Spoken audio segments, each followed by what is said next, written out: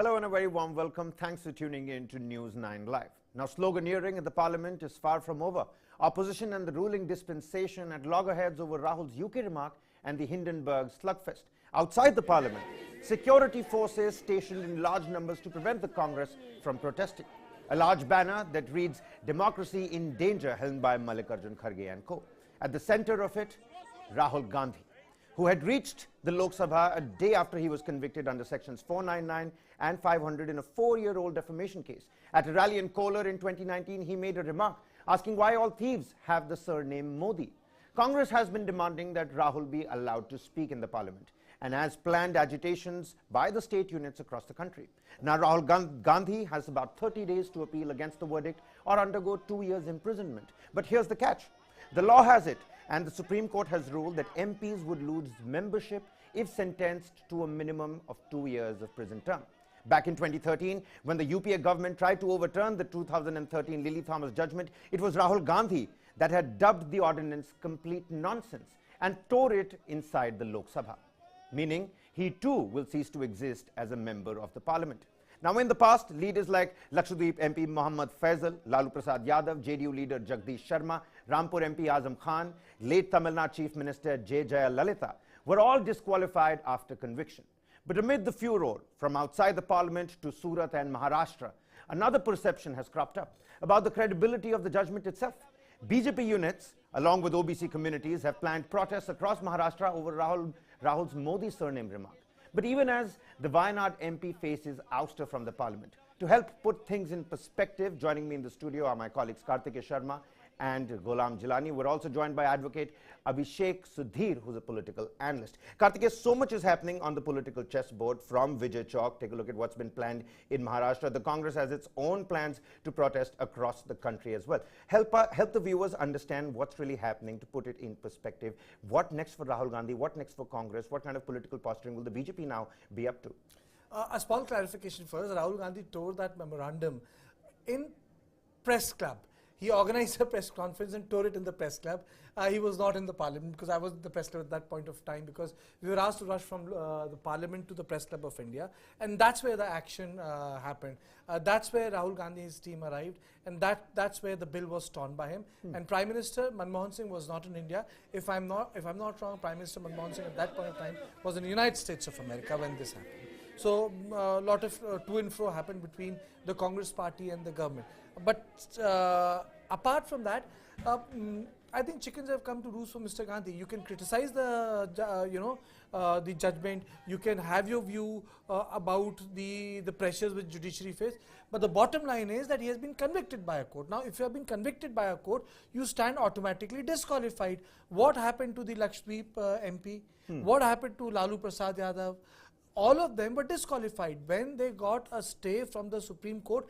Then the by-election of Lakshadweep, which was supposed to take place on 27th of Feb, they were done away with. Or else Mr. Faisal would have lost his Lok Sabha seat. So it's not an easy ride for Rahul Gandhi. And then Mr. JP Nadda today, he has given a bite and saying that Rahul Gandhi's comments are casteist in nature. How can you accuse the entire Modi community just because you feel, as per Mr. Nadda, that some people have done corruption? So there's an entire twist. It's like the niche comment of Priyanka Gandhi. So you can blame the Bharatiya Janata Party for twisting things, but then Congress has to think that who's offering these controversial statements on a platter for BJP, knowing very well that they are master of this particular art, and it has been happening for the past 8 years. So I think it's the responsibility lies on the Congress party here, and we can debate ad nauseum about the judgment, but it's a fact. He has been convicted by the court. It will remain part of the history. People say he was convicted in the lower court and the matter was stayed in the higher court. But he stands convicted in a lower court. Right, and at this point in time, that is the fact. Advocate Abhishek Sudhir also with us on the broadcast. Mr. Sudhir, how are you looking at this? The judgment has come out, it's a fact, but the legal community certainly seems divided at this point in time. It's a general remark, towards the entire community. There are people saying that the semantics on which this case was particularly built is flawed at its foundation. I mean, this is a completely flawed judgment. It's completely wrong in law.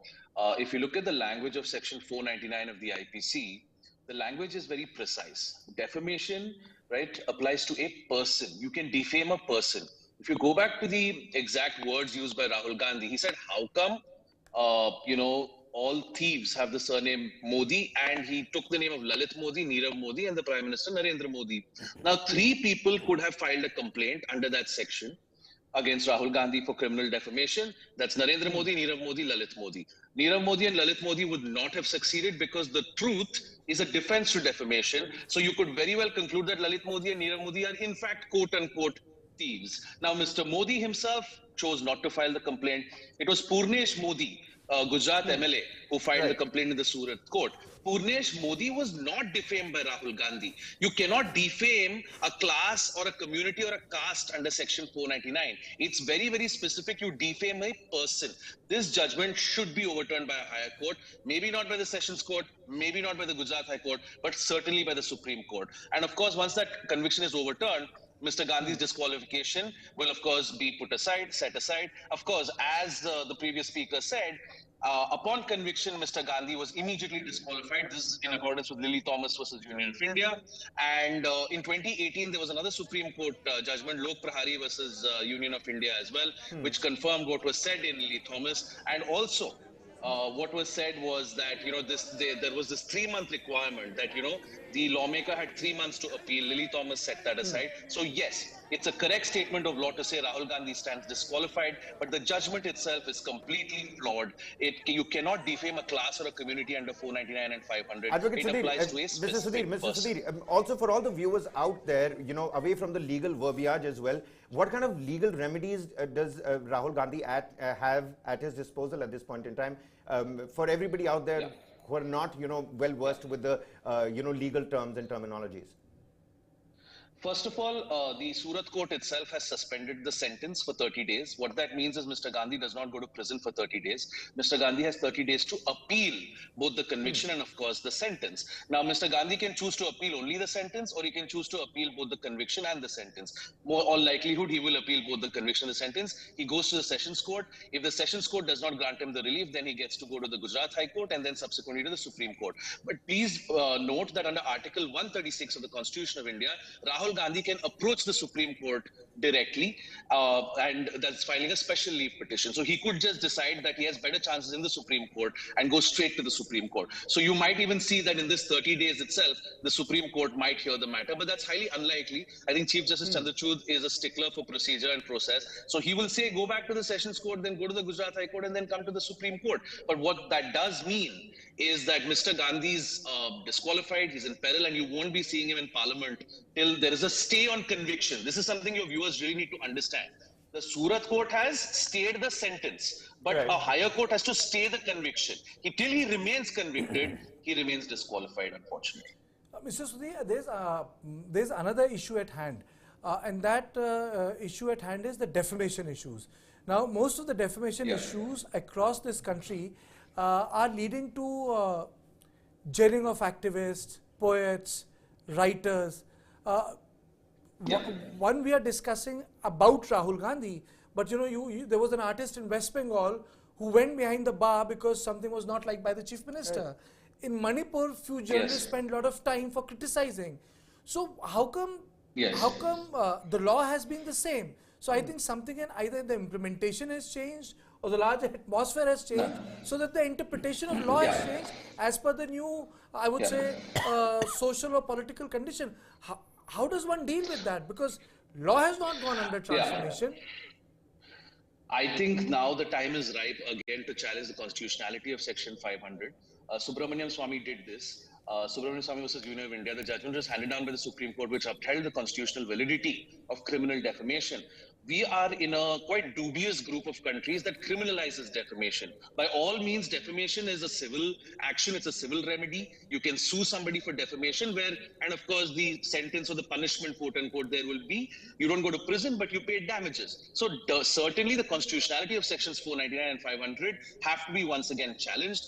Unfortunately, what has happened since 2014 is the political culture has become you could say, it's changed. The political culture of India has changed. I think what the refrain I hear now from people in the opposition is, BJP ने हमको दिखाया है कि सरकार कैसे चलाना है. सरकार कैसे चलाना है इन्होंने हमें सिखाया है.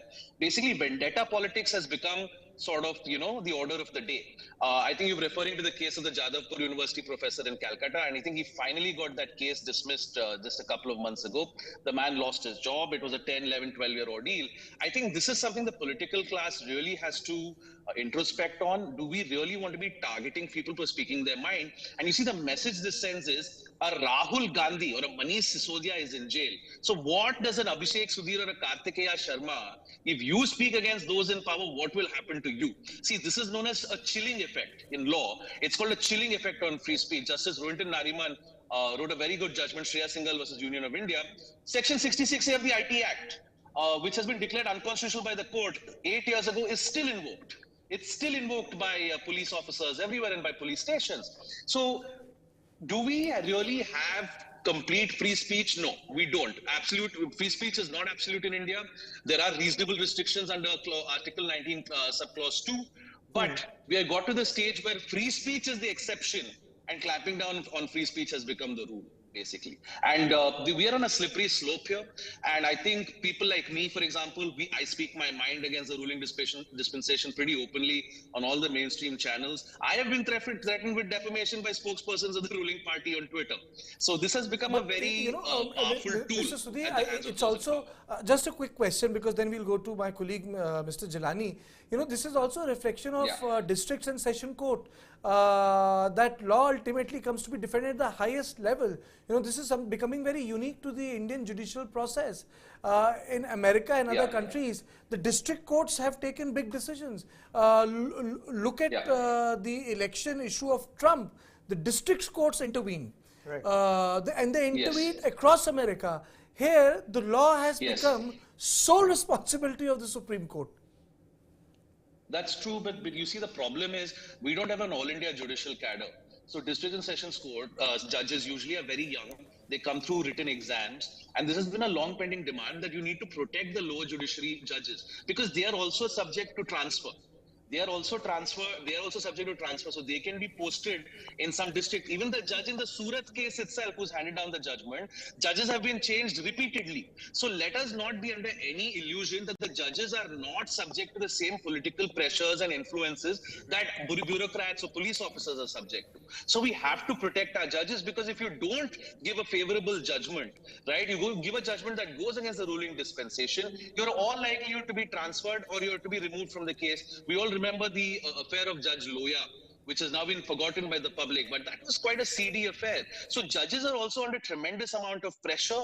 I feel the Supreme Court, unfortunately, the Supreme Court does not, these judges don't even come under the Supreme Court. These judges come under the superintendence of the respective high courts. So, and you're seeing with the collegium as well, that Kiran Rijiju is almost daily attacking the Supreme Court on collegium. Why? Because right now, the Supreme Court, the judiciary, remains the final bastion that has not been conquered by the politicians.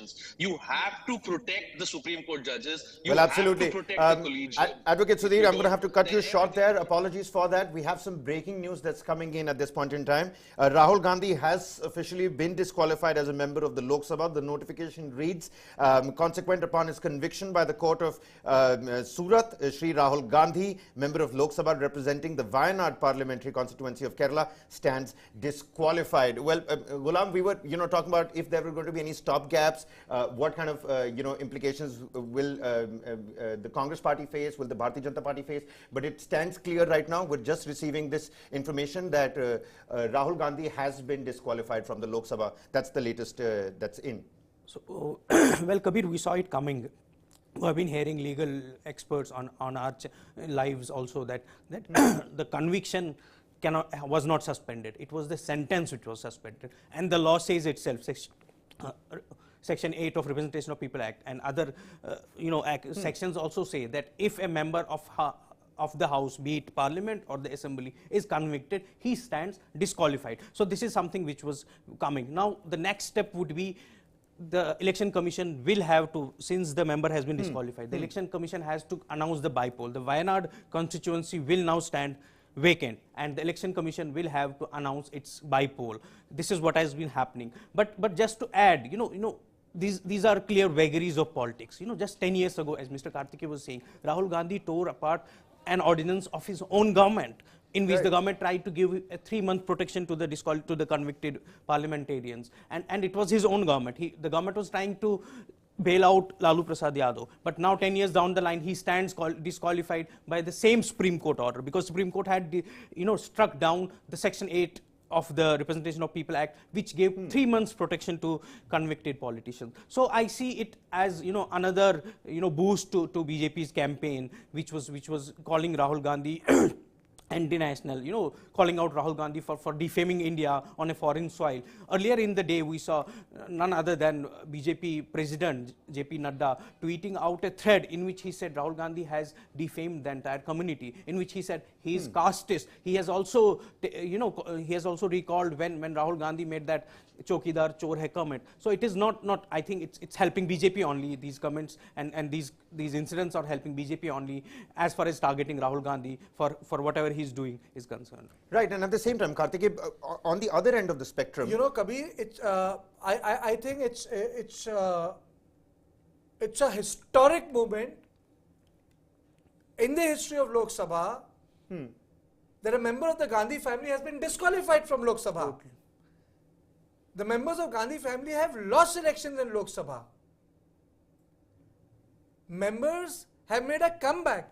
Not once a member of a Gandhi family after 1947, 52, when the Republic came into existence, has been disqualified from the Lok Sabha. And it is so ironic that it was Rahul Gandhi who tore that ordinance, saying that it was the worst ordinance, and he himself has been tried because he did not allow those amendments to take place. And I remember Kapil Sibal and other people saying that these laws can be misused. People will use silly laws against you. And Kapil Sibal's word has come out to be prophetic on this. I remember there was an off-the-record briefing when Kapil Sibal was there, and he said, it's not about defending the corrupt people. It is also about the vulnerability of the process of law. There are a lot of issues at it, and the whole conversation, it comes back to me. It was right before Lok Sabha election, and when he did that, then I had interviewed Sanjay Baru. Then he was in Singapore University, and Prime Minister was in Washington, and he said the Manmohan Singh must resign. And he should resign. And Sanjay Baru told me in his interview that the Manmohan Singh should resign because it doesn't happen with an acting Prime Minister. So I think it's a big news what has happened. I think it's a great setback for the Congress party. And they have done it in a notification, as Advocate Abhishek Sudhir was saying. Mr. Sudhir, just let me field a political question to you. There are legal issues, there are legal remedies, but this is unprecedented. This one-page letter which they have come out just goes on to show that the BJP had gone for a kill. Mr. Sudhir. Well, I think the BJP is, this is all pre-planned. There was talk of getting Rahul Gandhi disqualified from the Lok Sabha several weeks ago.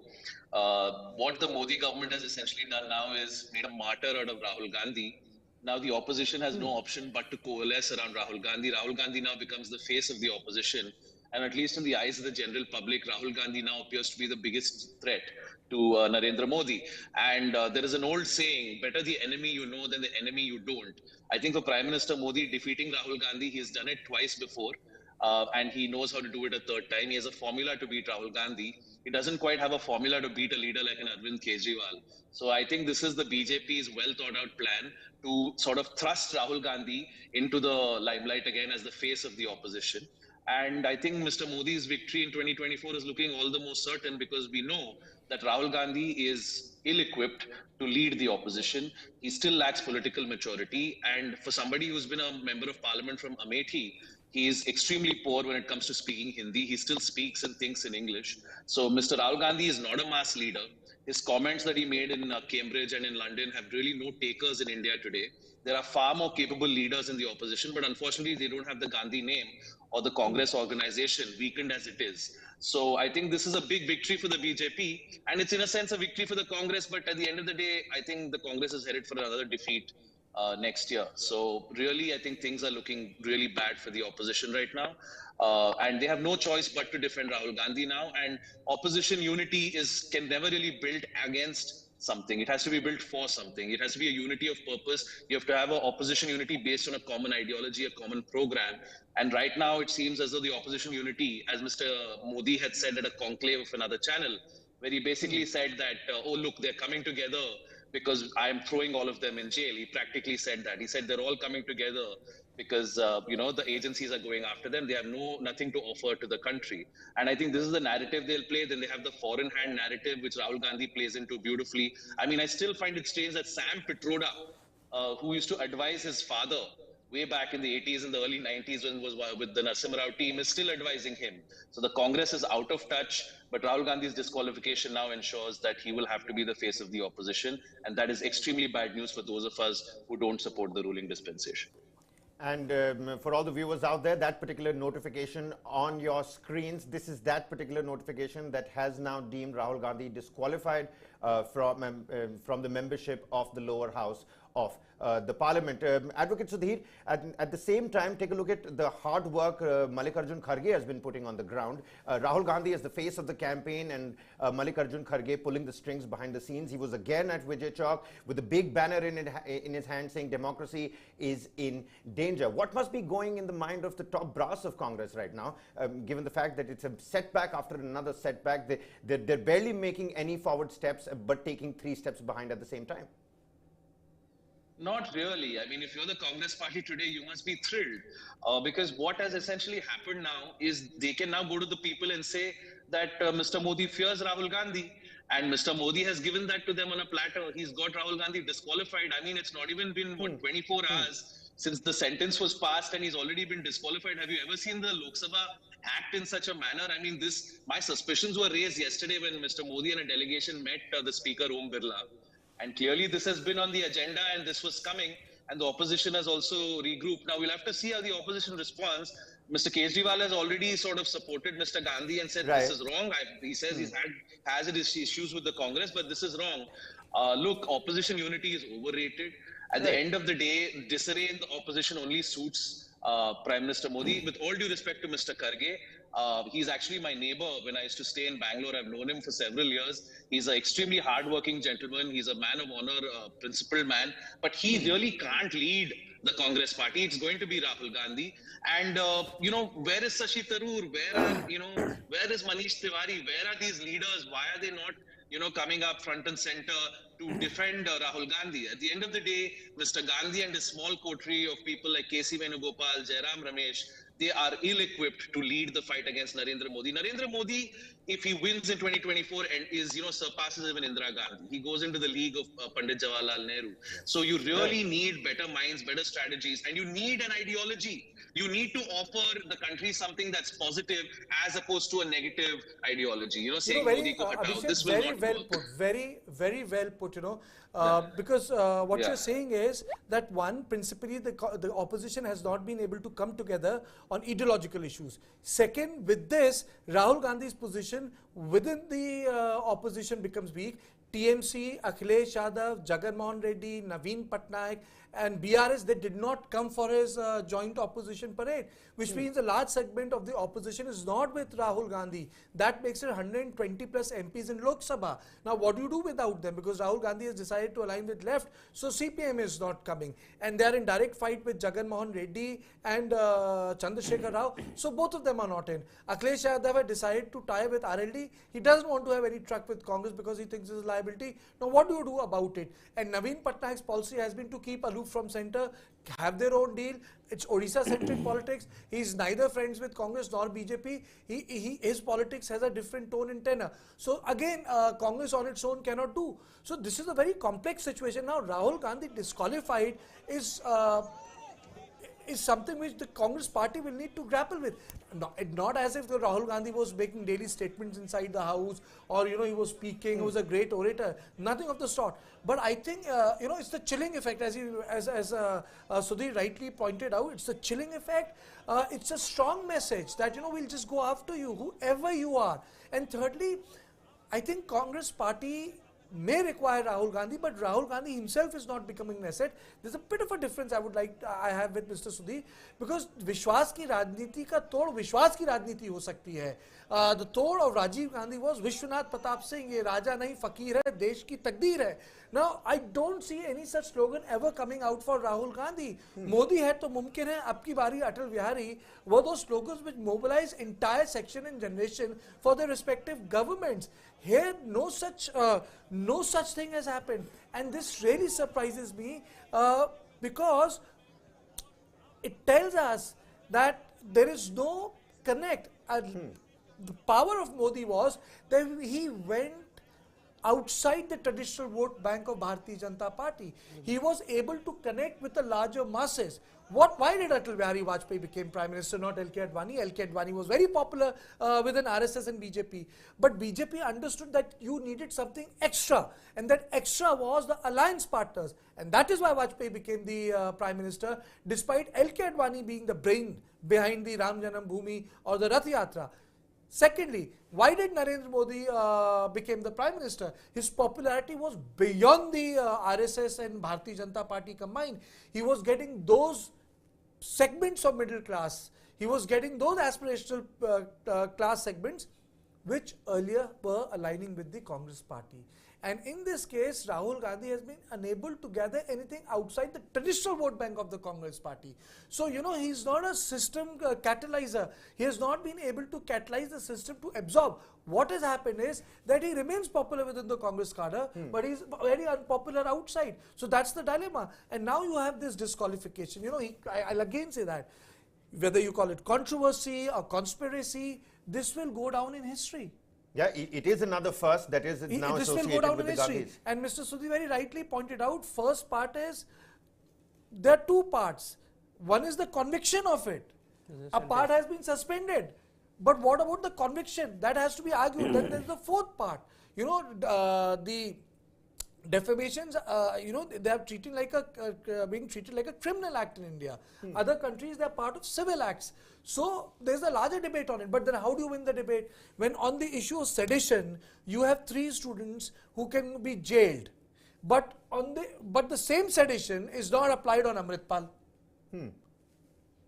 And when water rises above the bridge, then you have an entire crackdown. So then you have the politics of it. But then in politics you can't be a crybaby. You can't say that the rules are not there. People remake rules to fight, absolute leaders.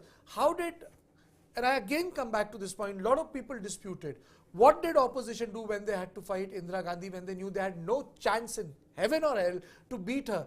50s they lost, 60s they lost, 70s election they lost. After so many years, what did they do? They merged into a single entity. Though the experiment lasted only 3 years, but they defeated Indira Gandhi, and for the first time people felt Congress can be defeated in this country. And within 9 years, again Congress was defeated. How? Left and BJP came together. You could have called it unethical alliance, but they defeated, and people felt, yes, Congress can be defeated at least once in 10 years. But unless and until you have this idea or this message that the Congress, the BJP can be defeated, if you can't create that politics of hope, then how in hell are you going to fight Narendra Modi? Sudhir is right. BJP is very well poised for 2024 because there is no hope coming from the opposition rank which can break or eat into the politics of Vishwas. When I say Vishwas, it's a politics where accountability doesn't work. So Modi happened in middle of the election. लोगों ने blame नहीं किया BJP को, गलती नहीं मानी. ये विश्वास था कि भाई काम तो ठीक करते हैं पर गलती हो गई. तो जो विश्वास की राजनीति उसका तोड़ क्या है? उसका तोड़ है politics of hope, and the politics of hope is not coming from Mr. Gandhi. Janani? Totally. I totally agree with Mr. Karthike. You see, he recalled opposition unity against Indira Gandhi, right? at this juncture, when a party like Trinamool Congress, which is the second largest opposition party, its leader Mamata Banerjee is calling Rahul Gandhi Modi's TRP. So this is the, this is how things stand right now. So we absolutely need an opposition, united opposition, to challenge Narendra Modi. We can't go with 40 odd seats of Congress party, and which is not in tandem with Mamata Banerjee or any other party. We have Mamata Banerjee targeting Rahul Gandhi. We have Akhilesh saying that we will not contest Raebareli. We'll field candidates in Raebareli and Amethi, which they have not been doing for several decades. This shows the total disunited opposition. And people think that Raebareli is an easy constituency. I would say that fighting Amethi would be easier than Raebareli. Raebareli, there is a segment called Jayas. And that Jayas segment, there is a sizable Shia community, Shia Muslim population. Now, in that context, if there is a Samajwadi Party vote, and in the previous assembly election, there was a... Well, Karthik, I'm going to have to cut you short over there. Mallikarjun Kharge, he's giving us a reaction. Let's quickly cut across. आज 5 अरे सुनो तो एकदम तुम्ही हमारा meeting 5 बजे Congress office में हमने बुलाया है, सभी सीनियर लीडर्स को वहां पर बुलाकर किस ढंग से, किस तरीके से इस लड़ाई को आगे लेके चलना, ये रणनीति हम तय करेंगे। रणनीति बोले तो सब आ गया उसमें। जिस तरह से लेकिन मेंबरशिप गई है इस तात्कालिक कार्रवाई पर क्या कहेंगे? अरे ये हमने तो कहा कि उनको सच बोलने वालों को सदन के अंदर रखना नहीं है, इसीलिए सदन के बाहर डाल रहे हैं। लेकिन सदन के बाहर भी हम बोलेंगे, सदन के अंदर भी बोलेंगे, और कहीं भी अगर ये जो पब्लिक मीटिंग होते हैं उसमें भी हम बोलते रहेंगे। Well, so Mallikarjun Kharge over there clearly telling us that the Congress is again going to go into a huddle, a meeting that has been called at 5 p.m. again. And the Congress party has been pushed into that particular, game plan as well. But Karthikeya, you were talking about the thumping popularity of Narendra Modi. What happened in 1970s when the opposition came together as well? And, the control room is also telling us, that's the tweet from Jairam Ramesh on your screens. We will not be intimidated or silenced. And take a look at what happened right after the verdict came out. Rahul Gandhi evoked Mahatma Gandhi-like sentiments. The entire Congress party talking about, how they're going to follow the principles of truth and non-violence. On the other hand, even as the semantics and the foundation of this case were being talked about, today JP Nadda said that, all across Maharashtra, all these castes are going to be, protesting. The Rathors, the Modis, the Telis, they're all going to be protesting, trying to dissuade the, the larger folk out there from the narrative that, yes, the semantics and the foundation of this case were not really, prim and proper. Law is about interpretation. The same set of evidence can be interpreted by lawyers differently. Right. It can be perceived by judge differently. If you remember, no one killed Jessica Lal. Same set of things were perceived differently at lower level, and same set of things were perceived differently at the higher level. So it's about the way you go through a particular piece of evidence, the way you interpret the law of the land, as Mr. Sudhi rightly pointed out. But here, the whole issue has snowballed into a direct, I would say, head-on collision between opposition and Bharatiya Janata Party. But let us see the consequences of it. Has it brought the entire opposition together? It's still fractured. No, it's still fractured. Is Rahul Gandhi getting some sort of sympathy? I don't know. Because if you look at the chronology of action when it comes to Modi, he didn't get sympathy immediately after the Godhra riots. He didn't get sympathy. He was popular in his kata, but gradually he started getting sympathy. When Maut Ka Saudagar statement came, people said, yeah, that was in poor taste. Then Congress lost the election. Then people started sympathizing outside Gujarat. Aise hi bol diya. So people acquire sympathy. Then Modi weaponized sympathy. Has Rahul Gandhi been able to weaponize any such thing? Indira Gandhi weaponized her detention. People said that, her comeback came because police were sent there. Then she went to Belchi. There was a Dalit massacre which took place. She sat on a hathi because the fields were flooded. And she reached the village where massacre had taken place. That was called the Belchi Kand. And that marked the comeback of Indira Gandhi. What is that movement of comeback of Rahul? Rahul Gandhi has been given immense chances in Indian politics. From Bhatta Parsol to Bharat Jodo Yatra. I think immense chance has been given. Issue is that certain struggles of Congress party have not ended. The struggle to who is the leader of the Congress party. Why is family so important? There is no organizational foundation right now. So, this debate becomes meaningless because it's a party of 52 MPs.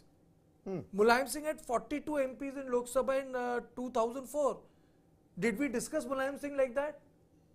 Till Amar Chitra Katha came, Amar Singh tapes were leaked.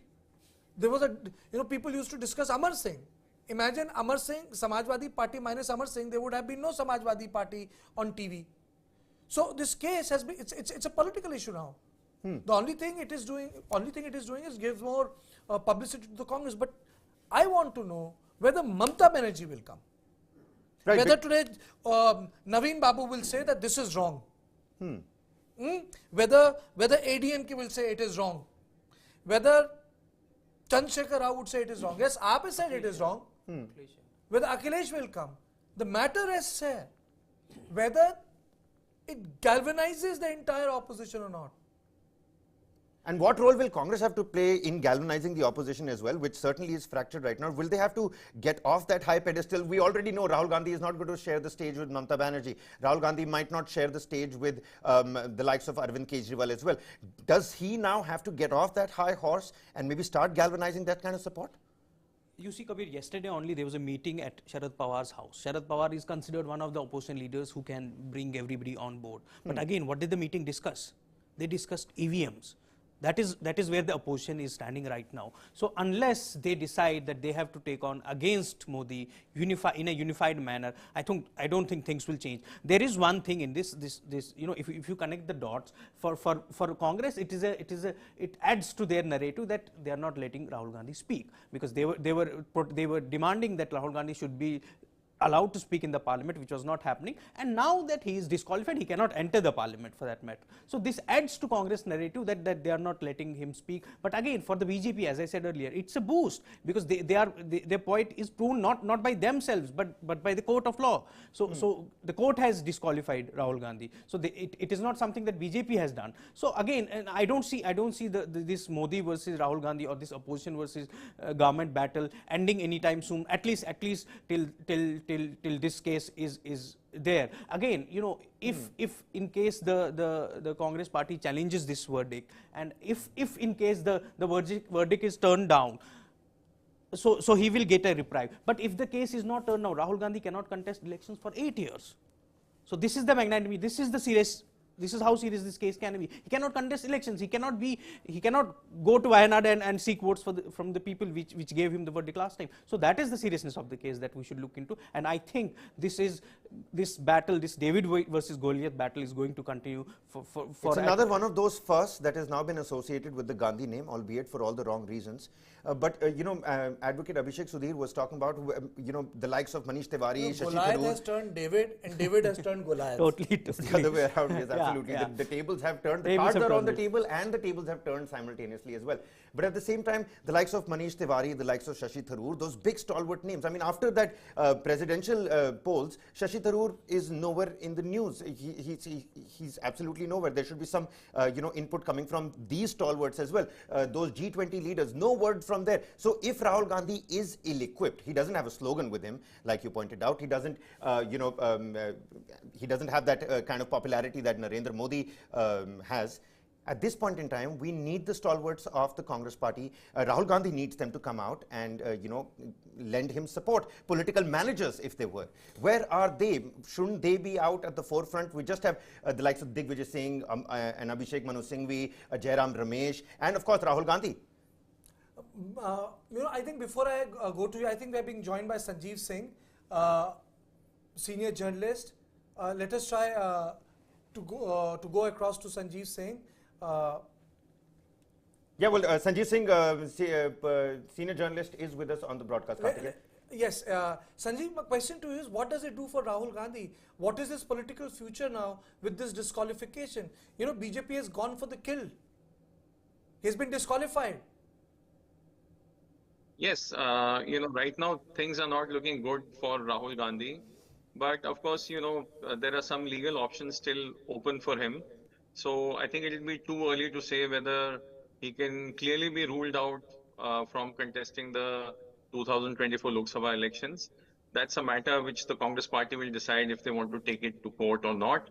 But you see, I've heard the discussion so far, and I agree with most of the points made. But I just want to add that Rahul Gandhi himself has been a kind of a reluctant politician, and he was never into. That's why you have a different Congress president, and now with this conviction and the disqualification, what it does for Rahul Gandhi is it gives him a window of opportunity, because perhaps this is the best chance that the Congress can have.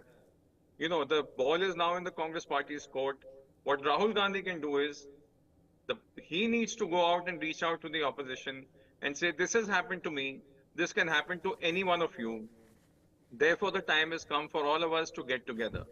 And really, the Congress has to get off its high horse and stop playing Big Brother when it comes to alliances, and now play on a level playing field with other opposition parties and get them together. This is perhaps their best chance. And this is also a moment of reckoning for Rahul Gandhi, because let's say that, his conviction is upheld by, higher courts, then he cannot contest an election for the next 8 years. So he will then have to focus on ensuring that he can put the Congress party back on track while taking a backseat. And that's something that Rahul Gandhi has always wanted to do. But what we've seen that in the past few years, it's the congressmen who've been pushing Rahul Gandhi to the top job. He himself has been more reluctant. Therefore, I see this as a great window of opportunity for the Congress party and Rahul Gandhi. But the ball is clearly in their court, in Rahul Gandhi's court, and he has to decide now how he wants to use this. Does he just want to play the victim card and wait for others to, make the moves and take initiative on how to take on the BJP in the next general election? Or is he going to play a more proactive role? Well, Sanjeev, I'm going to have to cut you short there. KC Venugopal, he's giving a reaction. Let's quickly cut to it as well. The ministers of Modi government several times, when a false allegation against Rahul Gandhi inside the house, the Lok Sabha, as per the tradition and the rules, there is a custom to give the concerned member for a clarification statement. That also they never allowed to speak out. This is a clear case of anti-democratic dictatorship attitude of BJP Sarkar. They are now putting Rahul Gandhi as like Abhimanyu. Four corner, they are cornering with the conspiracy. Once they sent. Well, so that was KC Venugopal, the General Secretary of the Congress Party, saying, calling out the BJP's alleged quote-unquote dictatorial and authoritarian attitude. Sanjeev, I have a question for you. You said that it's a moment of reckoning for Rahul Gandhi, and he can turn this, adversary into a position of advantage. But Rahul Gandhi has not gained sympathy. For him to weaponize sympathy, people need to be sympathetic. Right now, that sympathy is not there. People sympathize with Modi after Sonia said "Maut ka Sadagar," and people said, "What is this? This is not the word you use against an active chief minister, that too of a border state." So there is no sympathy. It has become a model of ridicule. He has become a model of ridicule. Modi की विश्वास की राजनीति का तोड़ politics of hope हो सकती है, but hope has to come and then sympathy, and then it's weaponization. And the Congress is already at it. Before we go across to Sanjeev, the Congress has tweeted now, and on that sympathetic tone as well. It says, Lok Sabha membership of Rahul Gandhi has been terminated. He is continuously fighting for you and this country from the road to the parliament, trying everything possible to save democracy. Despite every conspiracy, he will continue this fight at all costs. So that sympathy, the galvanizing sympathy and the sympathy votes is also something that is already in function. Over to you, Sanjeev. I agree with you, Karthik. Currently, things look the way you pointed out, and that is the stark reality. But you see, this is a starting point. I mean, we all know where Rahul Gandhi's political career has been in the past few years. So, what does this do for him? I mean, at least this has given him an option where Rahul Gandhi can decide, okay, now the gloves are off. This is my chance at redemption, and try and galvanize the opposition together. And then over time, if the Congress plays their cards well, they can easily play the victim card and show Rahul Gandhi is somebody who suffered. Because clearly, if you ask me personally, I think a 2-year ban, conviction of Rahul Gandhi in this case is perhaps an extreme. But of course, that will be for, the legal teams and for the courts to decide. But it does give a window of opportunity to Rahul Gandhi. He may not have the sympathy right now, but it gives him an option, a chance, a foothold in the door to try and make sure that they have that opportunity to go out to the people and say that, look, really, the government is on a high horse and this is high-handedness. So it gives a window of opportunity to them. But you are right, given the way Congress and Rahul Gandhi have done their politics over the past few years, I would say the odds are stacked against them. Because the reason why I asked this question was, if Congress has to create some space even at its own cost, and the word for it in Hindi is dadichi. It's a long story of a rishi who gave away his bone to the gods to kill an asur. Obviously the rishi died. So the larger issue in the Congress is that we can't be a dadichi, we can't die in the process of giving hope and power to other political parties. So, you will have to create a Maha-Aghadi in every state. Is it possible for Congress, left and Mamata to fight elections? Is it possible for left, Congress and Jagan Mohan Reddy or Chandrababu Naidu to fight elections? Is it possible for Telangana Rashtra Samiti with Congress to fight elections? Sanjeev, how does that happen? I don't think that can happen. Maha-Aghadi was an accident. Someone felt cheated and he compromised. He crossed over. So you can't have a Maha-Aghadi in every state. That would require some tremendous energy. And where are the Surjits? And where are the Paswans also? Well, exactly. And on that note, Aam Aadmi Party's Saurabh Bhardwaj, well, he's speaking on Rahul Gandhi. Let's listen into him as well. वही चुनाव लड़े, वही चुनाव जीते. ऐसा तो dictatorship में सुना जाता था. पिछले दिनों आम आदमी पार्टी ने एक साधारण So that was Saurabh Bhardwaj. That particular reaction cut short. But yeah, back to Sanjeev. Karthikeya, you were asking? Yes, Sanjeev, did you get my question? I got your question and you put me in a very tricky position because you are absolutely right. When you look at the Maha-Aghadi or you look at the Grand Alliance against the BJP, there has to be a lot of give and take. And as you said that it's almost impossible to imagine the left, Mamata and the Congress standing together against BJP in a state like West Bengal and similarly in Telangana with the TRS. But always remember that, in UP, we saw Mayawati and Akhilesh coming together and they fought the previous general election together. So there is a precedent where, parties can put aside their political differences even for some time and try and get together. So that is a window of opportunity. It has already happened in the past, and that is something the Congress should explore. I mean, at the end of the day, if they are able to convince political parties that right now it is Rahul Gandhi, tomorrow it could be you, then I think there will be room for negotiation, and maybe this is not possible in all states, but at least they will be able to form some sort of an alliance in a few more states than they are currently, and that will give them some impetus. So it's a starting point. at the moment, things don't look very good for the Congress party.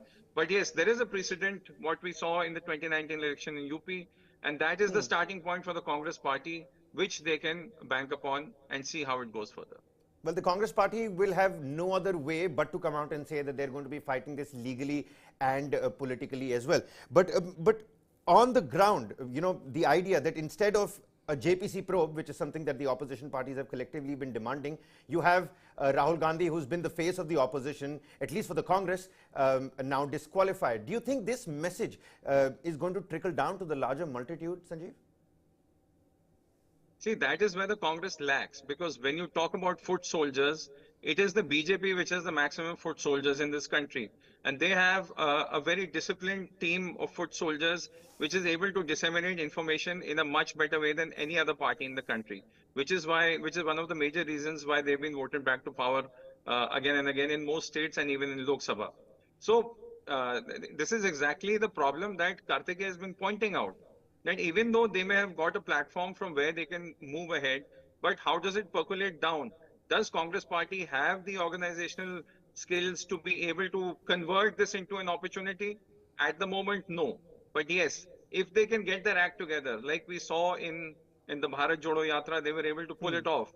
If they can get their act together, this is their window of opportunity for the next general elections.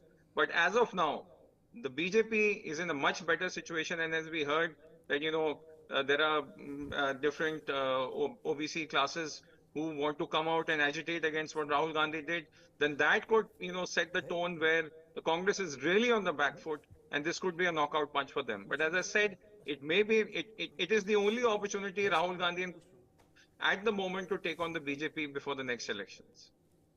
Sir, this is Jilani. I wanted to ask you, you know, we saw this controversy starting in the first leg of the, you know, parliament session, the budget session of parliament, where Rahul Gandhi talked about Adani. So we had this Adani issue coming up. Now, does it look like the issue has moved from Adani? It has moved on, and now we are talking about Rahul Gandhi and his disqualification. And is it a win-win situation for BJP in that sense? They have at least make sure that there is no debate on Adani for now. Yes, Sanjeev, to you. Yes, absolutely. You are absolutely right. This is also a diversionary tactic, because now, since yesterday, nobody भाषणों को बर्दाश्त नहीं कर पाएंगे. अगर उनका मन साफ होता, अगर हिंडनबर्ग रिपोर्ट में और मोदी और अडानी जी के कोई घपले नहीं होते, तो क्या कोई प्रधानमंत्री अपने इस बात से कभी चर्चा करने से हटता? क्या राजीव गांधी जी पर बोफर्स का आरोप नहीं लगा था? वो बेदाग निकले, और बेदाग निकलने के साथ साथ उन्होंने साहस भरा कहा कि कहाँ जेपीसी करिए. अरे 7 बार जेपीसी हो चुकी है लोकसभा में, क्यों डरते हैं? कोको कोला के अंदर कैसा, उसके क्या क्या है, उस तक जेपीसी हुई है. और ये हिंडनबर्ग रिपोर्ट, जिसमें कि लाखों लोगों के करोड़ों रुपए डूब गए, 10 लाख करोड़ डूबे हैं लोगों के, बैंकों का पैसा डूब रहा है, उसकी जांच तक नहीं होगी. इतना बड़ा फ्रॉड, इतना बड़ा प्रधानमंत्री जी के निर्देशन में जो कुछ हुआ है, उसकी जांच होना चाहिए. कितनों को जेल भेजोगे? हम सब जाने तैयार हैं. हाँ ठीक है, डिटेन करने के लिए हम तो और जहां जाएंगे चले जाएंगे, लेकिन जेपीसी करवा कर रहेंगे, घर घर जाएंगे, गांव गांव जाएंगे, पूरे देश में जाएंगे. और मोदी जी को मजबूरी में ये जेपीसी लागू करना पड़ेगा. नहीं करेंगे तो हम आखिरी दम तक इनसे हिसाब मांगेंगे. सर, आगे की रणनीति आपकी क्या होगी? उधर वो तो खड़गे जी तय करेंगे. उधर नड्डा जी कह रहे हैं कि अरे नड्डा जी, अरे एक बात सुन लो, नड्डा जी आप ब्राह्मण हैं, उच्च वर्ग के हैं, आपने कभी ओबीसी के बारे में कभी बात की है? अरे ओबीसी का आरक्षण किसने किया है? उस समय जनता दल में हुआ, आपने Well, yeah, so circling back to that win-win question to you, Sanjeev, take a look at what's happened since the first leg, what Jilani was also pointing out. You had the Hindenburg report, then you had Rahul Gandhi's stark questions to the Prime Minister, after which Rahul Gandhi's UK remark then comes into the fray, and people suddenly forget about those questions against the Hindenburg report and Prime Minister Modi and Adani's relationship and those trips abroad. And after that, there's this verdict from Surat. Everybody starts talking about the semantics and the foundation of this particular case. On the other hand, JP Nadda comes out, calls Rahul Gandhi as a castiest person. There are various castes across the country that have now been mobilized to protest. And today you have a disqualification which again rebounds the debate to how the Congress is lacking away from the real questions on the ground. Is that for me? Yes, Sanjeev. Yes, I think I would tend to fully agree with Mr. Gilani on what he said, that this is a very good diversionary tactic as well, because now nobody is talking about, those cases. But to be fair, there have been many issues in the past, the opposition, and they could have, really tongs on those issues against the Modi government. But what is that for some reason, the opposition has not been able to come together or actually, push the government into a corner on certain issues. And there are those issues. They're still there in the public domain for people to talk about.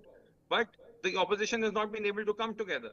So what this does is that this helps the BJP get a very nice diversion and put all the focus on Rahul Gandhi. But what it also does is that it gives a window of opportunity to Rahul Gandhi. We all know he's a reluctant politician. This could be his chance to just take a backseat and have a vision for the Congress party, create a cadre for the Congress party so that they can take on the BJP. They can forget about the big brother role, behave like equals with other opposition parties and try and form a Mahayuti or Mahavikas, something like a grand alliance against the BJP. So it is also, it's both. It's an opportunity as well as a diversionary tactic for both parties, and it depends how each party has strategized or how they will play this further. Right, and at the same time, it's going to be interesting to see, Karthike, and I'm curious as well, what must be going on in the minds of the other opposition leaders as well, Akhilesh Yadav, Mamata Banerjee. I think the best word is the chilling effect. Second thing is what they're supposed to do. It's not as if there are no cases there. Jagan Mohan Reddy has cases on him. You have cases on K. Kavita. Manish Sisodia is behind bars. You have cases against Congress leaders. You have case, though Akhilesh Yadav has been a pretty, I would say, lucky. He was given clean chit, but there were cases against him. There are cases against Tejaswi. There are cases against Shiv Sena leaders. Couple of them spent months behind bar. Enforcement Directorate has taken suo motu notices of many politicians across the country. Though conviction rates have been low, but then the message has gone. And the message is that, CBI has an issue. The state needs to give permission or the court has to make it a CBI thing. If state objects, CBI cannot operate. That is why Enforcement Directorate has become a different tool. Earlier, CBI was the case. There's a petition in the court. Well, Adhir Ranjan Chaudhary, Congress's lone voice in the Lok Sabha, he's now giving us a reaction. Politics. Because Rahul Gandhi ji has been gaining popularity, especially in the wake of Bharat Joro Jatra, which was not digested by Modi government. Modi government and BJP party, they are under the impression that Rahul Gandhi has to be throttled, has to be muzzled, because if Rahul Gandhi is allowed to speak inside the parliament, then the danger will come for them. They will be dislodged from the government. So this is a very cruel demonstration of an autocrat government. See, I would warn the people of India that democracy cannot survive under this present dispensation. The reason being that to continue that democracy, you need Democrats. But in India, those who are running the government and the party, they do not believe in the principle of democracy. Rather, Well, so Adhir Ranjan Chaudhary over there talking about how the country at this point in time lacks Democrats as part of the ruling dispensation at the present time. Sanjeev, you were talking about how the ball is now in the Congress's court. And it has been in the Congress's court a couple of times, albeit it seems like the Congress doesn't know what sport they're actually playing. The only option, and from, amidst all the conversations that we've been having, it seems like right now, galvanizing oppositional support, coming back together, and Congress coming off that high horse, is that the only option that is now left in front of the Congress party?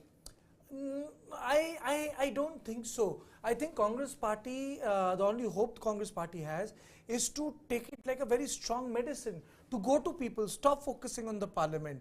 Anyway, you don't have any say in parliament, there is no floor coordination, other parties don't coordinate with you, you have no say. Parliament is actually useless for the Congress party. It was when Rajiv Gandhi won 400 seats. What did the opposition party do after 1987? They boycotted the parliament. They said कि सत्ता की लड़ाई सड़क पे होगी. This was something which Indian politics had to deal with even in 60s. Ram Manohar Rohilya said कि just because you won election doesn't mean that the democracy will stop after elections. सड़क को गर्म किया जाएगा तभी संसद पर नकेल कसी जाएगी. And yet many other things to say. The point was that the power of street protest has a moderating effect on the parties with huge majorities. Because ultimately our system is you get 30% vote, you get elected, you get 40% vote, you get elected. Okay. So, but then it doesn't mean that everyone has voted for you. They express their resentment on the street.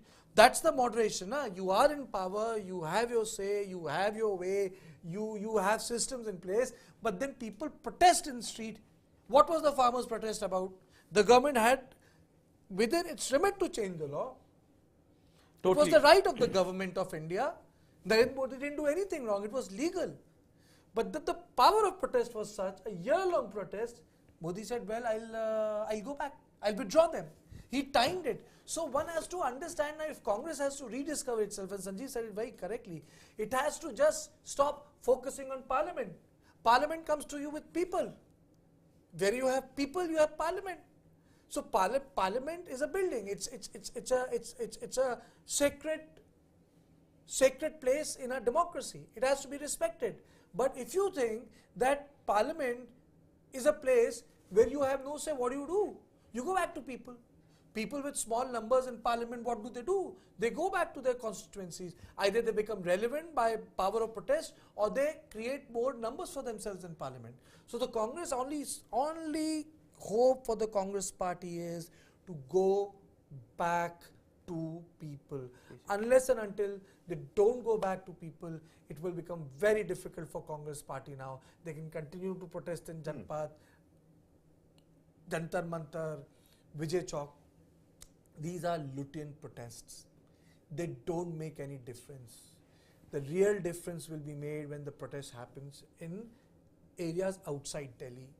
The real difference would be when they start protesting in areas like Agra, when you have a huge gathering in Meerut, when you can do something in Bidar, when you have some standing in Warangal. That is where the India is. Now, if you think that protesting in Delhi will make you stronger, then boss, you are living in a fool's paradise. Right. Bhupendra Yadav, his reaction also on your screens. बहस नहीं कर रहे थे राहुल गांधी, एक OBC समाज को गाली देने का काम कर रहे थे, जो उनकी इस कृत्य के कारण उनको सजा मिली। एक सरनेम पे एक समाज को, पूरे समाज को क्या चोर कह सकता है? क्या ओबीसी समाज के लोगों को, क्या छोटे समाज के लोगों को अपने सरनेम के कारण अपमानित होना पड़ेगा?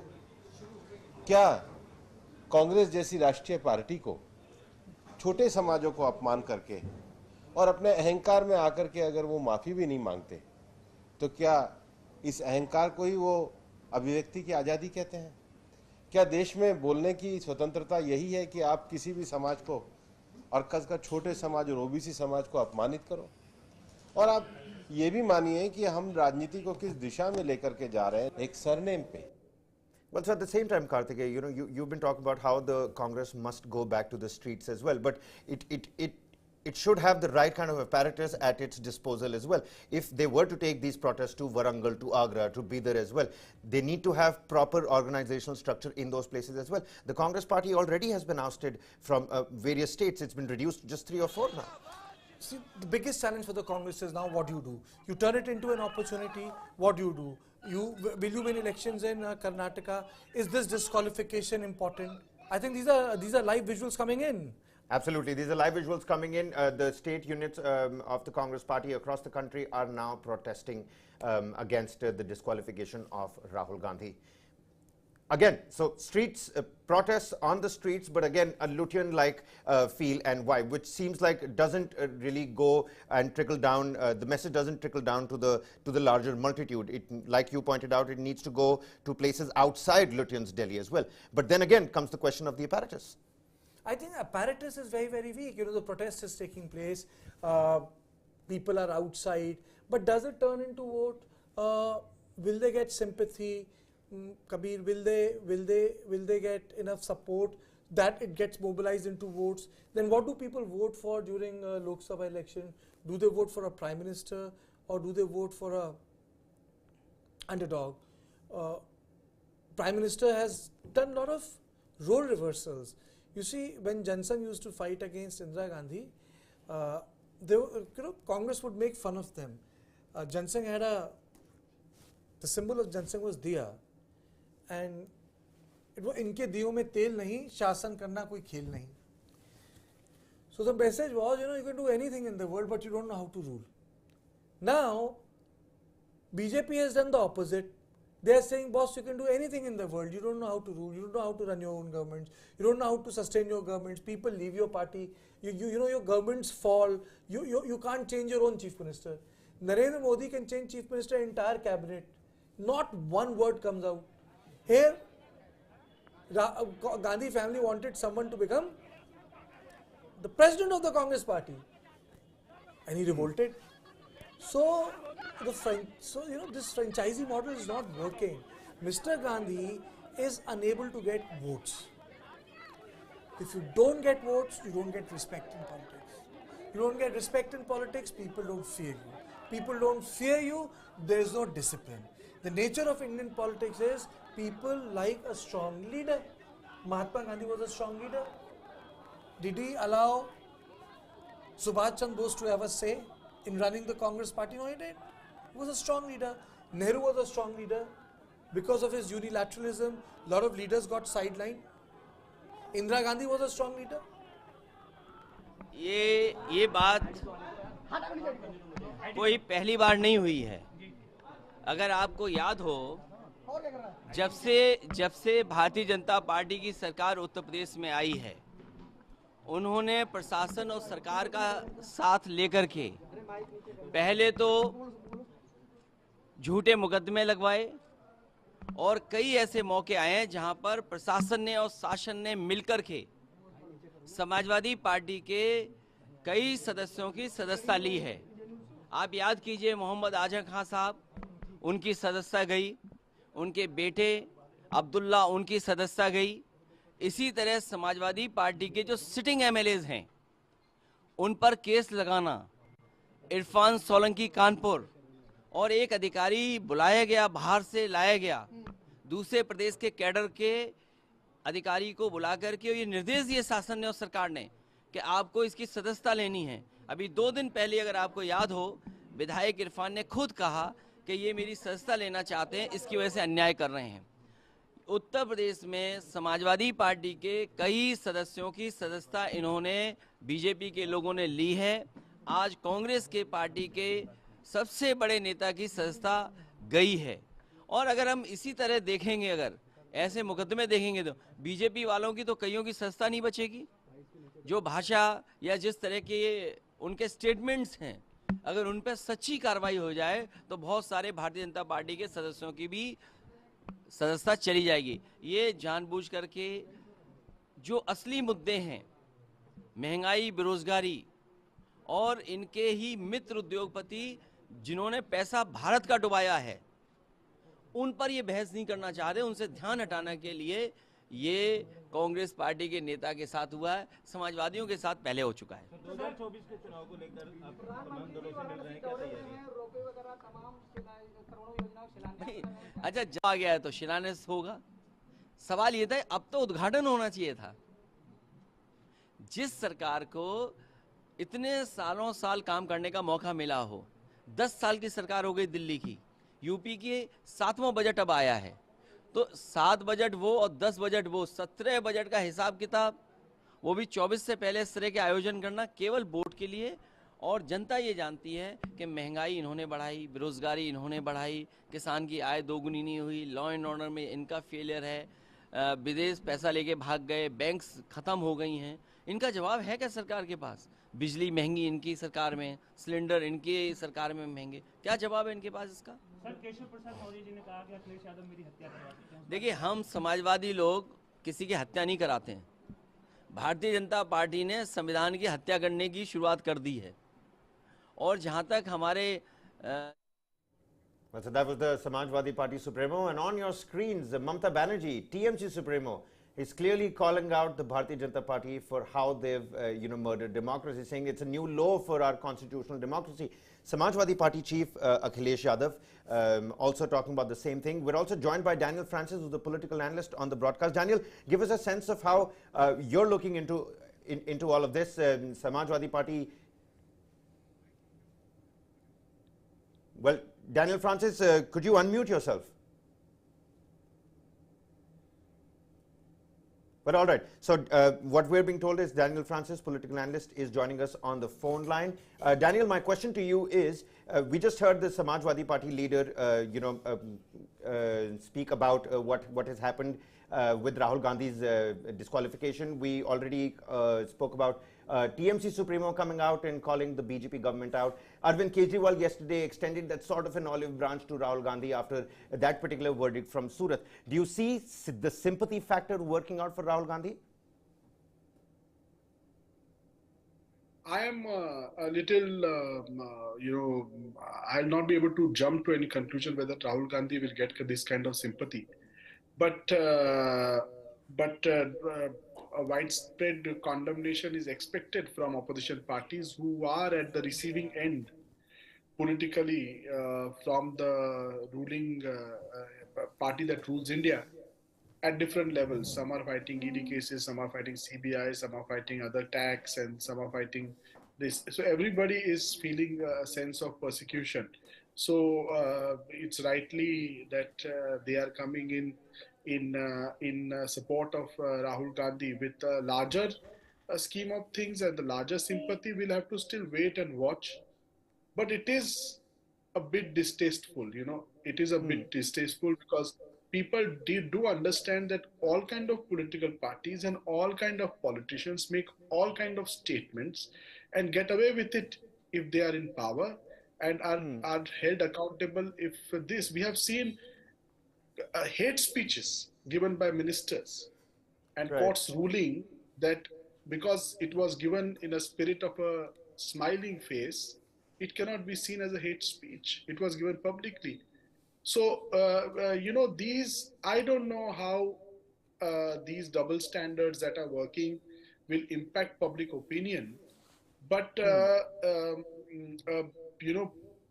putting Rahul, convicting Rahul and as well as disqualifying Rahul, I think will have an impact to an extent on the public psyche that this is a little bit too much for a person who has been a decent politician. Rahul, we can call him a failed politician, we can call him incompetent, we can call him any kind of adjectives that are associated with running a party in a way that it should run, not a vote catcher and so on and so forth. But we cannot deny him that he's a decent fellow in the larger scheme of things.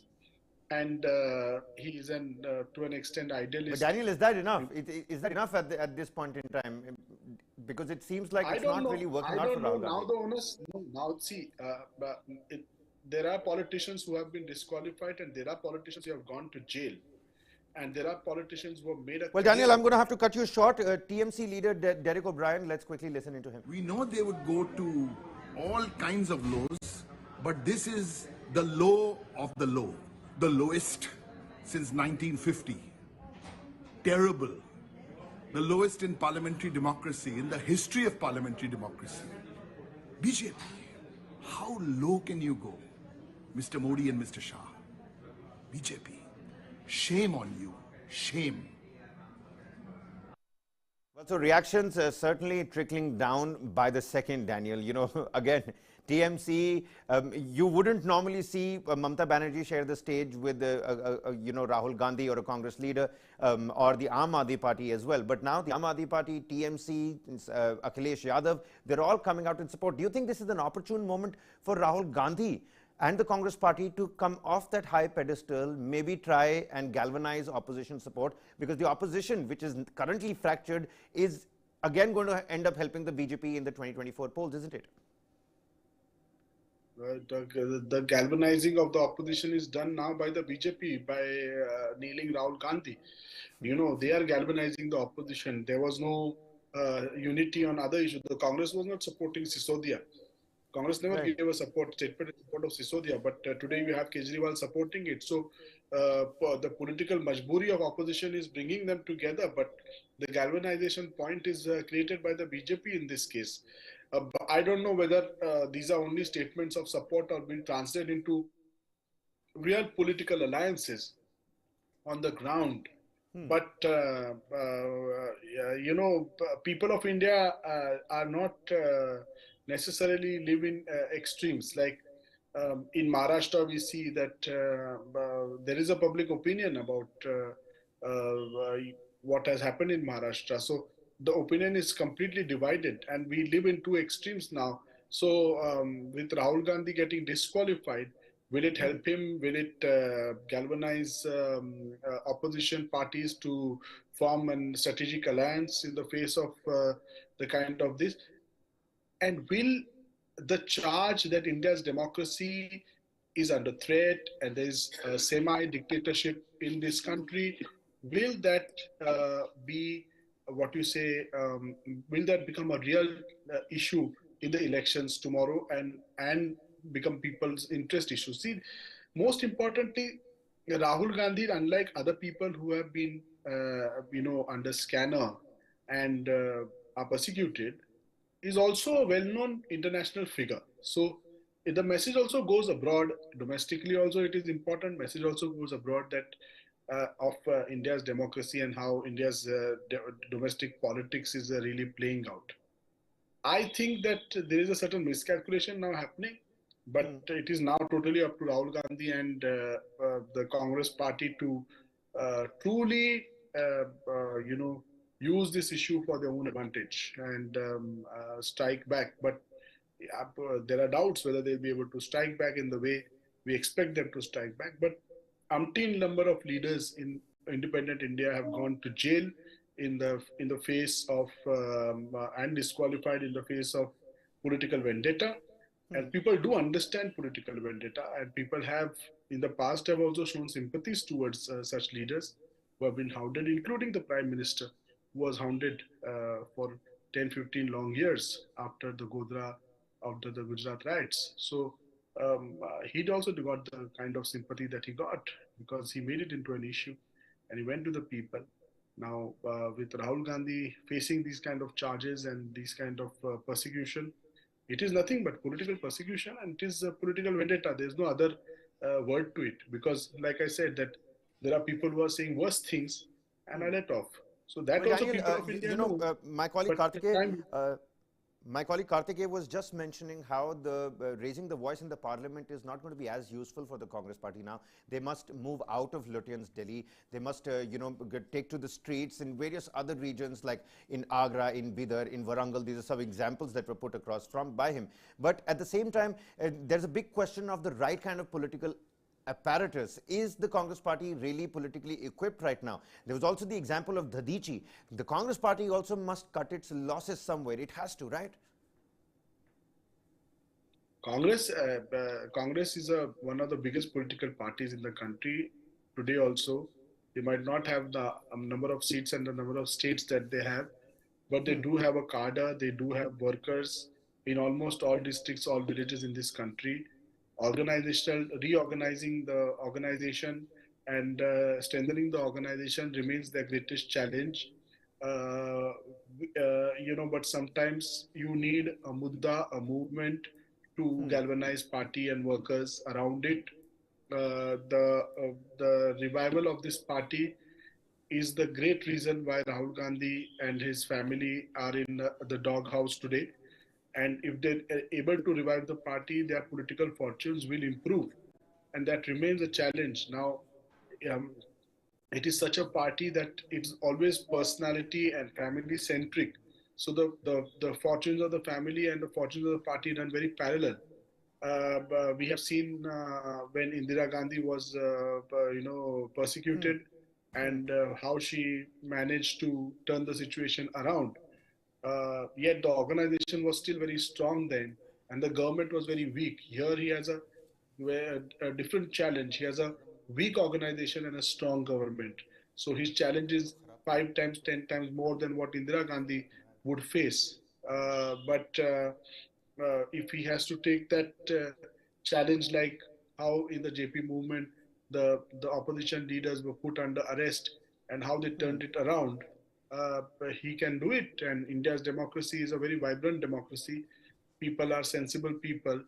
They can buy into your argument if they find your cause very genuine. Your organization has to reach out to them. Your personality has to be appealing to them. And you never know how the tables can turn. But the capability of turning the tables is now on the Congress party. If it doesn't make mistakes, if they go on doing the things that with the intent of reviving their organization, strengthening that organization, and making this into an issue, they can get ahead with this issue politically and take advantage of it. But totally depends on them now how they strategize and how they really build this up. Well, all right. Also joining us in the studio is Vishnu Shankar, editor Convergence for TV9. Vishnu, give us a sense of how you're looking at these developments. It's like speed chess that's going on this political chessboard. So much has happened. Daniel Francis over there of the opinion that the Congress has the right kind of apparatus. The ball is in their court. Maybe it's a situation of they don't know what sport they're playing at the moment, but the ball is certainly in their court. What next for Rahul Gandhi? What next for Congress party? Mallikarjun Kharge, he said that there's going to be a huddle again at 5 p.m. today. But what are going to be some of the bullet points on the whiteboard when that meeting is on? Well, I think Rajiv Gandhi has been handed over a golden opportunity to go out, play the victim, and tell people how badly he has been treated by the system. And if anything, this should make him the central point of opposition rallying behind one person. If they can actually do this, then Congress will become you see, the general elections are still about a year away. If they were to start planning now with the protests and various other measures which will show them as a party that cares for law and constitution as they see it, and Rahul Gandhi becomes the fulcrum of this whole movement where they rise up against a government which they say has been treating them very unfairly. But can the Congress do this? That is the question, because as you see, they've been out of power for such a long time, and because of that, the masses that would come to their rallies or to protest meets in droves are not doing that at this moment. Going and meeting dignitaries, complaining to them will give you a photo op. It will not get you to people. People need to be seen to be behind Congress on this. Then and only then this will work for them. Right, and Jilani, even as we're looking at these visuals from the national capital, protests have already begun, and I'm sure it's happening all across the country as well. The Mahavikas Aghadi has taken to the streets in Maharashtra. Similar scenario must be cropping up in Chhattisgarh as well. But at the same time, would you like to echo on what Vishnu is saying and what Daniel is saying as well, that Rahul Gandhi has been lent this opportunity to play the victim card now, and it's now only a question of how much support he's able to galvanize over the days?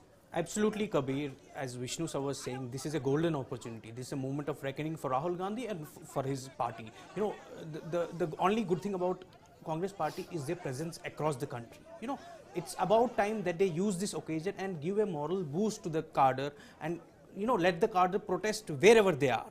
Not necessarily in Delhi only or in UP only. You know, these are the visuals from Delhi. As Kartikeya was mentioning earlier, you know, it shouldn't be a Lutyens protest. You know, unless Congress cadre is boosted, unless there is an opposition unity, unless the Congress, as Digvijay Singh was saying, unless the Congress goes door to door with their message, and unless there is a pan-India presence and pan-India protest on this issue, unless there is a sympathy for Rahul Gandhi on this issue and other issues also, I don't think it's going to be good news for Congress anytime sooner.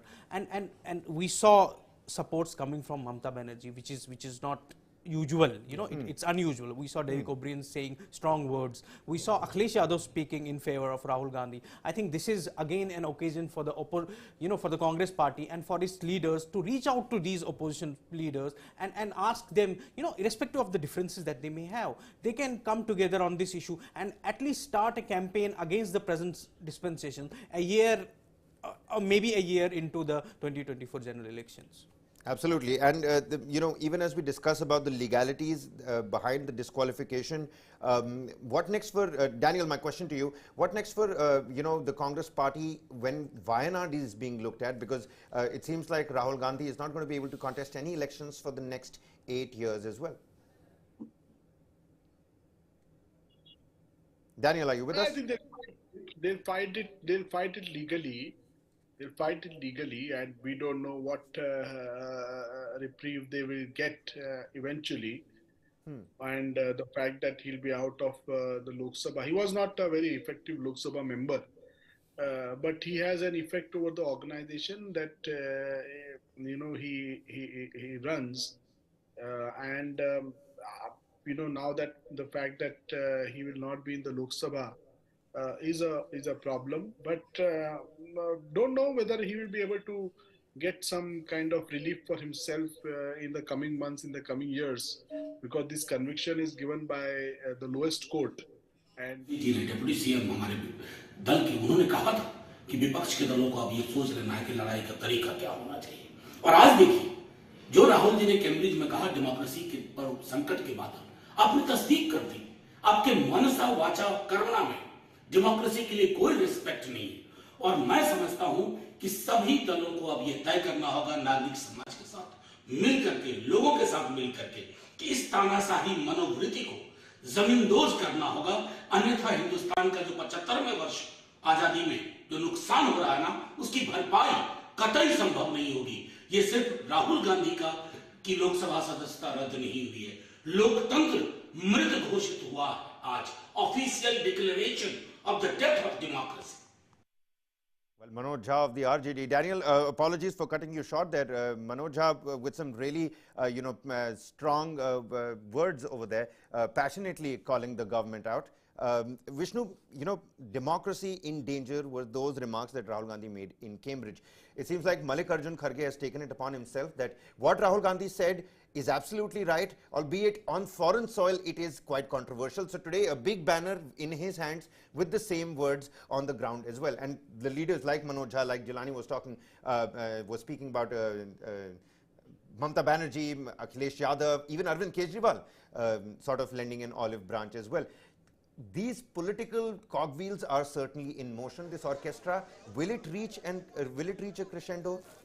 Do you think it's going to happen soon? Or well, I would say a Mamata Banerjee or an Arvind Kejriwal saying good words about Rahul Gandhi is the need of the times. Basically, they cannot be seen to be differing from the common opposition outrage on this thing. So they had perforce to say nice things.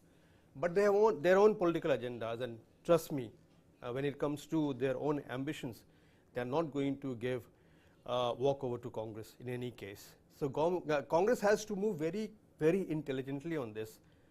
The Congress leadership must take all the opposition leaders with them, even it means stepping back from many issues from time to time to accommodate their ambitions. And if they are able to do that, then they will probably get a structure where masses show their support to the common cause of the opposition, which hasn't happened for Congress for a very long time. The Congress is not strong in all the states of India anymore. Karnataka, maybe yes. Chhattisgarh, yes. Rajasthan, perhaps. Madhya Pradesh, certainly. But this is not just, all these 3, 4, 5 states are not India. They have to have a plan that appeals to people, as Gilani said, across the country. If they can do that and maintain the momentum for the next 6, 7, 8 months, then probably they will stand a chance. All right, and Daniel, if you were with us, would you like to echo on what Vishnu here is, talking about, and also what Manoj said? It's a clear and official declaration of the death of democracy, something that Rahul Gandhi did in fact talk about in Cambridge. What is death of? आएंगे court के अंदर उसके खिलाफ, लेकिन जिस प्रकार से कल ही इन्होंने सदस्यता बर्खास्त नहीं की, मुझे आश्चर्य हो रहा था कि ये समझ कहाँ से आ गई इनको, क्यों ये मुझे लगा शायद अपील में देखना चाहते हैं, लेकिन भाजपा में इतना बड़ा दिल कहाँ से, और उन्होंने तत्काल आज सदस्यता समाप्त कर दी। लेकिन उससे हमें कोई चिंता नहीं है, राहुल गांधी जी को वो जानते नहीं हैं, और फिर वो कांग्रेस के लोग हैं। 78-79 में भी हमारे नेतृत्व को समाप्त करने की कोशिश की गई थी, और देश ने कहा इंदिरा लाओ देश बचाओ, और हम देश की जनता के पास जाएंगे, कोर्ट में भी जाएंगे, देश की जनता के पास भी जाएंगे, गांव-गांव जाएंगे। अभी ऐसा नहीं है कि इंदिरा गांधी के सब सिपाही मर नहीं गए, और हम इस हमले के खिलाफ जबरदस्त प्रतिवाद देंगे। और मैं धन्यवाद देना चाहता हूं देश के प्रतिपक्ष को। सब हमसे सहमत थोड़ी हैं, राजनीतिक हमारी प्रतिद्वंदिताएं हैं, लेकिन सब आए हैं, खड़े हो रहे हैं, और पूरा प्रतिपक्ष एकजुट होगा। ये लोकतंत्र बचाने की लड़ाई है। शायद कल शहीद भगत सिंह, राजगुरु और बटुकेश्वर दत्त जी का बलिदान का दिवस था। वो बलिदान का दिवस ने राहुल गांधी जी के राजनीतिक बलिदान मांगा सदस्यता के रूप में, और ये देश के लिए एक टर्निंग पॉइंट होगा। लोकतंत्र बचाने की लड़ाई जो है, देश जीतेगा, कांग्रेस जीतेगी, देश का प्रतिपक्ष जीतेगा। Well, Daniel, apologies, purely coincidental. It seems like these, politicians don't really want you to speak. Manoj, Harish Rawat, please do go on and complete your thoughts. No, I'm just saying that what does anyone mean by death of democracy?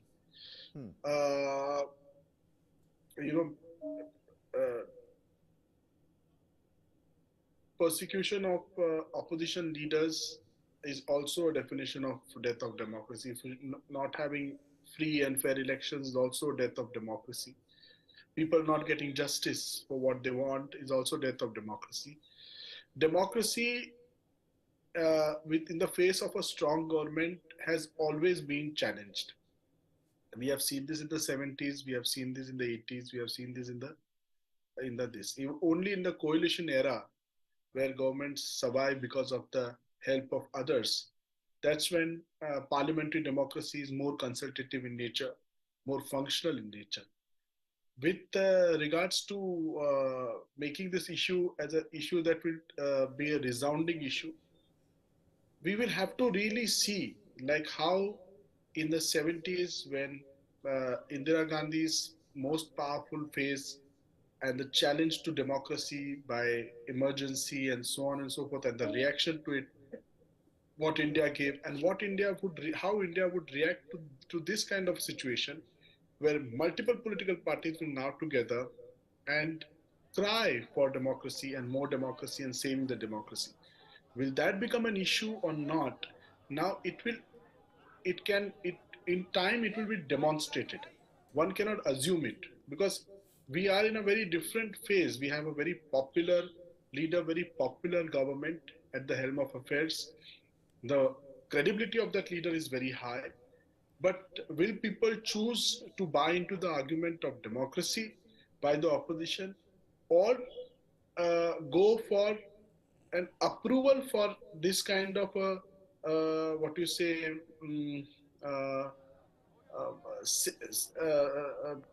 all-powerful personality and all-powerful government that walks and tramples over the right of opposition.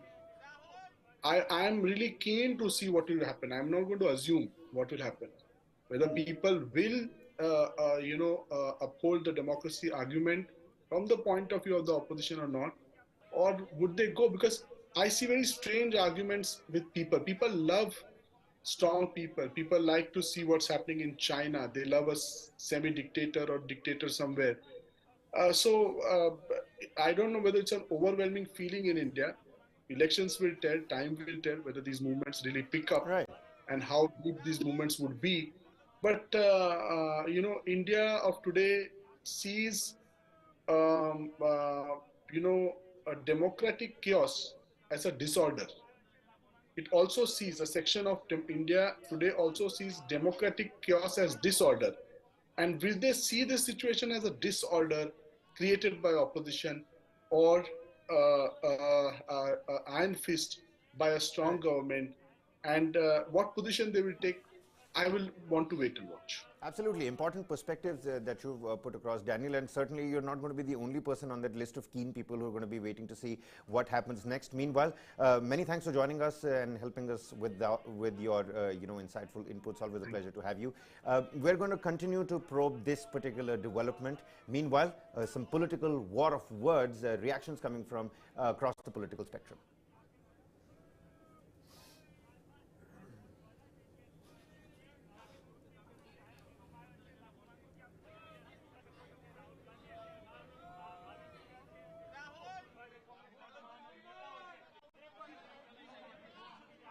See, the country is witnessing the politics of vendetta being spearheaded by the Modi government against Rahul Gandhi.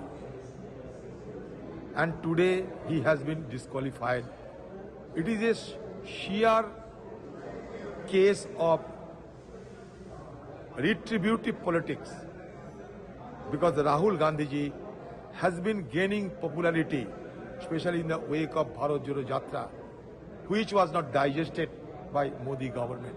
Modi government and BJP party, they are under the impression that Rahul Gandhi has to be throttled, has to be muzzled, because if Rahul Gandhi is allowed to speak inside the parliament, then the danger will come for them. They will be dislodged from the government. So this is a very cruel demonstration of a autocrat government. See, I would warn the people of India that democracy cannot survive under this present dispensation. The reason being that to continue that democracy, you need Democrats. But in India, those who are running the government and the party, they do not believe in the principle of democracy. Rather, the designed project of Narendra Modi-led BJP government has been convened to force as a disqualification of Rahul Gandhi as a parliament member. The day when Rahul Gandhi raised question on Adani against the Prime Minister, that point of time they start this type of conspiracy to silence the voice of Rahul Gandhi. The ministers of Modi government several times, when a false allegation against Rahul Gandhi inside the House, the Lok Sabha, as per the tradition and the rules, there is a custom to give the concerned member for a clarification statement. That also they never allowed to speak out.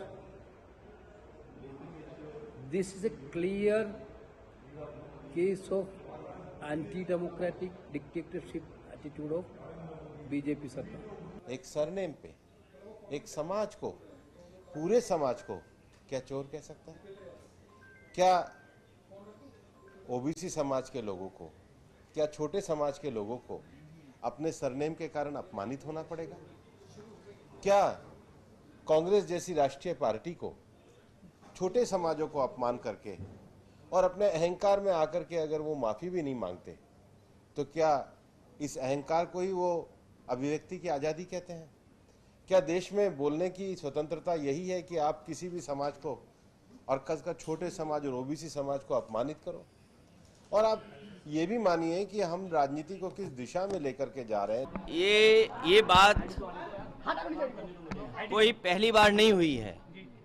अगर आपको याद हो, जब से Bharatiya Janata party की सरकार उत्तर प्रदेश में आई है, उन्होंने प्रशासन और सरकार का साथ लेकर के पहले तो झूठे मुकदमे लगवाए और कई ऐसे मौके आए हैं जहां पर प्रशासन ने और शासन ने मिलकर के समाजवादी पार्टी के कई सदस्यों की सदस्यता ली है। आप याद कीजिए, मोहम्मद आजम खान साहब, उनकी सदस्यता गई, उनके बेटे अब्दुल्ला, उनकी सदस्यता गई।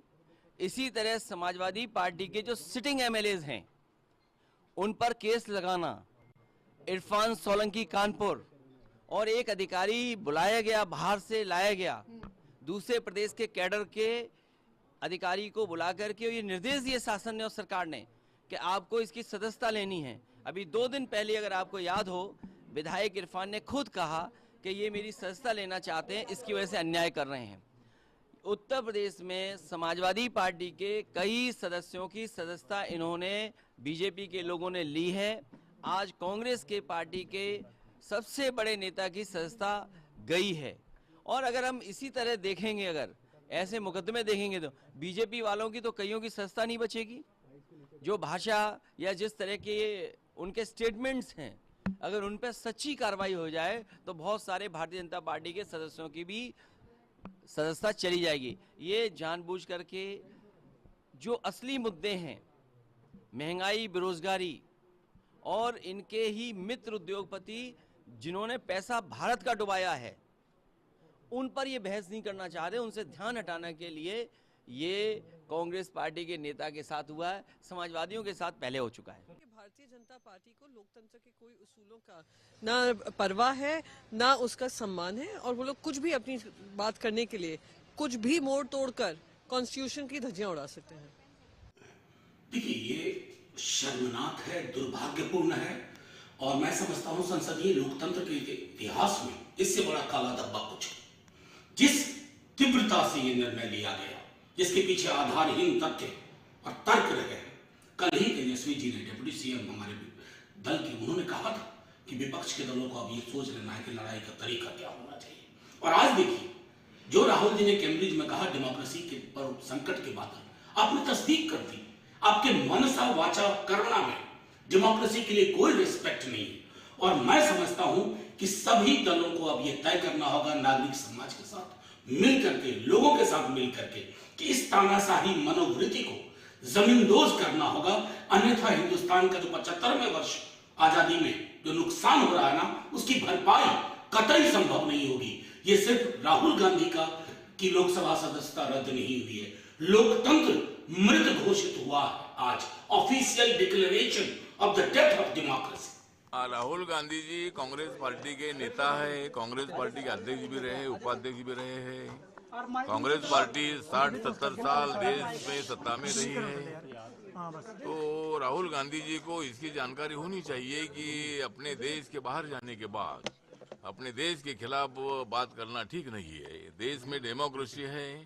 आप लोग जानते हैं कि अटल बिहारी वाजपेयी की सरकार 1 वोट से हारी थी, और अपने देश में 1 मैन 1 वोट 1 वैल्यू इसी तरह का संविधान में प्रावधान है। तो मतलब अपने देश की लोकशाही इतनी मजबूत है कि अपने देश में लोकतंत्र नहीं है। इसी तरह की बयानबाजी लंदन में जाकर करना ये बहुत बड़ा सीरियस बात थी। इसलिए हम लोगों ने, मतलब बीजेपी और एनडीए ने लगातार 8-10 दिन हमने हंगामा किया। और राहुल फैसले में जो तकनीकी त्रुटियां हैं वो तो छोड़ दीजिए, वो तो हम जाएंगे कोर्ट के अंदर उसके खिलाफ। लेकिन जिस प्रकार से कल ही इन्होंने सदस्यता बर्खास्त नहीं किए। मुझे आश्चर्य हो रहा था कि ये समझ कहाँ से आ गई इनको, क्यों ये एक मैं मुझे लगा था अपील में देखना चाहते हैं, लेकिन भाजपा में इतना बड़ा दिल कहाँ से, और उन्होंने तत्काल आज सदस्यता समाप्त कर दी। लेकिन उससे हमें कोई चिंता नहीं है। राहुल गांधी जी को वो जानते नहीं हैं, और फिर वो कांग्रेस के लोग हैं। 78-79 में भी हमारे नेतृत्व को समाप्त करने की कोशिश की गई थी, और देश ने कहा इंदिरा लाओ देश बचाओ, और हम देश की जनता के पास जाएंगे, कोर्ट में भी जाएंगे, देश की जनता के पास भी जाएंगे, गांव-गांव जाएंगे। अभी ऐसा नहीं है कि इंदिरा गांधी के सब सिपाही मर नहीं गए, और हम इस हमले के खिलाफ जबरदस्त प्रतिवाद देंगे। और मैं धन्यवाद देना चाहता हूं देश के प्रतिपक्ष को। सब हमसे सहमत थोड़ी हैं, राजनीतिक हमारी प्रतिद्वंदिताएं हैं, लेकिन सब आए हैं, खड़े हो रहे हैं। Boarding a flight to Calcutta, so this quick reaction on what just happened to Mr. Rahul Gandhi. The BJP are desperate to silence the voice of the opposition. We know they are desperate. We know they want to silence the voice.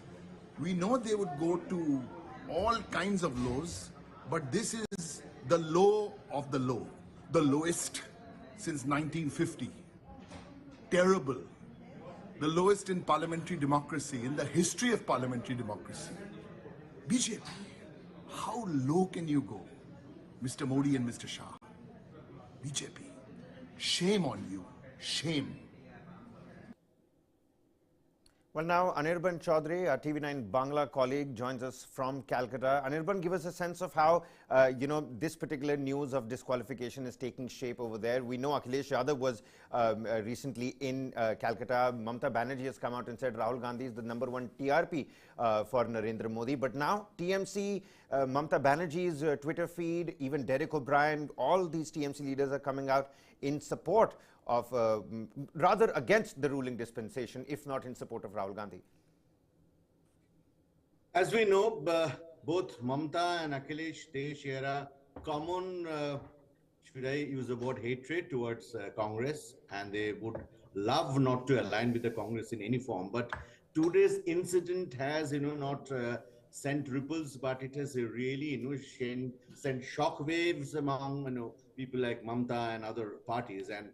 And as we have been mentioning, it has come, support for Rahul has come from an unexpected corner, which is the Trinamool Congress. And Abhishek Banerjee, Mamata Banerjee's nephew, and an MP, he has mentioned the incident as a democratic India is an oxymoron now. So if we can always say that this support has come from unexpected corners who are Congress haters, but the reactions are very expected. I think this incident the Rahul Gandhi incident has provided a golden opportunity to all kind of opposition leaders. Opposition unity is in tatters, as we know, because every leader has their own agenda. Mamata Banerjee has her own agenda, KCR has her own agenda, Akhilesh Yadav has his own agenda. But this is an opportunity for this kind of opposition to come under one platform to corner the BJP. That is the common agenda. So I think, as you said, the reaction has been very strong, very strong. And let me tell you, in an hour's time, Mamata Banerjee is meeting H.D. Kumaraswamy at her residence for a very highly politically charged meeting is going to turn out to be. And yesterday she met Navin Patnaik in Bhubaneswar. Today she'll be meeting Kumaraswamy. And I think they'll come out with a joint statement against whatever has happened today. And of course, their political move will be very, very strong and clear. Right, it's going to be like a game of egos as well, because Mamata Banerjee, that you rightly pointed out, is meeting with HDK, met with Navin Patnaik as well, will now want Rahul Gandhi to come and meet her, not the other way around. So who's going to bow first is going to be the second question, if at all these opposition parties, two really large opposition parties, coming together. But meanwhile, Jairam Ramesh, Congress's press conference has begun. Let's quickly cut across. साथियों, आपको पहले अभिषेक सिंघवी जी संबोधित करेंगे उसके बाद में मैं कुछ कहूँगा और उसके बाद आपके हम सवाल जवाब देंगे। अभिषेक सिंघवी जी।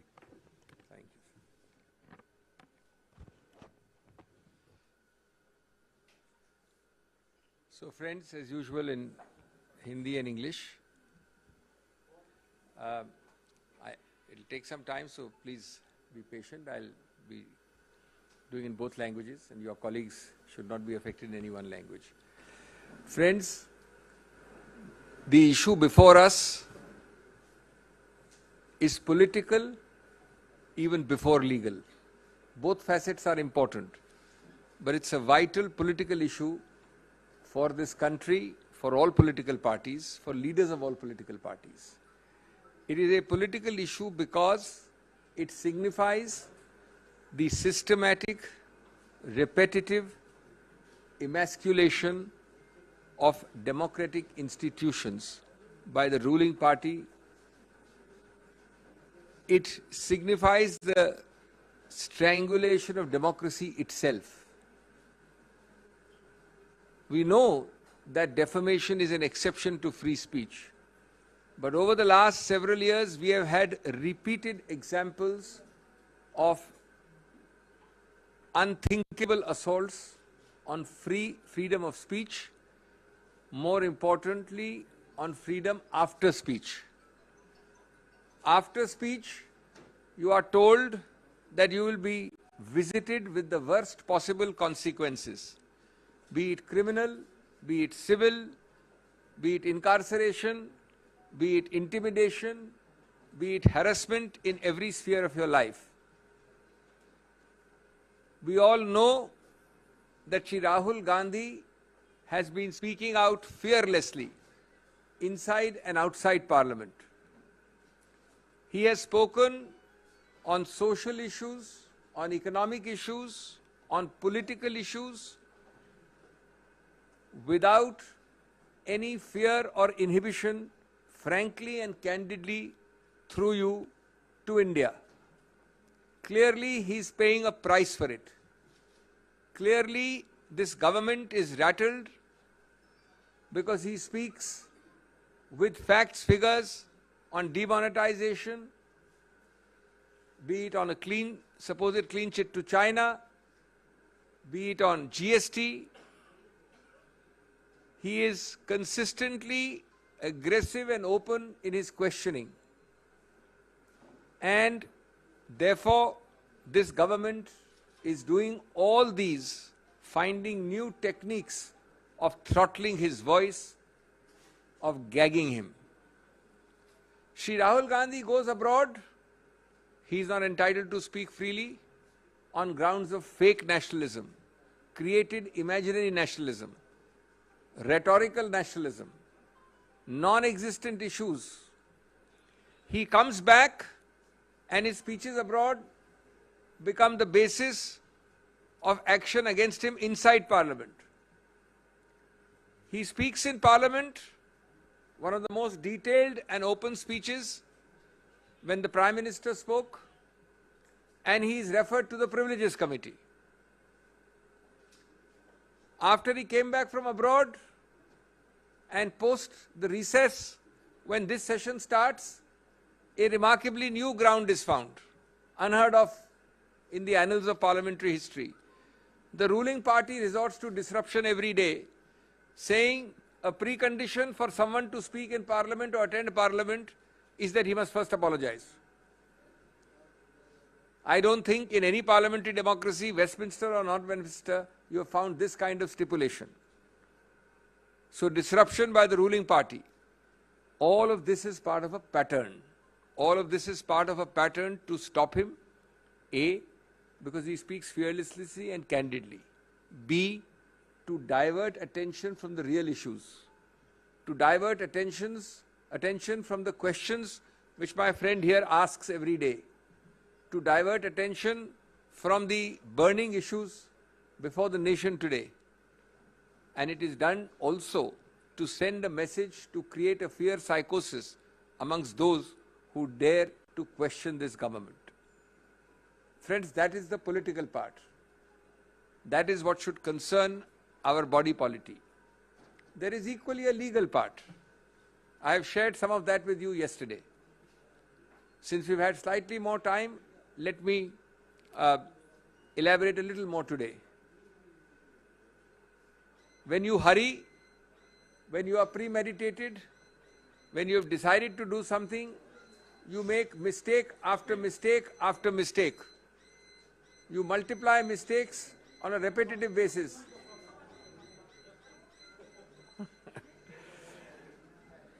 Take for example,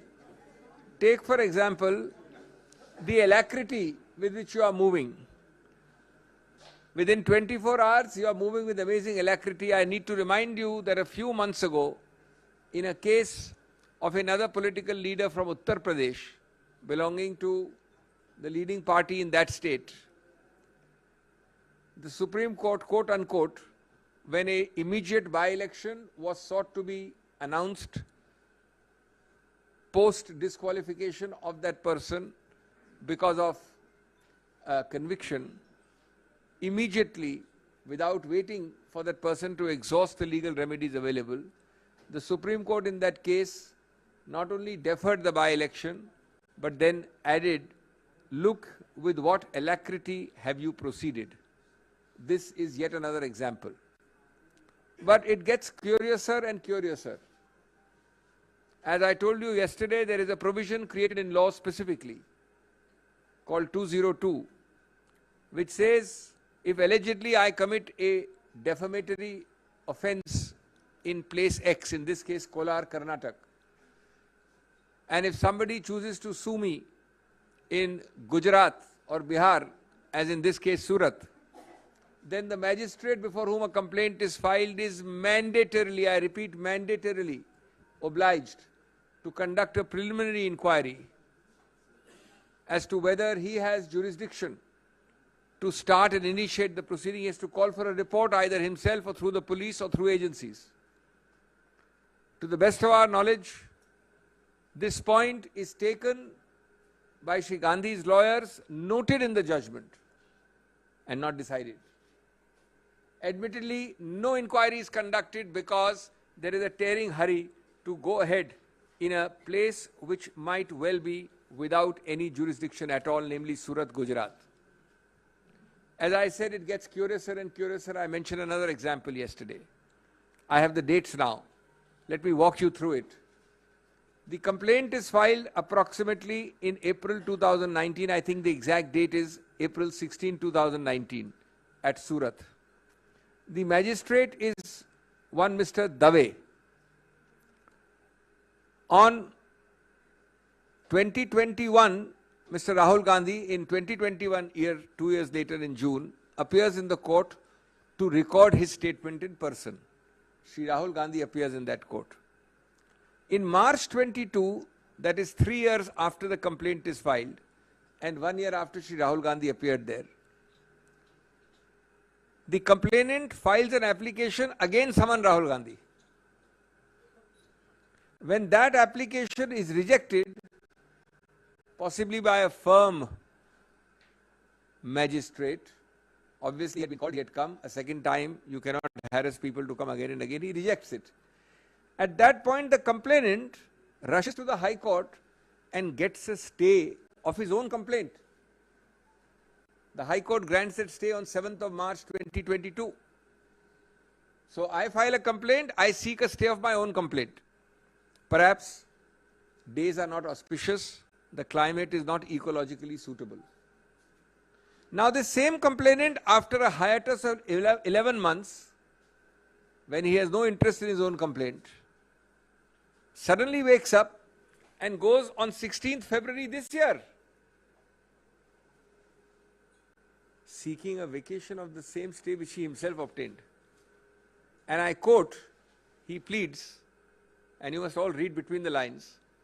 We will of course take all this in the appeal, we have legal records. Quote, he says, sufficient evidence has come on record of the trial court and the pendency of the present matter delays the trial. Pendency of what matter? His own High Court petition. He says he is delaying his own trial. So he says, please vacate. Now the sentence is, though sufficient evidence has come on record, no new evidence has come on record actually.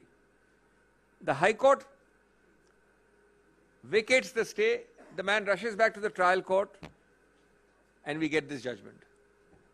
Meanwhile, the magistrate has changed. We were not born yesterday, neither you nor me. Chit bhi apni, pat bhi apni. There are many more disturbing features about this case. There is a point which we may or may not take. I'm not saying that everything Rahul Gandhi needs to take, because he's fearless, he knows in his conscience, he has full reliance on the law. But there is a debatable issue. I'm only flagging the issue, which I did not mention yesterday. That though the conviction is by a court, in Rahul Gandhi's case, the disqualification under Article 103 of the Constitution has to be by the President of India. And under 103, the President of India has to first, before disqualifying Sri Rahul Gandhi, take an opinion, a recommendation from the Election Commission. Admittedly, it is not done. In the interest of fairness and completeness, I must let you know also that in a case called Lok Prahari, the Supreme Court has noted the argument of the Election Commission, which says, the Election Commission says, the Supreme Court does not so hold, that we do not need to go to the President with a recommendation because this is a court conviction. The President has no role in a court conviction case. Though this point is noted by the Supreme Court in the Lok Prahari case, it is not decided. The Election Commission, no doubt, has issued circulars saying, in such cases of conviction, we don't need to go to the Honorable President. But my question is a little different. If the constitutional Article 103 says so, neither the practice of the Election Commission, nor indeed a recordal of a submission of the Election Commission to the Supreme Court, nor indeed a recordal by the Supreme Court can change the Constitution. The land is the Constitution. The rest of the constitutional article by a practical approach saying it's a conviction by a court, therefore President is excluded. That is itself a questionable exercise, this immediate issuance today of a disqualification, but we let it be. We are confident that we will get a stay of conviction. A stay of conviction will remove the very basis of this disqualification. This disqualification is nothing but consequential. When the foundation goes, namely the conviction is stayed, the consequences of an illegal foundation will also go. But obviously, as the Election Commission knows, as the Government of India knows, as the BJP knows, it takes time to draft, to file. They are taking advantage of that time, hot-footing it by these disqualification notices, but we have full faith in the law and the majesty of the law, and we believe that we will emerge victorious in the near future. दोस्तों, आज आपके समक्ष हैं व्यापक आयाम है, एक कानूनी है, लेकिन राजनीतिक आयाम सबसे महत्वपूर्ण, सबसे व्यापक, सबसे अहम है. पहले मैं उसका जिक्र करूं संक्षेप में. पहला बिंदु उसका ये है कि जानबूझकर, बार बार सोच समझकर, एक सूझे बूझे तरीके से इस सरकार ने हर गणतांत्रिक संस्था को खत्म करने का प्रयत्न किया है, उसको चोक करने का प्रयत्न किया है, उसमें रोकथाम करने का प्रयत्न किया है. सबसे बड़ी संस्था उनके मायने में जो उनके लिए बाधा है वो है स्वतंत्र, निष्पक्ष, निडर बोलना, बोलचाल, जो हमारे संविधान की एक महत्वाकांक्षा ही नहीं, एक मानव अधिकार है, मूलभूत. इस सरकार ने, इस केस की बात नहीं कर रहा हूं मैं, श्री राहुल गांधी की, सैकड़ों केसेस में 2014 के बाद ऐसे येन केन प्रकारेण कदम उठाए हैं जो हर नागरिक के स्वतंत्र, निडर बोलने के अधिकार क्षेत्र में बाधा डालें, बार बार. और उसके उदाहरण आप जानते हैं. बोलने की स्वतंत्रता और बोलने के बाद की स्वतंत्रता, दोनों को सीधा निचोड़ने का प्रयत्न किया इस सरकार ने बार बार.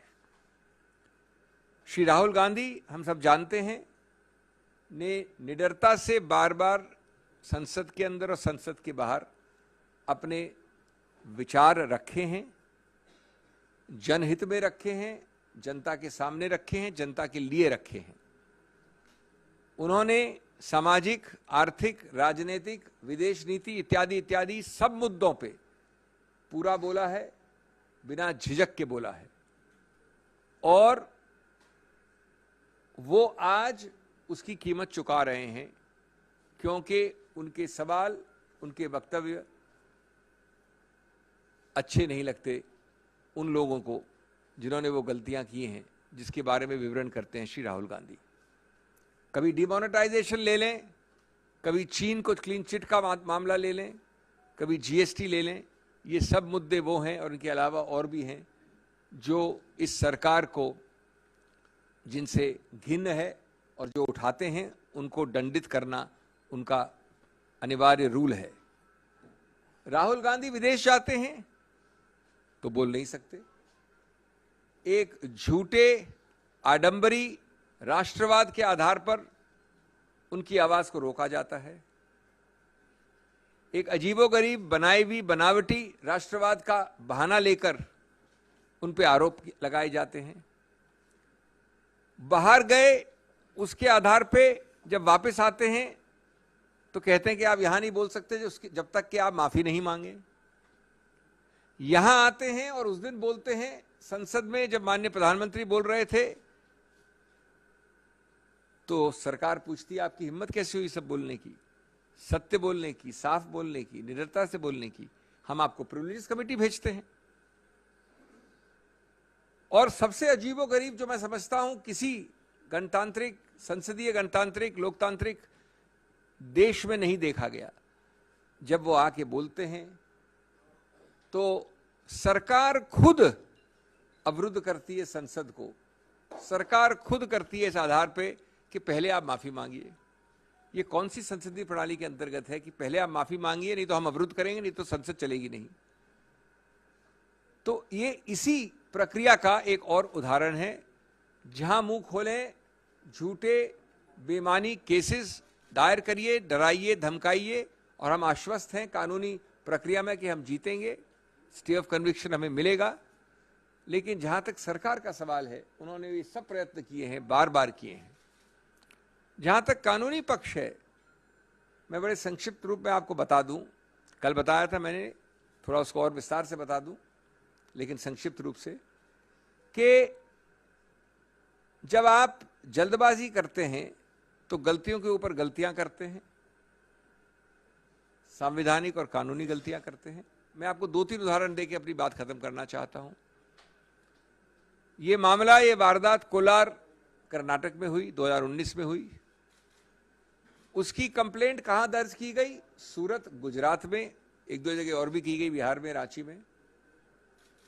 तो जब ऐसा होता है कि वारदात, फौजदारी वारदात कहीं हुई हो अमुक जगह, और फौजदारी वारदात की कंप्लेंट किसी दूसरे प्रदेश में हो, तो कानून विधायिका ने बहुत पहले एक संशोधन द्वारा एक नया प्रावधान बनाया था, कई वर्ष हो गए, जो बाध्य है, जो स्पष्ट है कि जब ऐसा हो तो आपको एक 202 कहते हैं, उसके अंतर्गत एक निरीक्षण परीक्षण करना पड़ेगा, इंक्वायरी करनी पड़ेगी, या तो मैजिस्ट्रेट खुद करे या पुलिस द्वारा करे, कि क्या उस मैजिस्ट्रेट का अधिकार क्षेत्र बनता है। जब तक वो मैजिस्ट्रेट ये शुरुआत में नहीं करता है इंक्वायरी, तब तक वो कंप्लेंट से आगे नहीं बढ़ सकता। रोचक बात यह है कि ये मुद्दा स्पष्ट रूप से इस श्री राहुल गांधी केस में उठाया गया, जजमेंट में लिखा है, लेकिन निर्णित कहीं नहीं है। ये इंक्वायरी कहीं नहीं हुई गुजरात मैजिस्ट्रेट द्वारा, यद्यपि ये मामला आया है कोलार कर्नाटक से। ये एक उदाहरण है कई और अहम मुद्दों का के साथ। एक दूसरा उदाहरण, 1 साल तक रुकने के बाद याचक वापस एक अर्जी देता है कि श्री राहुल गांधी वापस पेश हो। जब मार्च 2022 यानी पिछले वर्ष वो दूसरी याचिका बार बार उनको बुलाकर तंग करने की प्रक्रिया पे मैजिस्ट्रेट वो खारिज कर देता है, तो याचक कंप्लेनेंट हाईकोर्ट जाता है और अपनी कंप्लेंट का खुद एक स्टे ले लेता है, अपनी कंप्लेंट का खुद स्टे कि ये आगे नहीं चलेगी। 1 साल तक वो पड़ी हुई है, 11 महीने से उसका कुछ नहीं करता है, सब कुछ ठीक है उसके लिए। अचानक वो वापस जाके फरवरी इस वर्ष फरवरी में, यानी पिछले महीने हाईकोर्ट को कहता है कि साहब अब काफ़ी एविडेंस आ गई है, अब मैं अपनी खुद का स्टे को वापस लेना चाहता हूँ, स्टे को आप निरस्त कर दीजिए, यानी स्टे को स्टे कर दीजिए, स्टे को हटा दीजिए। हाईकोर्ट करता है और वापस जाके मैजिस्ट्रेट जो अभी तक बदल गया है, एक नया निर्णय आ जाता है जो अभी कल आया। आप अपने आप, चित भी अपनी, पट भी अपनी।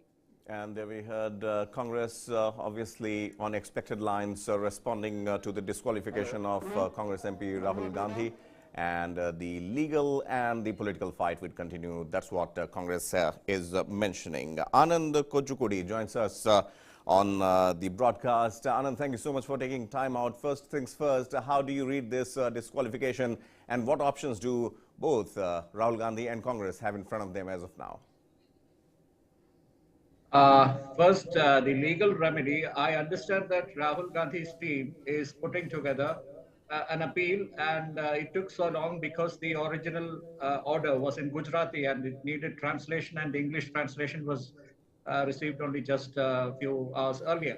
So I guess they would be approaching the Surat Chief Judicial Magistrate Court with an appeal, failing which, they can approach the Supreme Court as well. That's another option. So that is what they plan to do. And then the political, it's not just legal, it's also a political weapon. I mean, it's up to Congress to use it in such a way, whichever way they want. The legal battle, of course, carries on, but it can also be utilized politically as if it's a kind of witch hunt, which it seems to be the case right now. So Rahul Gandhi's options, legal options and political options are open. And how do I see this disqualification? If you see the fine print, you can see that the order, the date on the order is 23rd, which is yesterday. So this seems like everything has been planned, and everything has been set in motion prior to a certain that everything was already known to somebody, and this is it's like a sequence. So everything has been sequenced perfectly, and I understand that the Election Commission is holding a meeting on Tuesday to announce the Karnataka election. So I'm guessing that on Tuesday the Election Commission would possibly also announce a by-poll in Wayanad. So that this is what is likely to happen. So it remains to be seen if Rahul Gandhi gets some relief before that. Right. We are also joined by my colleague Vishnu Shankar, and he is here despite a sore throat. Thank you, Vishnu, for taking time out once again here. As Anand was mentioning, the date on the disqualification notice from the Lok Sabha Secretariat mentions 23rd of March, which is yesterday. Do you believe that somehow Congress too was seeing the writing on the wall? This morning's Democracy in Danger march, also the kind of police presence, suddenly rapid action force, which we normally don't see so close to the parliament. Do you believe that that was something that Congress was also seeing coming its way? Well, the law says that if you're found guilty of defamation and the sentencing is for more than 2 or more years, the disqualification is automatic. So obviously they apprehended that the order will come out sooner than later, and that is what happened. And that's why we see a lot of frenetic political activity across opposition quarters across the country, which is actually a good thing for Congress, that all the opposition parties actually rallying to the Congress's cause. The challenge for Congress would be to actually maintain this kind of support. If they can do this for a significant period of time till the next Lok Sabha election approaches, they would probably have a good chance of giving a good account of themselves. Right. Also, Anand, talking about the situation unfolding now and where do things go from here? Obviously, Wayanad, the constituency from where Rahul Gandhi is the MP, and what is, in your opinion, now going to be the next move or the probable move from the Congress as far as that particular constituency is concerned? And what is the opinion, the general feeling there as of now since the disqualification notice came out? But before that, Jairam Ramesh is addressing the media. Let's listen into that. जैसा कि अभिषेक सिंघवी जी ने कहा, राहुल जी को कीमत चुकानी पड़ी उस भारत जोड़ो यात्रा की सफलता के कारण। दूसरी बात, सिंघवी जी ने तो कहा कि 2014 से राहुल जी मोदी सरकार की नीयत और मोदी सरकार के नीतियों के खिलाफ अपनी आवाज संसद के अंदर और संसद के बाहर उठा रहे हैं।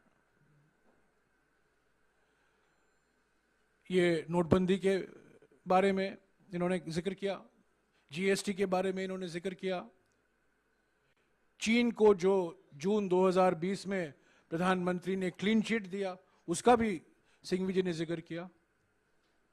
पर मैं एक और मुद्दों का जिक्र करना चाहता हूं जिसके वजह से आज राहुल गांधी जी को कीमत चुकानी पड़ी है, और वो ये है अडानी का महाघोटाला। जब से राहुल गांधी जी विपक्ष में संसद में बोले थे, 50 मिनट का भाषण था, ज्यादातर उसका एक्सपंज भी कराया गया, और जिस तरीके से 16 पार्टियों ने एक होकर 5 फरवरी से जेपीसी की मांग की इस घोटाले में, क्योंकि ये घोटाला सिर्फ अडानी से संबंधित नहीं है, ये घोटाला प्रधानमंत्री की नीयत और प्रधानमंत्री की नीतियों से भी जुड़ा हुआ है। इसीलिए हमने जेपीसी की मांग की, आज भी हमने मांग की, कल भी हम करेंगे, परसों भी हम करते रहेंगे। और इस अडानी घोटाले से ध्यान हटाने के लिए आज इनको कीमत चुकानी पड़ी है। तो एक तरफ राहुल गांधी जी की कोशिश और दूसरी तरफ प्रधानमंत्री की साजिश, ये साजिश बनाम कोशिश एक तरीके से आप इस तरीके से देख सकते हैं। सिंघवी जी ने तो कहा कानून के अनुसार अगले कदम हम लेंगे, समय है हमारे लिए, और कानून में कई ऐसे दरवाजे हैं हमारे लिए जो हम खटखटाएंगे। पर ये सिर्फ कानूनी मुद्दा नहीं है, ये मौलिक तौर से राजनीतिक मुद्दा है। मैं बार बार कह रहा हूं, आज भी दोहराऊंगा, ये प्रतिशोध की राजनीति, धमकी की राजनीति, उत्पीड़न की राजनीति का एक नतीजा है, एक मिसाल है। ईडी में करीब 60 घंटे का पूछताछ हुआ, आपको याद होगा पिछले साल, और भारत जोड़ो यात्रा के दौरान ऐसे एक सवाल उठाए गए यात्रा के बारे में, राहुल जी के बारे में। उनको संसद में तो पहले बोलने दिया गया 50 मिनट के लिए, 52 मिनट के लिए, बाद में जो उन्होंने कहा उसको एक्सपंज कराया गया, और उन्होंने स्पीकर से 3 बार निवेदन की, 3 बार, एक बार नहीं, 3 बार उनको लिखा भी कि मुझे मौका दीजिए। उन्होंने रूल भी स्पीकर साहब को बताया, 357 रूल, पर स्पीकर से कोई जवाब नहीं आया, औपचारिक तौर से कोई जवाब नहीं आया, उनको मौका ही नहीं दिया गया, और आज वो डिस्क्वालीफाई हो चुके हैं। तो ये कानूनी मुद्दा तो है, कानूनी तरीके अपनाएंगे, कानून में जो प्रावधान है सिंघवी साहब ने गिनाया है उस पर अगले कदम लिया जाएगा। पर ये राजनीतिक जो मुद्दे उठते हैं, आज 5 बजे को कांग्रेस अध्यक्ष ने सभी पीसीसी अध्यक्षों और सीएलपी लीडरों के साथ बैठक बुलाई है, इस पर हम विचार करेंगे। That was Congress's Jairam Ramesh speaking to media. But let's now cross over to Delhi Assembly, where Delhi Chief Minister Arvind Kejriwal is speaking on the matter. Bharat के इतिहास में सबसे कम पढ़ा लिखा प्रधानमंत्री अगर हुआ है, मैं नहीं समझता आजाद भारत में कोई 12वीं पास प्रधानमंत्री हुआ है। उनसे सरकार चलती नहीं है, अहंकार उनका 7वें आसमान के ऊपर है। सवेरे से शाम तक इसको जेल भेजो, इसकी सदस्यता रद्द करो, इसको जेल भेजो, और सवेरे से शाम तक यही चलता रहता है। बैठिए प्लीज, बैठिए। मैं आज बीजेपी के सारे लोगों को मैं अपील करना चाहता हूं, नरेंद्र मोदी जी के नेतृत्व के अंदर आज पूरे देश को तबाह करने की कोशिश की जा रही है। जो लोग देश को तबाह करना चाहते हैं बीजेपी में रहो, और जो लोग देश को बचाना चाहते हैं आज बीजेपी छोड़ दो। अध्यक्ष महोदय, मैं इस प्रस्ताव का समर्थन करता हूं। बैठिए please, please. So once again, in his trademark style, Arvind Kejriwal, Delhi Chief Minister, attacking the BJP government and targeting his guns on the Prime Minister. Needless to say, he also mentions on the disqualification of Rahul Gandhi from as the member of Lok Sabha as unethical. I'm also joined by my colleague Ashish here. Ashish, the war of words that is going on between the BJP and the Congress, obviously the regional parties too, Aam Aadmi Party also throwing its hat in the ring. Do you believe that this somehow opens up a bigger opportunity, if I may add here, for the regional smaller parties to come into the picture in this run-up to the 2024 elections? That's correct. So, in a way, this is kind of galvanizing the opposition together. We've already had Uddhav Thackeray speak about it. We've had Akhilesh Yadav speak about it. Mamata Banerjee and Arvind Kejriwal. They've all come out and spoken against this move.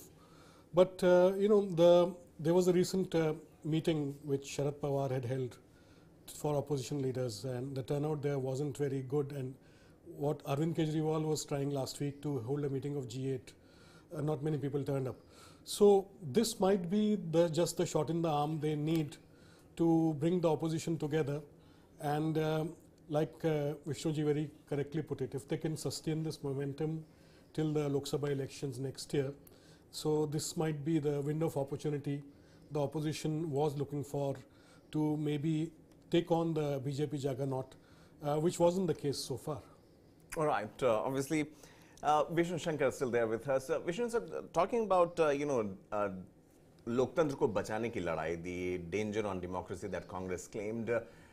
These suspensions, these disqualifications are not the first thing that has happened in the history of Indian democracy. There are other MPs also who have been disqualified earlier.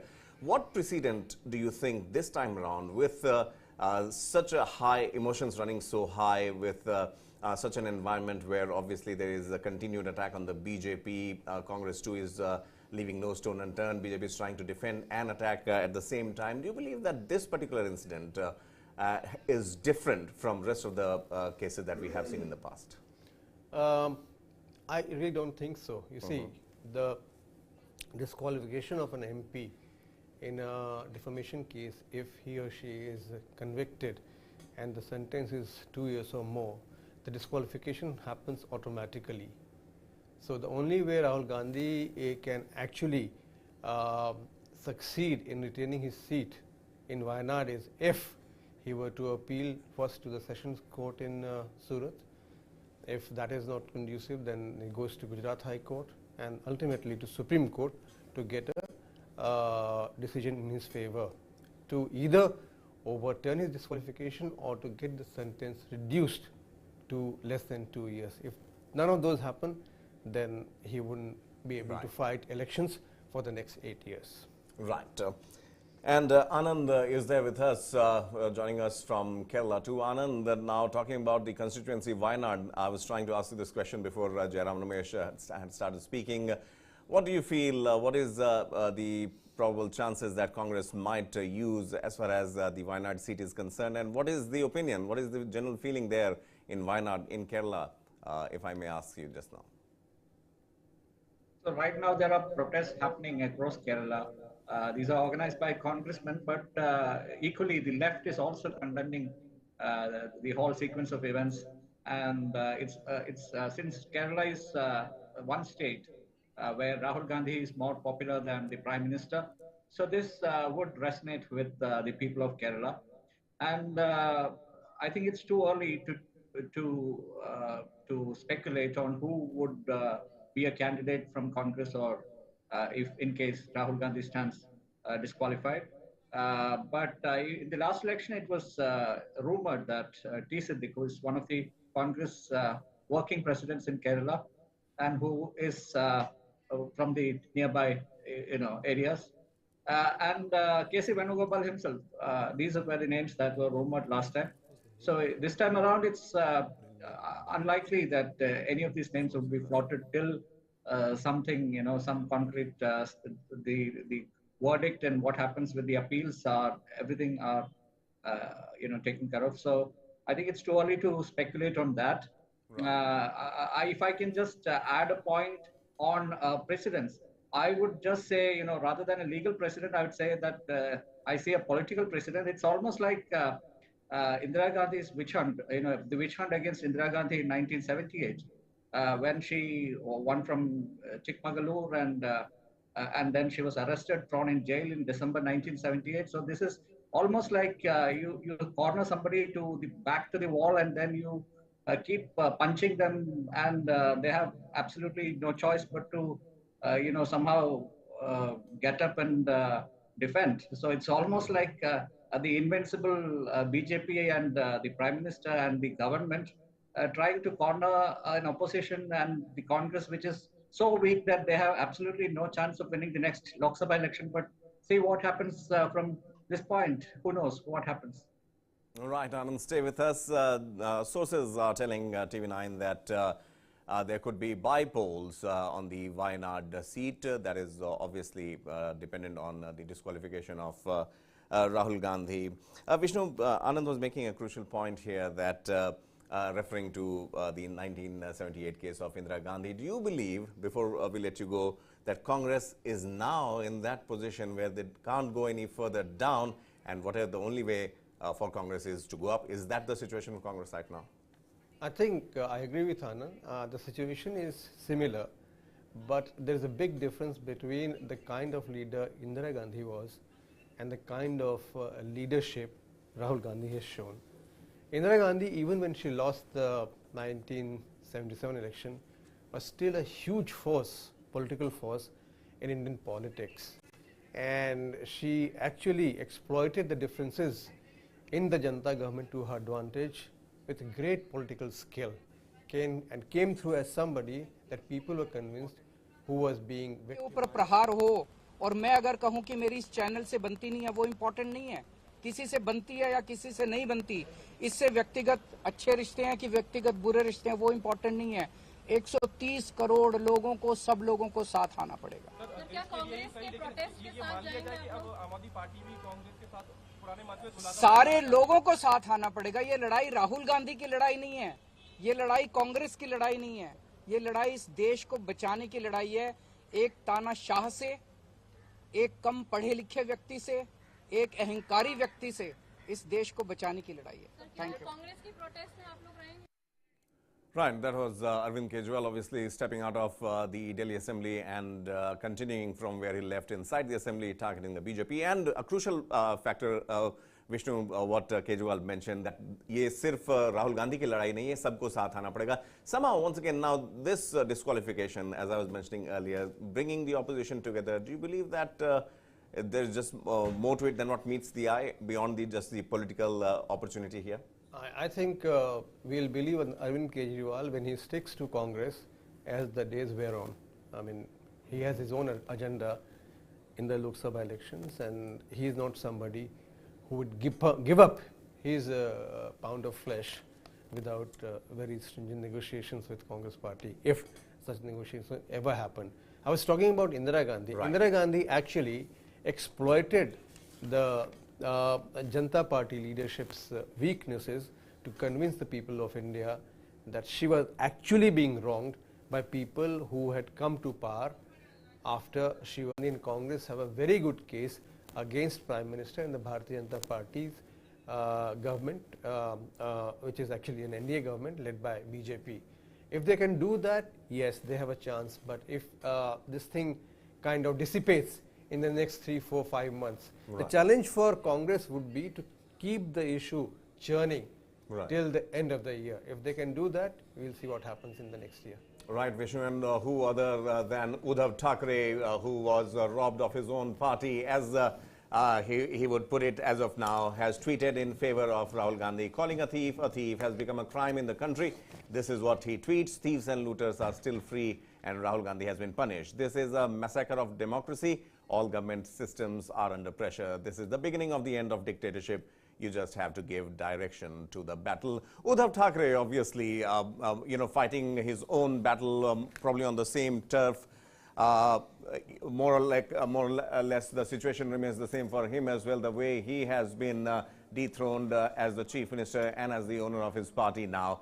Ashish, how do you see this for an Uddhav Thackeray or an Arvind Kejriwal? This kind of sentiment coming out now. Do you believe that?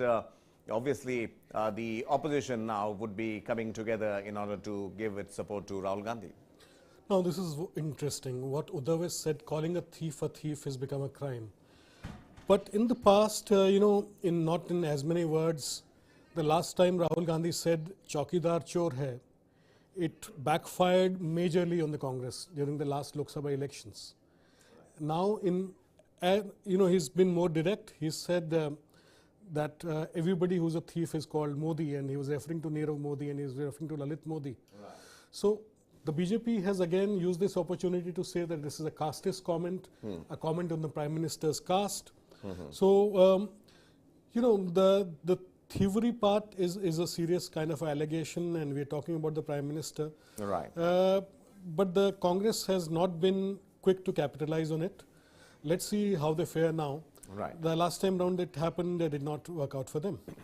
All right, obviously, and Priyanka Gandhi too was saying that, mentioning the names in as many words like Nirav Modi, Lalit Modi, Mehul Choksi, all of them are scot-free, are roaming free as of now, and her brother has been disqualified. So once again, talking about the corruption, the graft part of this whole larger debate of who is correct and who is wrong, do you believe that as far as Rahul Gandhi is concerned, his credibility aspect was somewhere at question as of now here, and then came this issue of the Surat Modi reference case. Do you believe that Rahul Gandhi here is facing a battle, a bigger one than what it appears to be right now? Right. So like Vishnu mentioned, unless his appeals are vindicated, he's likely to be out for another 8 years. And where are we? He's already in his 50s, and he won't be a youth icon any longer if that happens. So he's in serious trouble right now. Unless there's a counter-attack from the Congress, they have a bevy of very qualified lawyers in their midst, and they yet to mount a counter-attack, like they mentioned. And the reason being given is that it wasn't translated from Gujarati. So that seems like a very lame kind of excuse for a party with so many legal eagles among them. But his credibility, of course, he benefited, his personal brand may have been benefited with his yatra, the Bharat Jodo Yatra. Right. But whether it actually helps the Congress in the next elections, what's interesting is that Tuesday is also the date the Election Commission is likely to announce dates for the Karnataka elections. And that might be the same day when whether they'll uphold or they'll throw this out. So Tuesday would be a very crucial day for the Congress where they did have some kind of an edge in Karnataka, as our colleagues tell us. It might just turn around for them, and if they do get a favorable verdict on Tuesday, and the dates for Karnataka Congress, Karnataka elections are announced that particular day, then things might turn interesting, and this might be the opportunity the Congress has been looking for. Absolutely, Ashish. And Priyanka Gandhi has once again tweeted, and once again this tweet also is no less a straight one than her previous one, where she is mentioning like a true patriot, Rahul Gandhi posed pertinent questions about Adani's loot. And this is what something Congress is driving home as of now. By insulting Nehru's name in Parliament, Prime Minister Modi has insulted all Kashmiri Pandits. She is also trying to bring more faces, more names into the ambit of this mudslinging game for which Rahul Gandhi as of now is facing the court heat. And Priyanka Gandhi once again mentioning that yet no judge pronounced a 2-year jail sentence for EU. Talking about these references, this name calling and the kind of situation was there in before 2019 elections. So do you believe that we need a firmer, a stricter law and a close scrutiny should be done as far as these statements are concerned, these acts are concerned? Because we have heard Maut Ka Saudagar, we have heard Shaitan Ki Maa, and all those things have also come into picture time and again. Do you believe that a firmer and a stricter law is also required for this? Well, it's cyclical, I must say. It comes up in every Lok Sabha elections. As the campaign goes on, the attacks become more personal, and the Election Commission has taken cognizance of it. They've talked about personal attacks should be discouraged, but doesn't seem to discourage our politicians. But the question is whether these personal attacks would stick. You had in the 80s an American President Ronald Reagan, who was called the Teflon president. Right. In terms of Modi as well, I don't know whether it's going to stick. The mark is going to stick because they're talking about Adani now, and in the last election campaign it was Ambani. So it's a sense of deja vu which is coming across. So for now, till now, they haven't been able to hurl anything at Modi which has stuck. Right. So whether this name calling helps. This is again by targeting him and sharpening the attack on the Prime Minister or calling him a dictator the way Kejriwal was saying. This might just help the BJP even further is my feeling. If they talk about wider debate on democracy in the elections, in the parliament, if they talk about the opposition's voice being muzzled, that, according to me, might be a slightly broader, wiser strategy than, again, attacking the Prime Minister personally. That is what I feel. Absolutely, Ashish. And also in terms of the legal recourse that Congress would take and what options does the party has as of now? Because the fight as far as both the legal and political is concerned, it is not going to be a shorter one, going to be a long one. And there's a lot that Congress will have to take care of. Let's quickly recap the comments that have been made by several political leaders cutting across the party lines on this particular incident. जिस प्रकार का राजनीतिक षड्यंत्र हमारे राष्ट्रीय नेता श्री राहुल गांधी जी के प्रति किया गया, वो देश के सामने है। राहुल गांधी जी की इस दस्ते रद्द करके उनकी आवाज़ को दबाया नहीं जा सकता। उनकी संसद सदस्य के रूप में अगर आवाज़ दबाने की कोशिश और उनका गला घोटने की कोशिश इस बीजेपी सरकार ने की है, जो कि निंदनीय है। हम जानते हैं कि इस प्रकार की माल प्रैक्टिस पहले भी श्रीमती इंदिरा गांधी जी के समय हुई थी। राहुल गांधी जी उनके पोते हैं और राहुल गांधी जी दोबारा चुनाव जीतकर दोबारा कहीं से भी आ सकते हैं, लेकिन चुनाव जीतना मकसद नहीं होता, संसद मकसद नहीं होता। लेकिन जो लोकतंत्र का गला घोटा जा रहा है, उस आवाज़ को जब राहुल गांधी जी ने कन्याकुमारी से लेकर कश्मीर तक बुलंद किया, उससे भारतीय जनता पार्टी बुखला गई। राहुल गांधी जी जननेता हैं, वो संसद का एक प्रतिनिधित्व करते थे। कश्मीर से कन्याकुमारी तक उनकी अपनी एक कांग्रेस पार्टी की फौज है। निश्चित तौर पर बड़ी दुखद घटना है कि इस प्रकार के हथकंडे अपनाकर राष्ट्रीय नेता को संसद से बाहर करने का रास्ता जो दिखाया जा रहा है, ताकि उनकी आवाज़ जो संसद में उठे वो ना उठे। पर जनता की संसद तो खुली है, जनता का दरवाजे तो खुले हैं, और निश्चित तौर पर जनता की आवाज़ को साथ लेकर एक दिन भारतीय जनता पार्टी की जो जन विरोधी नीतियां हैं उसके खिलाफ एकमात्र नेता राहुल गांधी जी जो खड़े हुए हैं, लोग उनके पीछे कतार लगाकर चलेंगे। अमित शाह जी से और संपूर्ण भारतीय जनता पार्टी से कि वे राहुल गांधी जी को संसद में अपनी बात कहने का मौका नहीं देंगे। संसद नहीं चलने दी। उन्होंने जितनी बातें हिंडनबर्ग रिपोर्ट और मोदी अडानी जी के संबंधों के बारे में कही थी, पूरे संसद की कार्रवाई से उन्हें हटा दिया गया। क्यों हटा दिया गया? किस बात का डर है? मोदी जी क्यों डरते हैं? मोदी जी की जबान से आज तक इस विषय पर एक शब्द नहीं निकला। संसद में चर्चा नहीं करने दे रहे हैं, चर्चा नहीं होने दे रहे हैं। आखिर कब तक रोकिएगा? आप संसद में नहीं बोलने देंगे ना, मत बोलने दीजिए। जनता से बीच में जाने से रोकेंगे, वहां भी हम पर केस लगाएंगे, वहां पर भी हम पर झूठे प्रश्न बनाइए।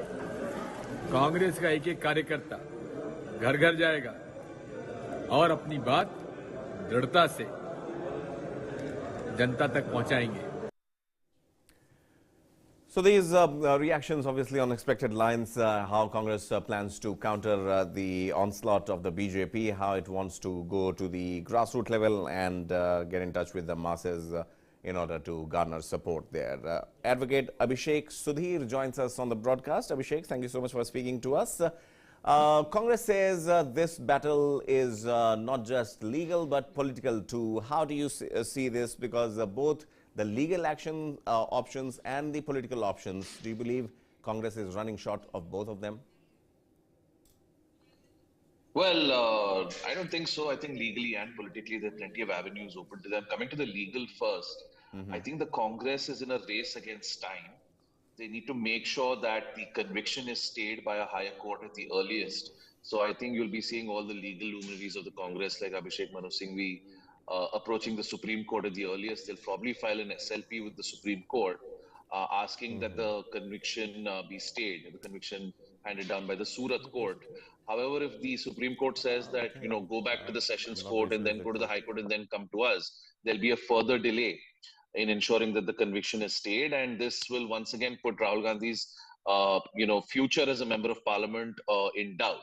Of course, he stands disqualified. Now, the next course of action logically is to hold a fresh bipolar, a fresh election from Wayanad in Kerala for his seat. So we'll have to wait and see, how quickly the Election Commission acts. Unfortunately, it's, these institutions, the manner in which they act, it seems it's very selective. It feels like, leaders from the opposition are somewhat targeted. So the bipole might be held sooner rather than later. So the Congress really is in a race against time. And I think this is the argument they should make before the Supreme Court, that ordinarily they would have gone to the Sessions Court to get a stay on the conviction. But the matter is of the utmost importance that if they do not get a stay on conviction, the bipole will be held and somebody else would have to be fielded from Wayanad. So that's on the legal front. The Congress really needs to act quickly and they can't afford any further delay. As far as the politics of it is concerned, I think clearly what Rahul Gandhi has said on the floor of Parliament has irked the Prime Minister. I think, Rahul Gandhi holding up that photo of the Prime Minister with Gautam Adani was a major, major embarrassment for the Prime Minister. I think for the first time in his second term, the Prime Minister really was on the back foot. So what he has basically done now is he's taken control of the narrative once again. The disqualification of Rahul Gandhi serves, several purposes. First, I think essentially now Rahul Gandhi, you have silenced him practically. He can't speak in parliament. He's no longer a member of parliament till his disqualification is not lifted. So he can't really embarrass the Prime Minister by linking him to Gautam Adani anymore. What it also does is it sets the cat amongst the pigeons amongst the opposition. Now all the opposition leaders have to, take a call on whether they will support Rahul Gandhi. If they do support Rahul Gandhi, to what extent they support Rahul Gandhi. Will that support extend to some sort of coalition, or will the support merely be sort of moral support saying that, what has happened with Rahul Gandhi is wrong? Will they actually ally with the Congress? Now that remains to be seen. But yes, this disqualification is probably, you could say the campaign for 2024 is officially now kick-started.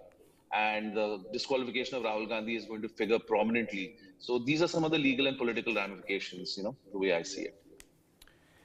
Right, stay with us. We have also Ashish with us. Ashish, taking a cue from what we just heard from Abhishek, the kind of pressure that Rahul Gandhi and the Congress party was building inside the parliament, especially during this budget, second part of the budget session on the Adani matter. Do you believe that this disqualification somehow gives BJP a relief from the Adani onslaught for a bit? Pankaj, yeah, that could be the case, and now the focus is shifting to outside the parliament. After all, the agenda of the Gandhi party is still being driven by the family. So now with Priyanka talking about what the Prime Minister said about Nehru, so it kind of takes the spotlight away from Adani in a way. And it'll become Rahul versus others. Right. And it might just shift the spotlight. So it's a good way to take the attention away from the Adani issue. And that's how I see it as well. But what Kejriwal said again is important. What he said that it's not just about Rahul Gandhi. It is about the entire nation and everybody against the Prime Minister. So, they're again polarizing things. And in the past, the narrative of Modi versus others has always gone one way, and you know which way. So this is another aspect. Yeah, but I agree that the spotlight, the Adani issue might just be relegated to the back burner for some time. Right, and that could be one relief, in my opinion, for the BJP. Abhishek, talking about the issues that have come up as of now and the opposition unity. This is something which is doing rounds, and it is fueling that fire that might or might not unite the opposition. When it comes to parties like a TMC or an Aam Aadmi Party or a Samajwadi Party who have expressed their displeasure with the Congress party as far as the alliance is concerned, but now since Rahul Gandhi is in the eye of the storm, a personal wound has been inflicted. Do you believe that this is going to galvanize the opposition together? I don't think it's really going to bring the opposition together in terms of a pre-poll alliance. I think a pre-poll alliance still remains a pipe dream. I think what you'll probably see now perhaps are some tactical alliances. I think, Mamata Banerjee's consternation with the Congress stems from the fact that in a recent by-poll in West Bengal, the Congress actually defeated the TMC.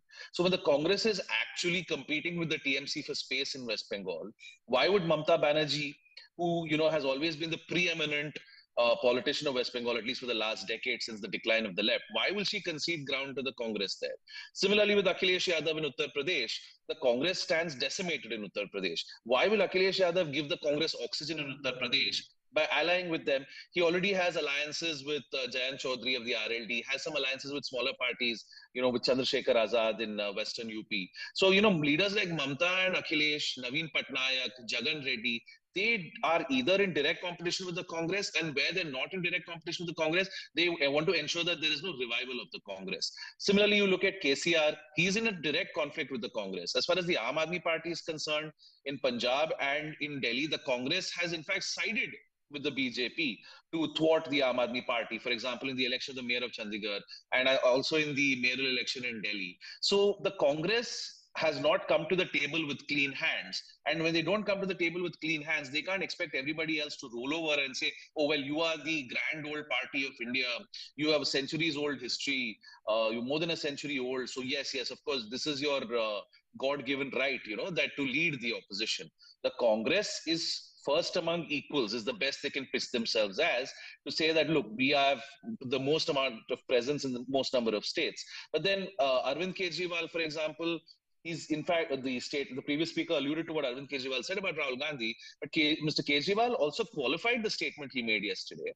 And he said, we have our issues with the Congress, and those issues are very much ongoing. So support for Rahul Gandhi might not necessarily translate to a pre-poll alliance. I think there needs to be a tactical working out of seats. For example, in West Bengal, where the TMC is fighting against the BJP, the Congress should not field candidates. Similarly, the same can happen in Uttar Pradesh.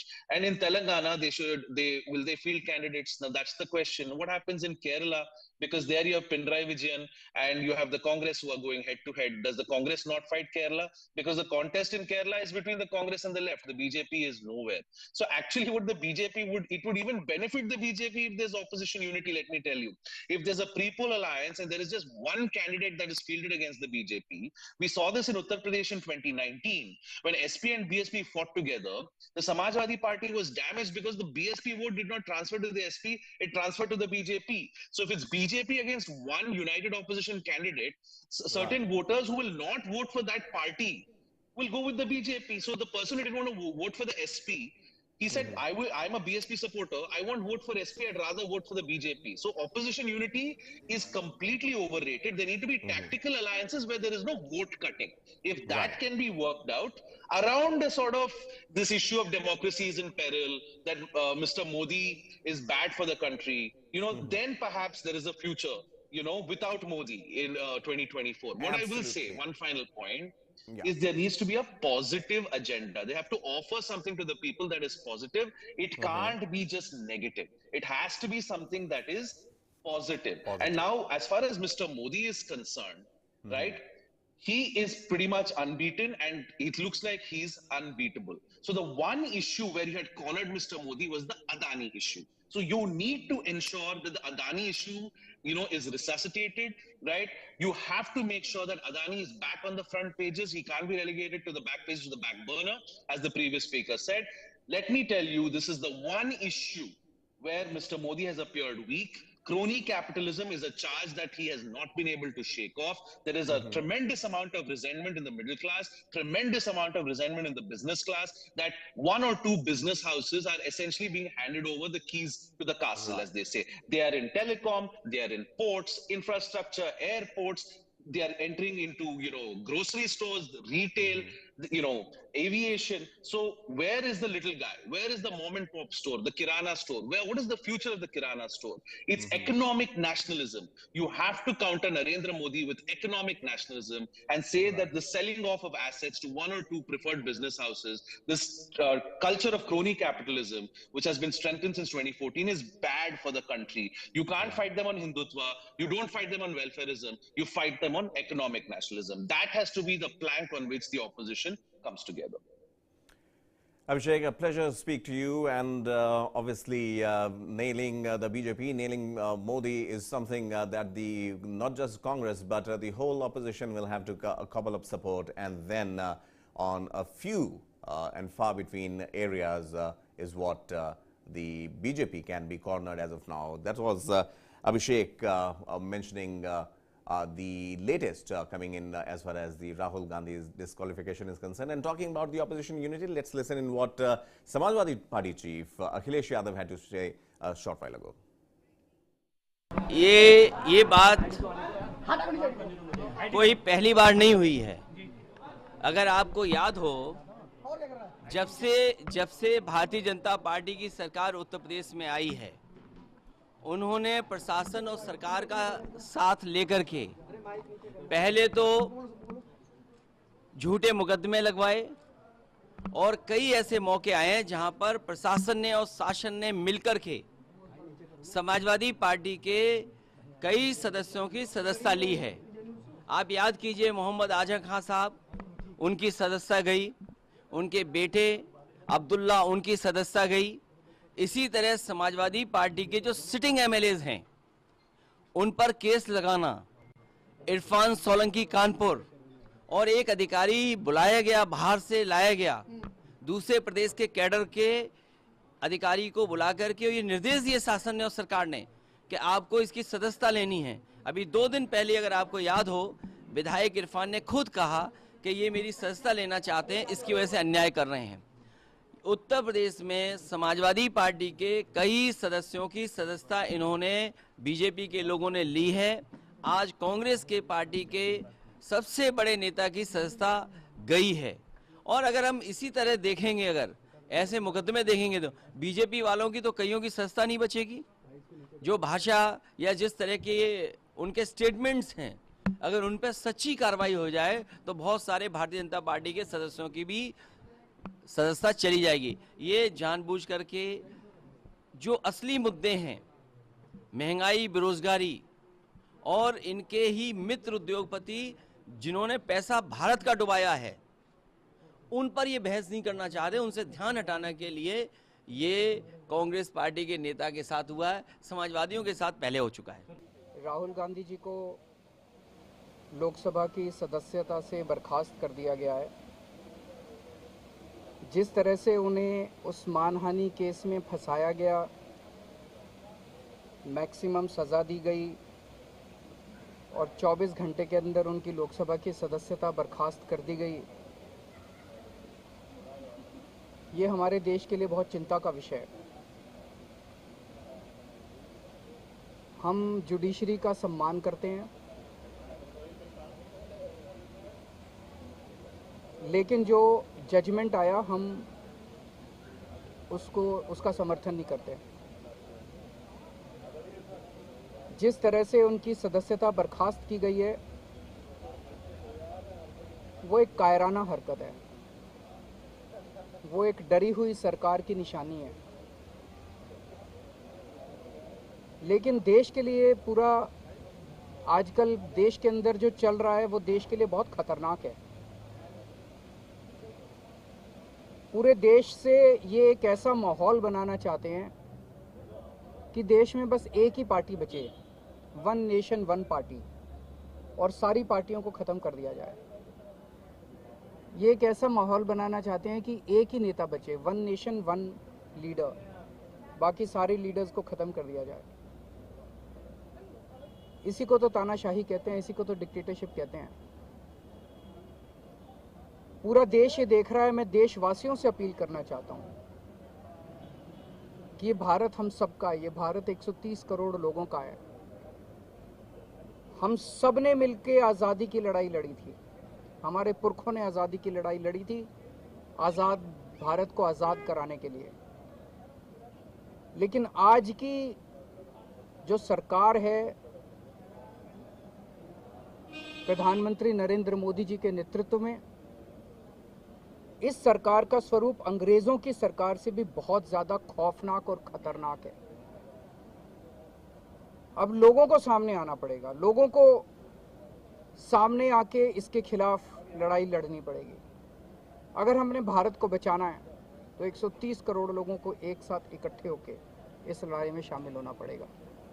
सरकार किसी की बने, कल को सरकार चाहे इसकी बने चाहे उसकी बने, इस पार्टी की बने उस पार्टी की बने, वो ज़रूरी नहीं है।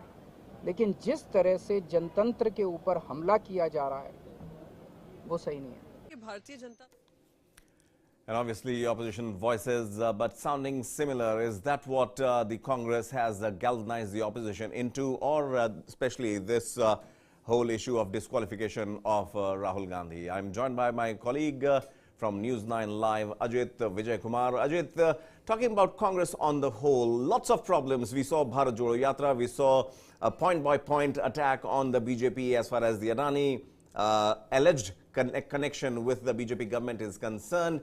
What is Congress's biggest problem as we speak?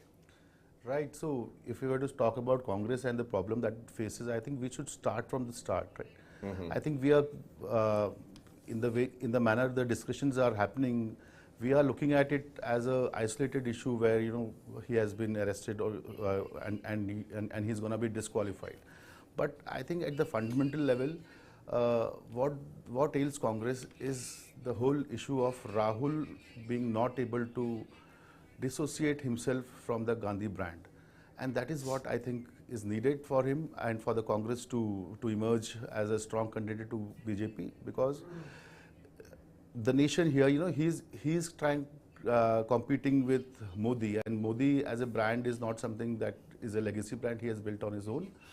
And here, the nation here, we actually want someone who can emerge out of the shadows of the 75 years of the Gandhi brand legacy and do something and in a manner where he comes out as someone who is a natural contender to Rahul, to Modi. Right. Ajit, these are the live visuals coming from outside Rahul Gandhi's residence. Been told he is heading to meet Sonia Gandhi. And obviously hectic political activity in the national capital, and especially in this area. Those who are familiar with the topography of the Lutyens Delhi, then trust me, the traffic too would not be helping that side because of the fallout of what we have seen. Let's listen into what BJP has to say. Anurag Thakur is addressing the media. Media के साथी को संबोधित करें। मित्रों, सूरत की एक मान्यवर अदालत ने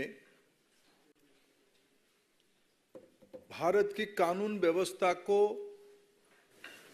बरकरार किया, भारत की न्यायपालिका की नींव को मजबूत किया। कल प्रमाणित किया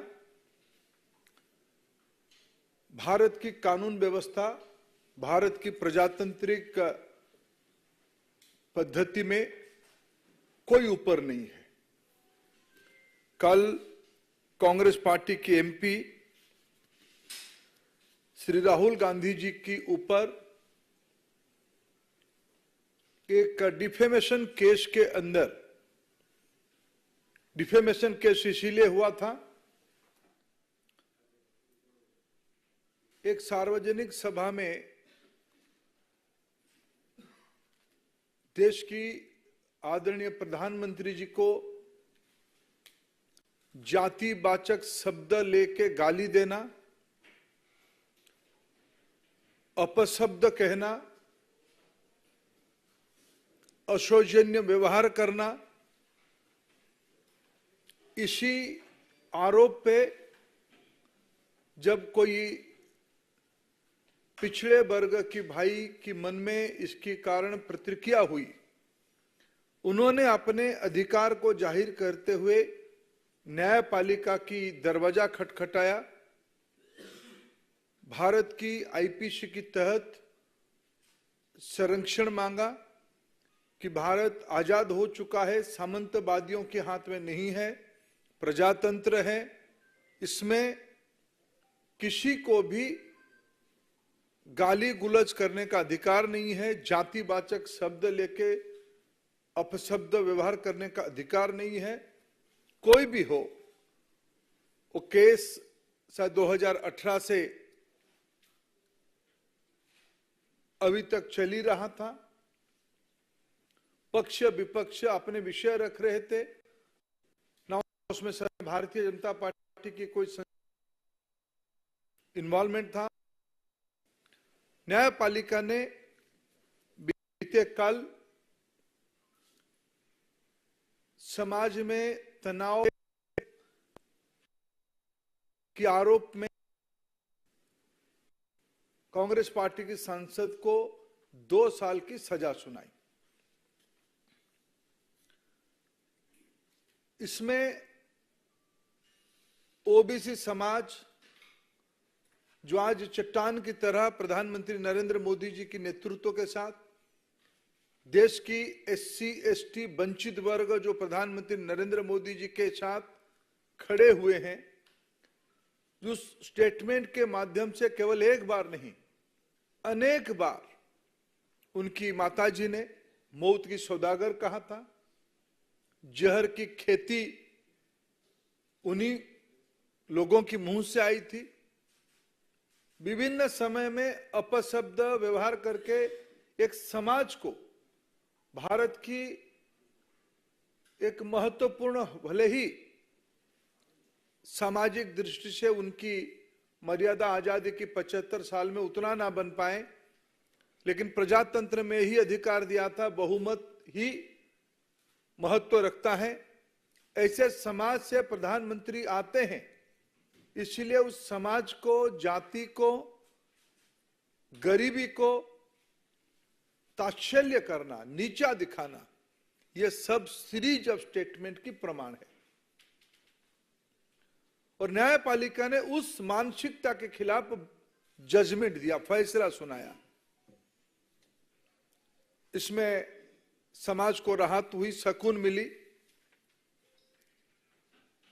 मित्रों, सबको मालूम है भारत की जनप्रतिनिधि कानून 1951 के तहत किसी भी सदस्य को अगर सजा होती है तब उसकी सदस्यता चली जाती है।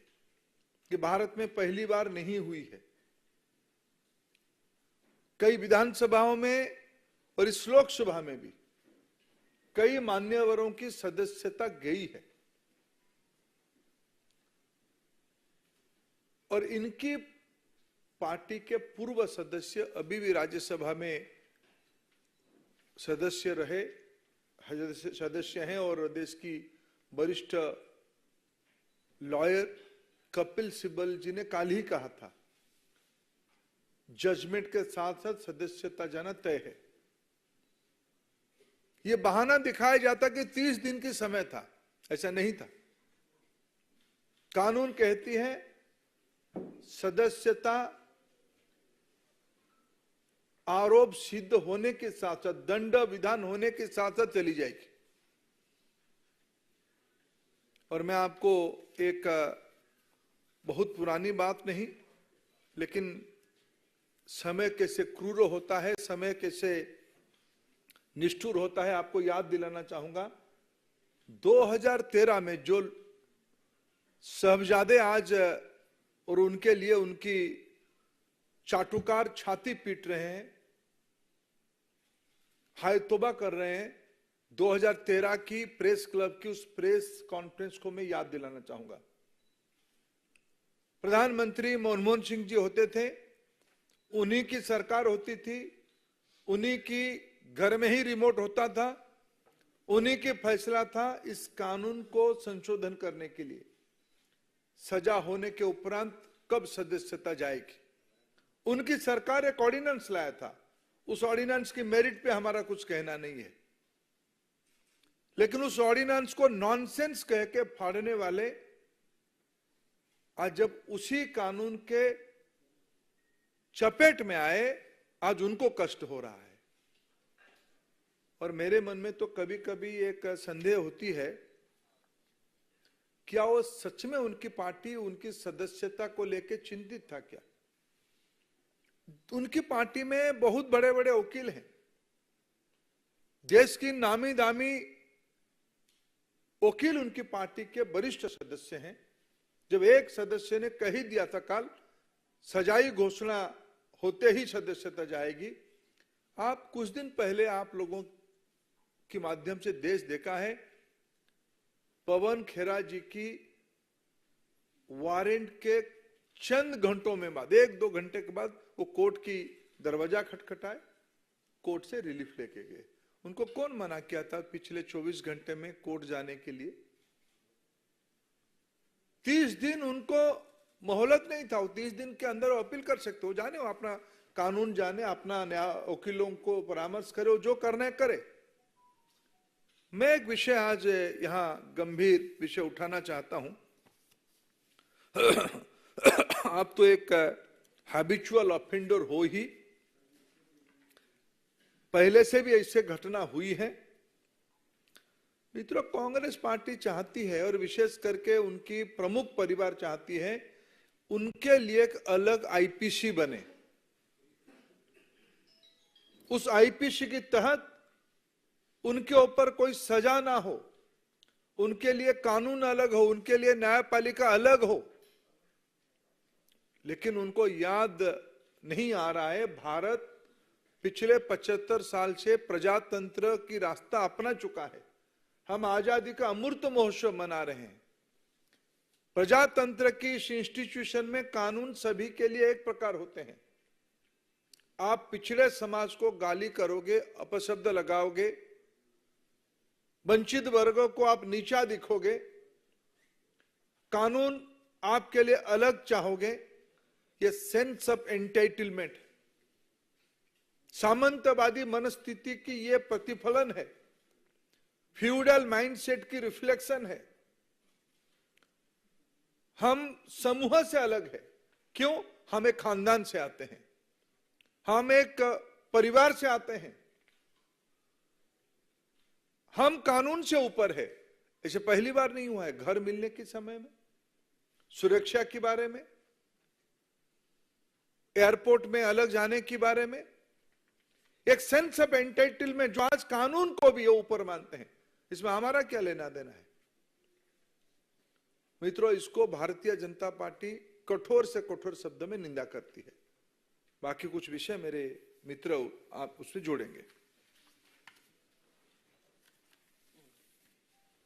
नमस्कार मित्रों, हालांकि आदरणीय धर्मेंद्र जी ने बहुत विस्तार में सारी बात रखी है। मैं तो इतना ही कहूंगा, भगवान के घर में देर से ही अंधेर नहीं। राहुल जी कहते थे दुर्भाग्य से सांसद हूं, unfortunately I am an MP. So उनको जो एक दुर्भाग्य लगता था आज उससे भी मुक्ति मिल गई है। उनके साथ साथ वायनाड के लोगों को भी इससे छुटकारा मिल पाया।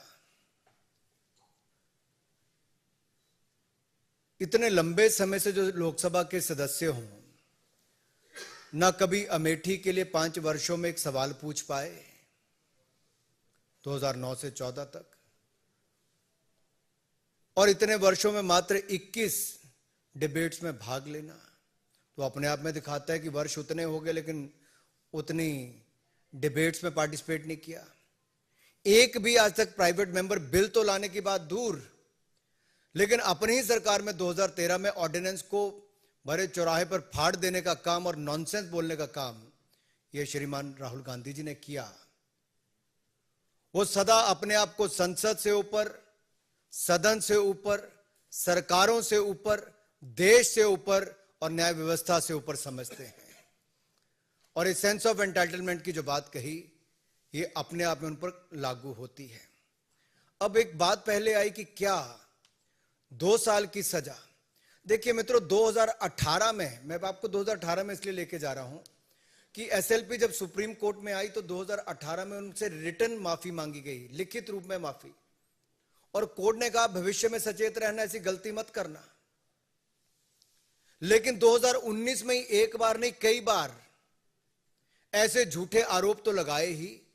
अभद्र भाषा का प्रयोग, अपमान करने का काम, अपशब्द बोलना, ये उनकी आदत सी बन गई थी। सभी चोर मोदी हैं ये बोल दो, किसी को किसी की हत्या के साथ जोड़ दो, कुछ भी कह दो, आपको तो कोई देश में कोई कुछ कर ही नहीं सकता, ये उनको लगता था, क्योंकि वो सब चीजों से अपने आप को ऊपर समझते थे। तो सूरत के कोर्ट ने तो याद करवाया कि 2018 में भी तुम्हें कहा था भाई सुधार नहीं हुआ, उसके बाद बार बार आपने गलतियां की हैं, और एक सांसद जब ये गलती कर रहा है तो कुछ ना कुछ दंड ऐसा देना चाहिए कि अब भविष्य में ना हो। जहां तक सदस्यता जाने की बात है, ये लिली थॉमस केस में बहुत स्पष्ट है जी, सुप्रीम कोर्ट की जजमेंट के बाद, कि 2 साल का दंड हुआ और दोष सिद्धि के बाद अगर उसके ऊपर रोक नहीं लगी तो आप सस्पेंड माने ही जाते हो। इसकी तो पुष्टि करने का काम ही केवल लोकसभा में होना था। And the Lok Sabha Speaker has only confirmed the legal position. He is not required to take any decision or pass any speaking order. The decision falls under the provisions of Article 1021E of the Constitution of India, read with the Section 8 of the Representatives of the People Act 1951.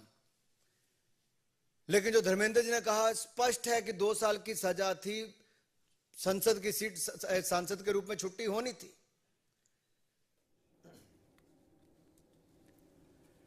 Right, there was BJP obviously harping on the continuity with which Rahul Gandhi has been one after the other calling names of the politicians, and as the BJP would claim that Rahul Gandhi thought that unhe kuch nahi hoga, he is above the law, and this is the disqualification as of now has proven him wrong. That's what the BJP is saying, and they are expected to say that. Meanwhile, we are joined by Jacob George, senior journalist from Kerala, and Manasvi Thapar, lawyer and political analyst by profession.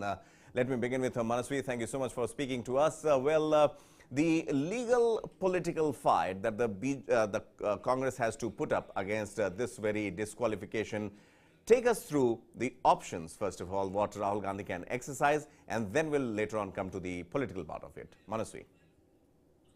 So legally, it's very clear.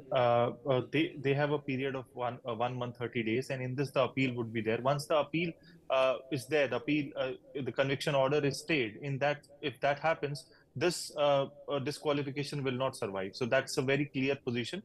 On the political front, it's a very easy and a very clear position. When once you are convicted, this has to be there. There is no two ways out of it. But the hurry, the question what comes in the haste part of it, as very well said by the BJP union ministers who were giving a press briefing there, that you can't go above, you are not over and above the law. But right now, coming back to the question that who is above the law, I'll tell you who's above the law. Himanta Biswa Sarma is above the law. Mukul Roy was above the law. Subhendu Adhikari was above the law. Nirav Modi, Lalit Modi, Vijay Mallya, Mehul Choksi, these are the people who have looted India and are above the law. And if we talk about JPC in this country have happened in the past, in the Congress Sarkar, be it at Bofors scam, be it at Augusta Westland, be it at Harshad Mehta scam, the Congress was in power, allegations were on Congress, but Congress was kind enough to give opposition a chance with JPC. But right now, who is above the law? Above the law are the people who are from BJP, does crime, are allowed, they can do whatever they want to do, who are friends with the BJP top brasses, can do whatever they have to do. They can leave India, loot India, and leave from this country, and they're okay with this. So this kind of hasteness was never shown against the real criminals of this country. But when a parliamentarian asks a question, you just find that this is a problem. And the hasteness, I have no problems in the legality of it. I have all the problems on the hasteness of it. This could have happened on the 31st day after the appeal period was over. You could have given the chance to the higher courts and would have seen that what did they give? Did they stay the proceedings, or they upheld the conviction? So this could have been that way.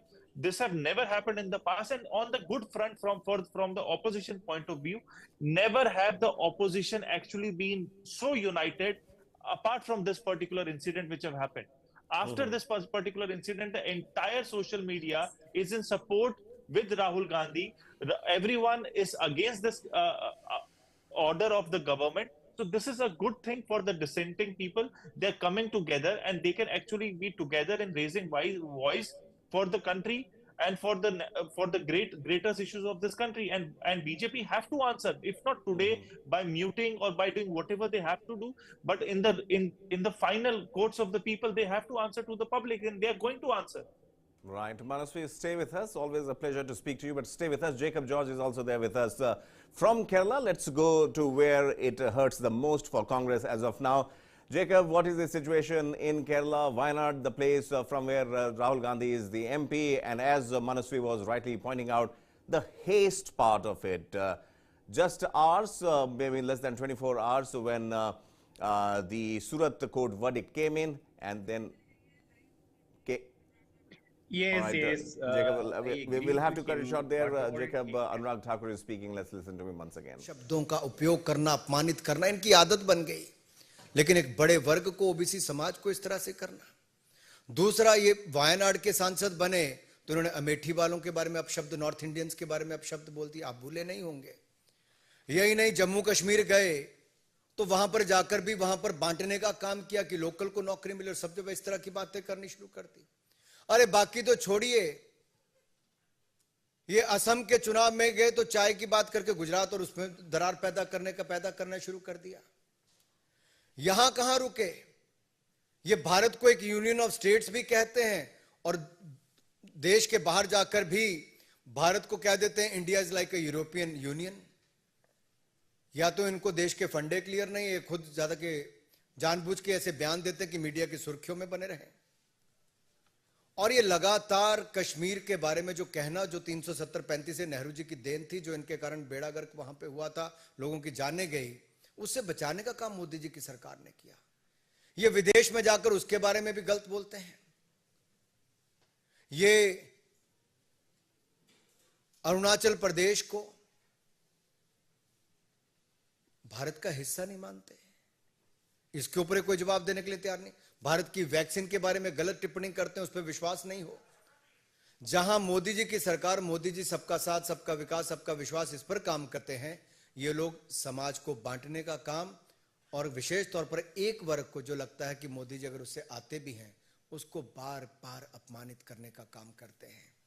तो मैं तो इतना ही कहूंगा अंत में, अगर आपका कोई सवाल हो, कि ये जो बहुत पहले से होना था ये अब हो के रहा है, और ये एक बार नहीं, राहुल गांधी जी ने बार बार ऐसे अपराध किए हैं।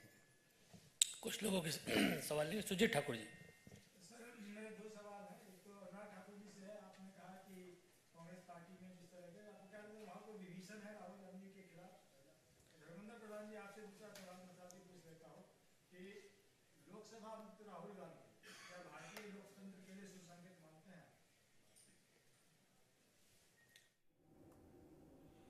Right, BJP is holding that press conference here in the national capital. Meanwhile, we are joined by Jacob George, senior journalist from Kerala. As the press conference continues, let's also know from Jacob. As I was mentioning earlier, Mr. George, this haste part, once again, is something that has been questioned time and again. And secondly, what are the sentiments as of now in Wayanad, in Kerala in general? In Kerala, I am sitting in Trivandrum, the capital city of Kerala, and Wayanad is far away from Kerala. You know, as you know, the geography of Kerala state, it's a hilly area where Rahul Gandhi represents in the Lok Sabha. Wayanad, it's a hilly area. And people in Kerala, you know, that is very serious politics. Apart from the hate part, you know, look at the number of cases that have come up against Rahul Gandhi on account of his being the leader of the leading party in the opposition in India. Because there are 33 cases going on in different courts in India. Defamation cases are as well as other types of cases. Why? It is a political vendetta against Rahul Gandhi. It is a political activity against the opposition leader in Kerala. After his having completed the Bharat Jodo Yatra, a remarkable achievement for a political leader in India. And after his party taking a decision in its plenary session that there should be an opposition unity, the party called upon the plenary session or the Congress party called upon for a unified opposition against the BJP. See, if the BJP has to face a unified opposition from all across the country, you know, the BJP will suffer. Will suffer a lot. Will suffer a setback. That is why the anger of BJP against Rahul Gandhi has gone to new heights. And this, of course, this is a court case. This has got a legal side, but still the BJP leadership is rejoicing because it is a political victory for the BJP. That's what I have to say about this. Really interesting and important points coming across there from Mr. George. But Ajit, who's with us in the studio here, Ajit, you know, we were talking earlier how in 2019 you were on the ground in Wayanad. What was that support like for Rahul Gandhi? Do you think that's going to be able to, considering a by-election is now, you know, most likely on the cards, talk the viewers through the kind of popularity Rahul Gandhi enjoys in Wayanad per se? Of course, you know, I went to Wayanad, you know, in 2019 because he, you know, decided to contest from Wayanad and, you know, left Amethi. And surprisingly, you know, I felt that the decision was the right one from the Congress then, because there was a massive groundswell of support in favor of the Congress party, and especially more than the Congress party, I would say. The people in Wayanad and Kerala at large, I think they have huge following as far as the Congress party and the first family of the Congress party is concerned. And that's why Rahul rightly decided to contest from Wayanad, and I think the bypoll should go in favor of the Congress, if, you know, because in which ways there would be some amount of sympathy wave going in his favor and the party. Right, and Manasvi Thapar continues to be with us on the broadcast. Manasvi, you put very eloquently about the people and the individuals who seem to be above the law. But at the same time, the idea that has trickled down in the larger folk is that this political vendetta, the revenge, it is wrapped in legal paper. On my Twitter feed as well, there are a lot of people who say the battle in the court is the right way to go. But an application that has to be drafted, hundreds of pages, that takes time, right? And then, of course, the legal proceedings that will take course as well.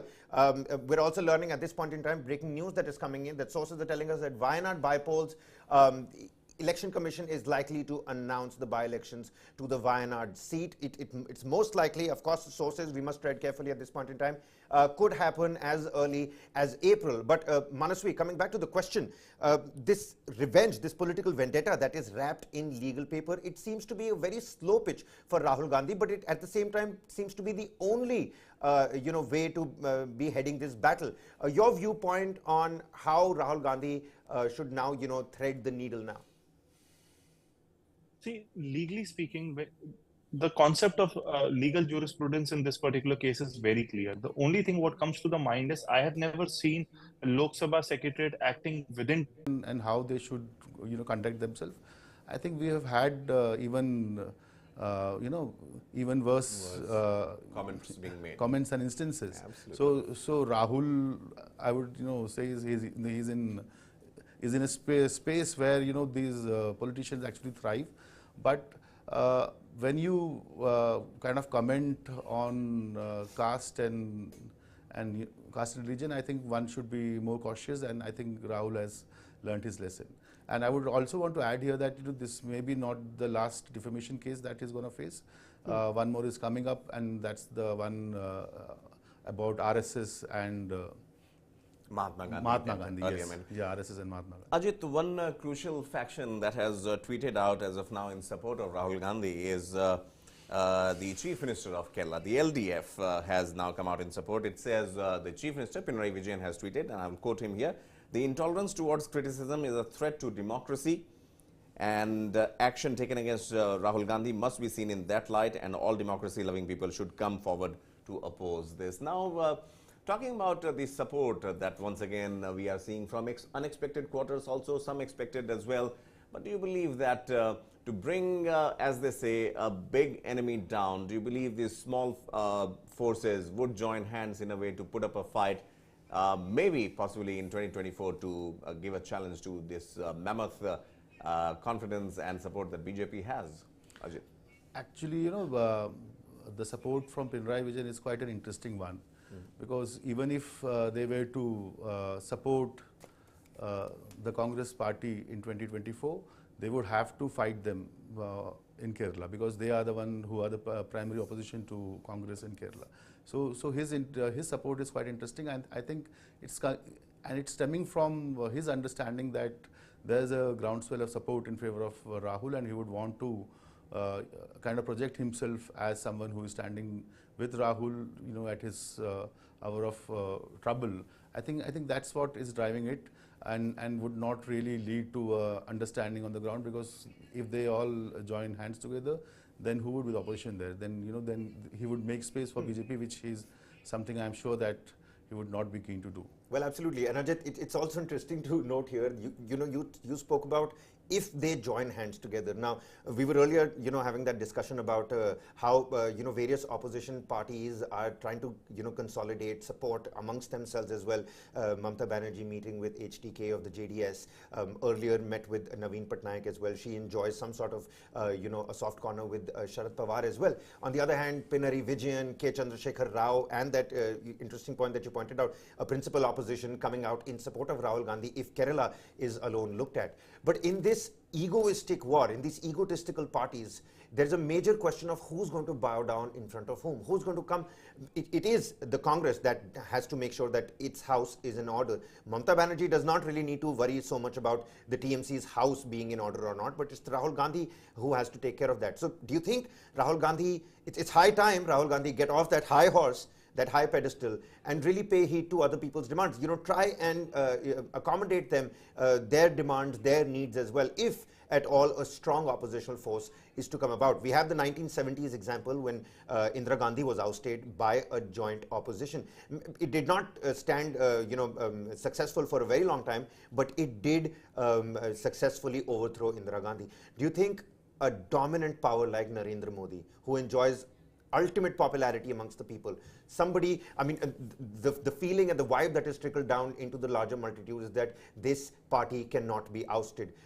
Do we need a joint opposition where somebody like Rahul Gandhi, a stature that the Congress party enjoys, will have to bow down, will have to pay heed? You know, exactly the point where the problem is when it comes to the Congress. Congress will have to understand that they are not the Congress that was in 2014 when they were in power. They are not even a shade of what they were in 2014. And you know, if you were to go and you know, listen to what these guys said during the plenary session, 85th plenary session in Raipur just the other day, one of the principal points that they have put forth is that they would want to join hands with people, join hands with like-minded parties, but only those who will align with their ideological thought process. So here again, they want people to kind of align with what they think is the worldview. And that's where the problem when it comes to the Congress is. They will have to understand that the Congress party will have to understand that the world has changed since 2014. Now, you know, smaller regional parties like the TMC, as you mentioned, or DMK in Tamil Nadu, they are much more powerful. They have much more ground level support than the Congress has at the moment. Right. And, you know, I mean, BJP not really doing so well in Tamil Nadu as well. The DMK, it's not everything is hunky-dory between the alliance, the AIA, DMK and the BJP as well.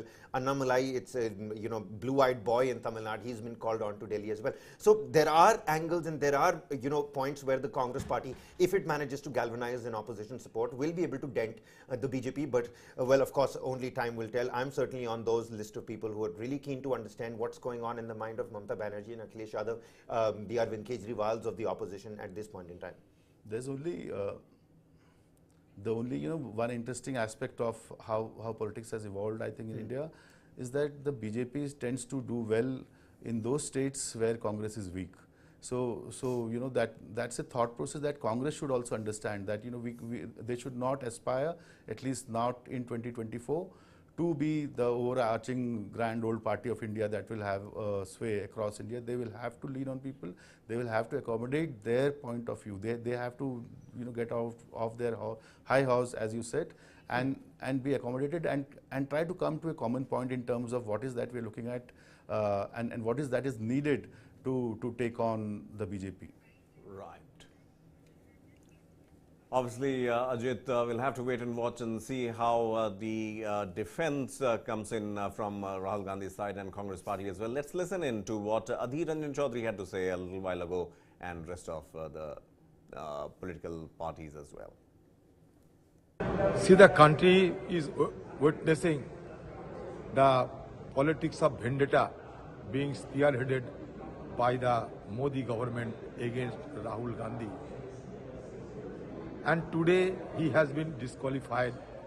It is a sheer case of retributive politics, because Rahul Gandhi ji has been gaining popularity, especially in the wake of Bharat Joro Yatra, which was not digested by Modi government. Modi government and BJP party, they are under the impression that Rahul Gandhi has to be throttled, has to be muzzled, because if Rahul Gandhi is allowed to speak inside the parliament, then the danger will come for them. They will be dislodged from the government. So this is a very cruel demonstration of a autocrat government. See, I would warn the people of India that democracy cannot survive under this present dispensation. The reason being that to continue that democracy, you need Democrats. But in India, those who are running the government and the party, they do not believe in the principle of democracy. Rather, the designed project of Narendra Modi-led BJP government has been convened to force as a disqualification of Rahul Gandhi as a parliament member. The day when Rahul Gandhi raised question on Adani against the Prime Minister, that point of time they start this type of conspiracy to silence the voice of Rahul Gandhi. The ministers of Modi government several times, when a false allegation against Rahul Gandhi inside the house, the Lok Sabha, as per the tradition and the rules, there is a custom to give the concerned member for a clarification statement. That also they never allowed to speak out. This is a clear case of anti-democratic dictatorship attitude of BJP सरकार। राहुल गांधी विदेश जाते हैं तो बोल नहीं सकते। एक झूठे आडंबरी राष्ट्रवाद के आधार आपने उस जल्दबाजी में फैसला कर लिया। पूरा देश देख रहा है इनको, पूरा देश देख रहा है। और मेरे समय तो महंगाई, जो बाहर जोड़ा जाता में क्या था, महंगाई थी, मुद्दा है, बेरोजगारी मुद्दा है, शांति सद्भाव प्यार मोहब्बत होना चाहिए, वायलेंस नहीं होना चाहिए, मुद्दा था। और अमीर गरीब की खाई बढ़ती जा रही है, वो नहीं बढ़नी चाहिए। चार मुद्दे तक तरफ तो आपका ना एनडीए गवर्नमेंट का, ना इनके मंत्रियों का, ना मोदी जी का ध्यान जा रहा है, ना अमित शाह का ध्यान जा रहा है। ध्यान जा रहा है राहुल गांधी को किस प्रकार से हम हाउस के अंदर भी हाउस के बाहर भी कैसे घेरे हैं। बोलने दिया नहीं गया हाउस के अंदर, पहले हाउस से बाहर उनको आउट कर दिया। देश उनको माफ नहीं करेगा। तमाम जो लीडर हैं कांग्रेस से दिल्ली आ रहे हैं, राहुल गांधी विदेश जाते हैं तो बोल नहीं सकते। एक झूठे आडंबरी राष्ट्रवाद के आधार पर उनकी आवाज को रोका जाता है। एक अजीबोगरीब बनाई हुई बनावटी राष्ट्रवाद का बहाना लेकर उन पे आरोप लगाए जाते हैं।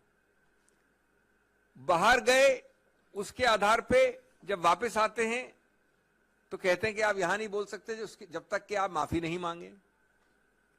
यहां आते हैं और उस दिन बोलते हैं संसद में जब माननीय प्रधानमंत्री बोल रहे थे तो सरकार पूछती है आपकी हिम्मत कैसे हुई सब बोलने की, सत्य बोलने की, साफ बोलने की, निडरता से बोलने की। हम आपको प्रिविलेजेस कमेटी भेजते हैं। और सबसे अजीबोगरीब जो मैं समझता हूं, किसी गणतांत्रिक, संसदीय गणतांत्रिक, लोकतांत्रिक देश में नहीं देखा गया, जब वो आके बोलते हैं तो सरकार खुद अवरुद्ध करती है संसद को। सरकार खुद करती है इस आधार पे कि पहले आप माफी मांगिए। ये कौन सी संसदीय प्रणाली के अंतर्गत है कि पहले आप माफी मांगिए, नहीं तो हम अवरुद्ध करेंगे, नहीं तो संसद चलेगी नहीं। तो ये इसी प्रक्रिया का एक और उदाहरण है, जहां मुंह खोले झूठे बेमानी केसेस दायर करिए, डराइए, धमकाइए, और हम आश्वस्त हैं कानूनी प्रक्रिया में कि हम जीतेंगे, स्टे ऑफ कन्विक्शन हमें मिलेगा। लेकिन जहां तक सरकार का सवाल है, उन्होंने ये सब प्रयत्न किए हैं, बार बार किए हैं। फैसले में जो तकनीकी त्रुटियां हैं वो तो छोड़ दीजिए, वो तो हम जाएंगे कोर्ट के अंदर उसके खिलाफ।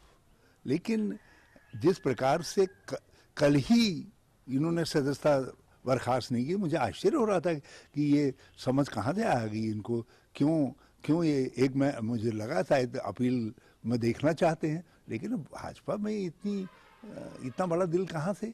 और उन्होंने तत्काल आज सदस्यता समाप्त कर दी। लेकिन उससे हमें कोई चिंता नहीं है। राहुल गांधी जी को वो जानते नहीं हैं, और फिर हम वो कांग्रेस के लोग हैं। 78-79 में भी हमारे नेतृत्व को समाप्त करने की कोशिश की गई थी, और देश ने कहा इंदिरा लाओ, देश बचाओ। और हम देश की जनता के पास जाएंगे, कोर्ट में भी जाएंगे, देश की जनता के पास भी जाएंगे, गांव-गांव जाएंगे। अभी ऐसा नहीं है कि इंदिरा गांधी के सब सिपाही मर नहीं गए, और हम इस हमले के खिलाफ जबरदस्त प्रतिवाद देंगे। और मैं धन्यवाद देना चाहता हूं देश के प्रतिपक्ष को। सब लोग, सब हमसे सहमत थोड़ी हैं, राजनीतिक हमारी प्रतिद्वंदिताएं हैं, लेकिन सब आए हैं, खड़े हो रहे हैं। Boarding a flight to Calcutta, so this quick reaction on what just happened to Mr. Rahul Gandhi. The BJP are desperate to silence the voice of the opposition. We know they are desperate. We know they want to silence the voice. We know they would go to all kinds of lows, but this is the low of the low, the lowest since 1950. Terrible. The lowest in parliamentary democracy, in the history of parliamentary democracy. BJP, how low can you go? Mr. Modi and Mr. Shah. BJP, shame on you, shame. Fiery Derek O'Brien there saying shame on you. Obviously his angst is not hidden, but so is Sharad Pawar's also, NCP chief, tweeting out saying the disqualification of Mr. Rahul Gandhi and Mr. Faisal a few months ago as MPs of the Lok Sabha are against the basic tenets of the constitution where democratic values are being curtailed. This is condemnable and against the very principles on which the constitution is based. We are obviously hearing support and angst from all nooks and corners of the political fraternity.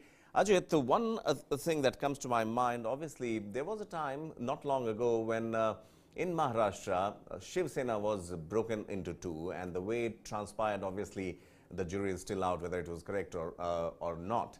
On the other hand, a few weeks ago, Delhi's Deputy Chief Minister, Manish Sisodia, was put in jail. These two incidents actually saw Congress not coming, so openly against it. Yes, in Maharashtra, it was in alliance with the Shiv Sena, but in the case of Delhi's events, Congress was maintaining a stoic silence. Do you believe this time around, now that Rahul Gandhi is in the dock, the opposition would do more than just the lip service, or is it just a tokenism that we are seeing from the opposition parties? Well, the opposition side, they have a great opportunity here, and that's what I think they are playing on. They have an issue to question the BJP government without being themselves in the dock, and that's what they are doing. I think, I don't think so this will really translate into some kind of an opposition unity going forward, because till the time the Congress on its own is very clear that it has to be first clear that I want that we want to be equal partner with all like-minded parties. That's what I think lacks in the Congress, and that's why the opposition parties, I think what they are doing is to do some bit of lip service and be in the game, so to say, before 2024. And Pankaj, I feel it's not just the Congress alone here, right? The Congress also has to make sure it doesn't, completely go through a proper debacle themselves. Mamta Banerjee, try to put yourself in her shoes. Akhilesh Yadav as well. They are also not going to pay heed. They also want to make sure that because there is going to be a fight for who becomes the face of this opposition, and there are plenty candidates for that. Take a look at the kind of meetings K. Chandrasekhar Rao has been all across 2022. Proper meetings going across the length and breadth of the country. Take a look at Mamta Banerjee's own aspirations and ambitions to lead this opposition face. So it is going to be difficult, and this fractured opposition is definitely going to be helping the BJP ahead of the 2024 LS polls.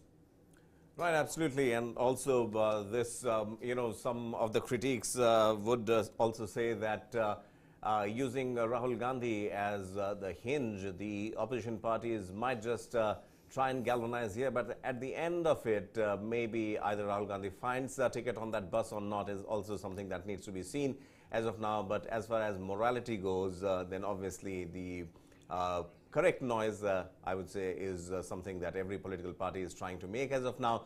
But challenging the BJP, obviously facing almost all the political parties, talking about K. Chandrasekhar Rao, Kabir, his daughter, K. Kavita, is also facing the ED heat as far as the Delhi liquor license policy is concerned, which is now scrapped.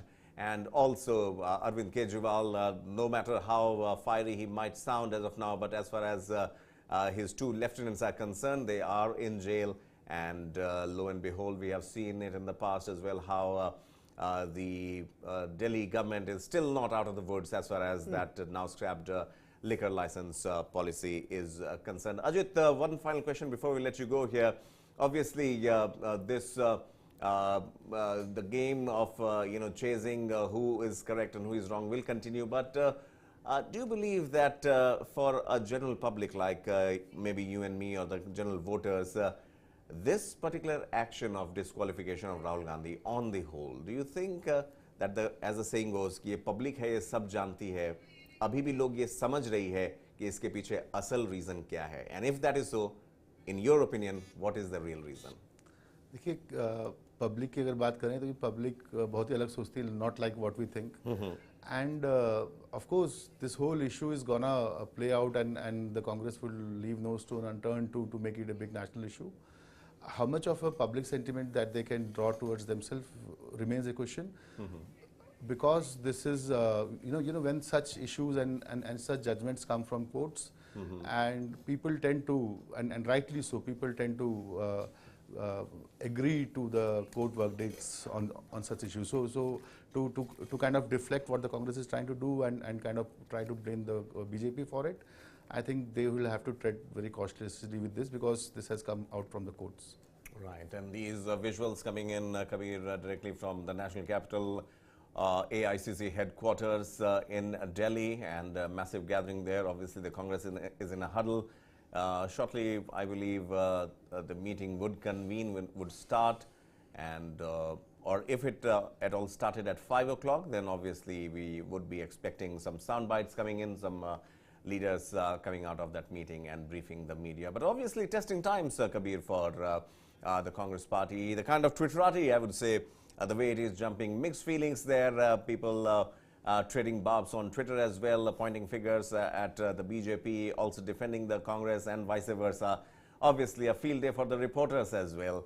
And needless to say, this dance of democracy is something that is not very new for Indian polity. But yes, some would call it a low, but some would say that finally justice has been done. Kabir. Certainly, and it's not something that is new for the Congress party as well. Ever since the Punjab rumblings took place, ever since Chhattisgarh, the two top ministers fighting amongst themselves, people had clearly pointed out and called out Congress party for not being able to keep their leaders happy. The G20 leaders, they came out and their particular dissent as well. It is the news of the day. Pankaj, we must also note that it is quite historic. It's the first time that a Gandhi has been disqualified from the parliament. Of course, another first that has been associated with the Gandhi surname, albeit for all the wrong reasons. And we've seen Congress party go into a huddle every time now and then again. But the way with which they come back and they come out, it's not necessarily all guns blazing. On the other hand, the BJP, they took the entire day before that one press conference that Dharmendra Pradhan and Anurag Thakur held. There was actually no word from the BJP. Instead, the Aam Aadmi Party, the Samajwadi Party, the Trinamool Congress, everybody, all guns blazing, the LDF, K. Chandrasekhar Rao, Naveen Patnaik, all coming in support. But the BJP took their time, that's where they are actually tactful. They know exactly what to do, they know exactly where to hit, and they once again did that. Before the common public and the public opinion, the psyche of the common folk is even penetrated by the sympathy factor of Rahul Gandhi. You've got people like Anurag Thakur and Smriti Irani's and the various union ministers of the Bharatiya Janata Party and spokespersons as well, who come out and dissuade the common folk from thinking the other way. The way that Jairam Thakur, the way the Congress party, the way Abhishek Manu Singhvi with his words wants the public to think about. So that public psyche is not being penetrated by the Congress enough. Even though the ball is in their court, even though they have the sympathy factor running out for them, even though the BJP, even in this win-win situation, has been able and has sort of given fodder to the opposition to galvanize support and consolidate amongst each other, yet again, the ball is in Congress's court, and you rightly pointed out that, you know, they are in the huddle at the AICC headquarters. It's going to be very crucial to see what kind of word comes out, because we've seen before that these kind of debacles take place. The Congress go into a huddle and come out with a very, you know, a flimsy sort of a statement, a statement that says that, oh, you know, we're working things out, but no adamant and concrete, foolproof plan about what they're going to do, per se. Obviously, Kabir, for a little while today, Rahul Gandhi was seen at the parliament, and on the right side of your screens are the visuals from the Congress headquarters in New Delhi, where the party is in a huddle as of now, and very shortly we would be expecting them to come out and speak to the media. Key Congress meeting is underway at the All India Congress Committee headquarters in New Delhi. And obviously, this is what the party would be doing as of now, going back to the drawing board and putting all the ducks in the row to find a solution out of it. Obviously, as the party mentioned, there would be political and legal rebuttal to it, and the fight would continue on both the fronts. Meanwhile, Kabir, the visuals on the left-hand side of the screen, Rahul Gandhi, I mean, he was seen at the Parliament complex today, just a short while before his disqualification notice was sent out from the Lok Sabha Secretariat. We have seen him through and through the Bharat Jodo Yatra, and now we saw him in Surat. These are the visuals of the Surat airport, where he landed to attend to that court procedure. Two things, Kabir, I would say, have still remained intact. One is his smile, and the second one is the white T-shirt. As of now, beard has gone from trim to the other. Let's listen to him first. Udit Raj speaking. 2 दिन पहले उनको red card notice की list से भी हटा दिया गया, पूरे दुनिया में घूम सकते हैं। तो राहुल जी ने बात उठाई अडानी की, मेहुल चोकसी की, और इस सरकार के जो द्वारा महंगाई बेरोजगारी थोपी गई है, दर्द वो है और दूसरा दर्द नहीं है। और जो उन्होंने बोला, ये चुनाव में होता है, बहुत लोग बोलते रहते हैं, और जिस तरह से कार्रवाई हुई है, यानी 15 मिनट के अंदर जजमेंट सेंटेंस दे देना और तुरंत लोकसभा के स्पीकर के द्वारा कार्रवाई हो जाना, ये सब क्या इंगित करता है कि राहुल जी अगर संसद में गए तो फिर से पर्दाफाश करेंगे अडानी का, जैसे पहले किया था। पहले बार इतिहास में सत्ता पक्ष संसद को रोक करके इतने दिनों से रखा है, इस बात के ऊपर, ताकि राहुल जी जाके मोदी जी के भ्रष्टाचार का खुलासा या पर्दाफाश न करें। आज की बैठक किस रूपरेखा के लिए बुलाई गई? देखिए, ऐसा है, राष्ट्रीय अध्यक्ष जी मीटिंग ले रहे हैं। अब बात तो राहुल जी की ही नहीं रह गई। सदस्यता तो छोटी चीज है, रद्द करना छोटी चीज है, और कांग्रेस की नहीं, सारे विपक्ष के ऊपर हमला हो रहा है। आम आदमी पार्टी का पोस्टर लगा, उन्हें गिरफ्तार कर लिया गया। तेजस्वी यादव की पत्नी प्रेग्नेंट थी, उनको इंट्रोगेशन किया गया। इस तरह से हमला सारे विपक्ष के पार्टियों के ऊपर किया जा रहा है। बात जनतंत्र को बचाने की है, ये बड़ा मुद्दा है, उसको लेके लड़ा जा रहा है।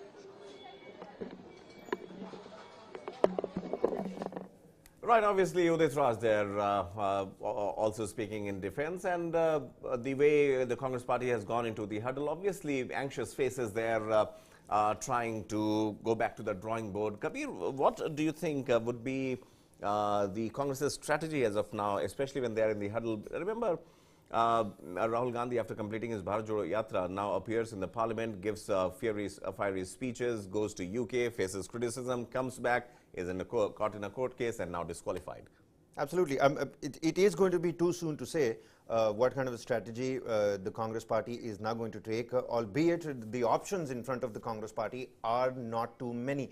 Rahul Gandhi has a couple of options, considering Article 103 of the Constitution. He can have some sort of legal remedy there. He could maybe, move the top court as well. On the other hand, he's been disqualified. There's the, case of him not being able to contest any elections for the next 8 years.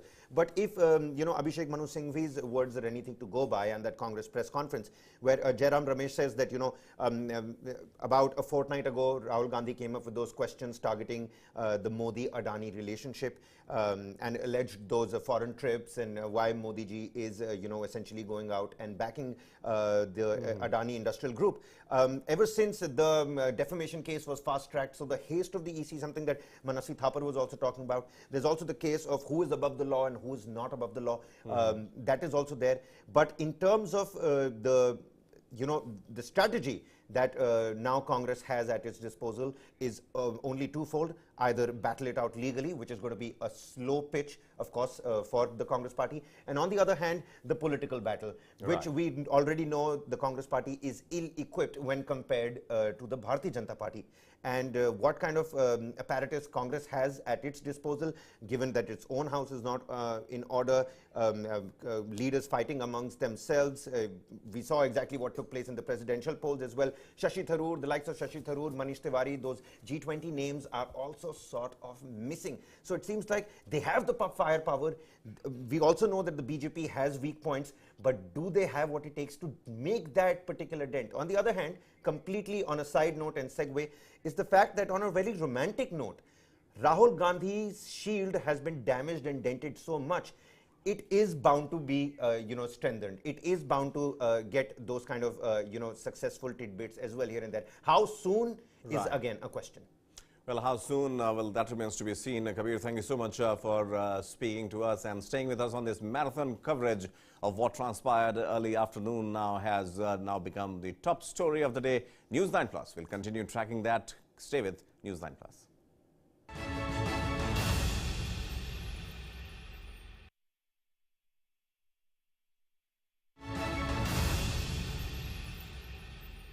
What next for, the Congress party when Wayanad is being looked at? Because it seems like Rahul Gandhi is not going to be able to contest any elections for the next 8 years as well. Daniel, are you with us? I think they'll fight it. They'll fight it legally. They'll fight it legally, and we don't know what reprieve they will get eventually. And the fact that he'll be out of the Lok Sabha. He was not a very effective Lok Sabha member, but he has an effect over the organization that he runs, and now that the fact that he will not be in the Lok Sabha is a problem. But don't know whether he will be able to get some kind of relief for himself in the coming months, in the coming years, because this conviction is given by the lowest court. And deputy CM हमारे दल के उन्होंने कहा था कि विपक्ष के दलों को अब ये सोच लेना है कि लड़ाई का तरीका क्या होना चाहिए। और आज देखिए, जो राहुल जी ने कैम्ब्रिज में कहा डेमोक्रेसी के पर संकट के बादल, आपने तस्दीक कर दी। आपके मनसा वाचा कर्मणा में डेमोक्रेसी के लिए कोई रिस्पेक्ट नहीं है।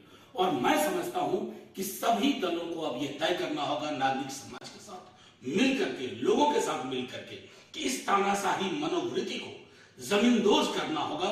अन्यथा हिंदुस्तान का जो 75वें वर्ष आजादी में जो नुकसान हो रहा है ना, उसकी भरपाई कतई संभव नहीं होगी। ये सिर्फ राहुल गांधी का की लोकसभा सदस्यता रद्द नहीं हुई है, लोकतंत्र मृत घोषित हुआ आज। Official declaration of the death of democracy. Well, Manoj Jha of the RJD. Daniel, apologies for cutting you short there. Manoj Jha with some really, strong words over there, passionately calling the government out. Vishnu, democracy in danger were those remarks that Rahul Gandhi made in Cambridge. It seems like Mallikarjun Kharge has taken it upon himself that what Rahul Gandhi said is absolutely right, albeit on foreign soil it is quite controversial. So today a big banner in his hands with the same words on the ground as well. And the leaders like Manoj Jha, like Jilani was speaking about Mamata Banerjee, Akhilesh Yadav, even Arvind Kejriwal sort of lending an olive branch as well. These political cogwheels are certainly in motion, this orchestra. Will it reach a crescendo? Do you think it's going to happen soon? Or well, I would say a Mamata Banerjee or an Arvind Kejriwal saying good words about Rahul Gandhi is the need of the times. Basically, they cannot be seen to be differing from the common opposition outrage on this thing. So they had perforce to say nice things. But they have their own political agendas, and trust me, when it comes to their own ambitions, they are not going to give walkover to Congress in any case. So Congress has to move very, very intelligently on this. The Congress leadership must take all the opposition leaders with them, even it means stepping back from many issues from time to accommodate their ambitions.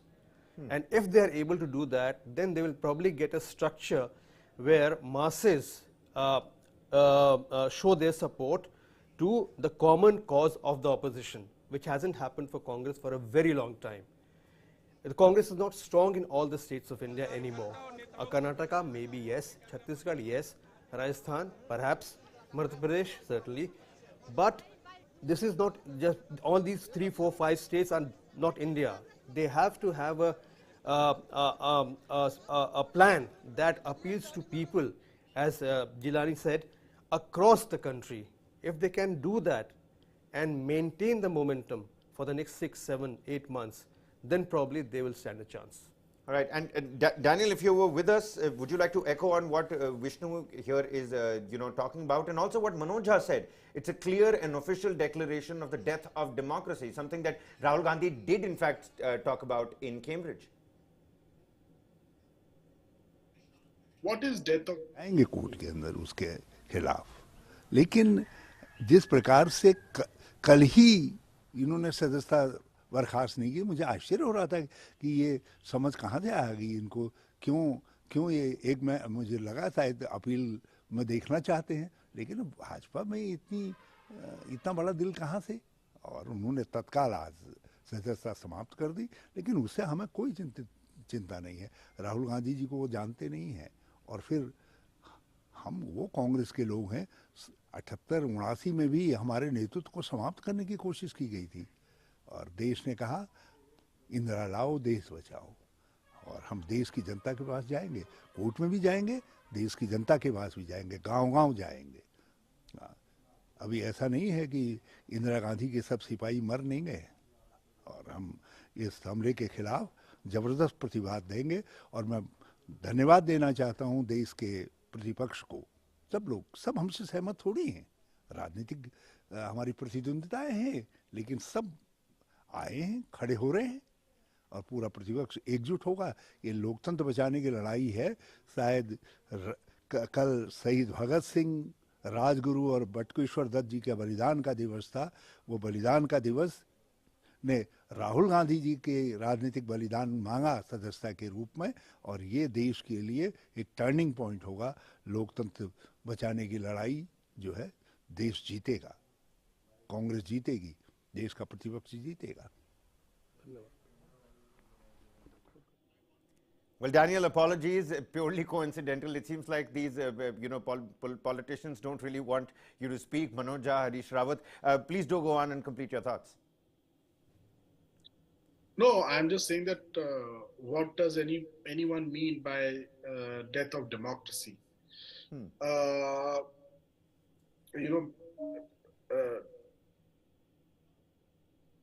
Persecution of opposition leaders is also a definition of death of democracy. Not having free and fair elections is also death of democracy. People not getting justice for what they want is also death of democracy. Democracy, in the face of a strong government, has always been challenged. We have seen this in the 70s, we have seen this in the 80s, we have seen this only in the coalition era, where governments survive because of the help of others. That's when parliamentary democracy is more consultative in nature, more functional in nature. With regards to making this issue as an issue that will be a resounding issue, we will have to really see like how in the 70s, when Indira Gandhi's most powerful phase and the challenge to democracy by emergency and so on and so forth, and the reaction to it what India gave and what India would, how India would react to this kind of situation where multiple political parties will now together and cry for democracy and saving the democracy. Will that become an issue or not? Now in time it will be demonstrated. One cannot assume it because we are in a very different phase. We have a very popular leader, very popular government at the helm of affairs. The credibility of that leader is very high. But will people choose to buy into the argument of democracy by the opposition, or go for an approval for this kind of a what you say uh, all powerful personality and all powerful government that walks and tramples over the right of opposition? I am really keen to see what will happen. I'm not going to assume what will happen. Whether people will, uphold the democracy argument from the point of view of the opposition or not, or would they go? Because I see very strange arguments with people. People love strong people. People like to see what's happening in China. They love a semi-dictator or dictator somewhere. I don't know whether it's an overwhelming feeling in India. Elections will tell, time will tell whether these movements really pick up and how deep these movements would be. But, India of today sees, a democratic chaos as a disorder. It also sees, a section of India today also sees democratic chaos as disorder. And will they see this situation as a disorder created by opposition, or iron fist by a strong government? And what position they will take, I will want to wait and watch. Absolutely. Important perspectives that you've put across, Daniel, and certainly you're not going to be the only person on that list of keen people who are going to be waiting to see what happens next. Meanwhile, many thanks for joining us and helping us with your insightful inputs. Always a pleasure to have you. We're going to continue to probe this particular development. Meanwhile, some political war of words, reactions coming from across the political spectrum.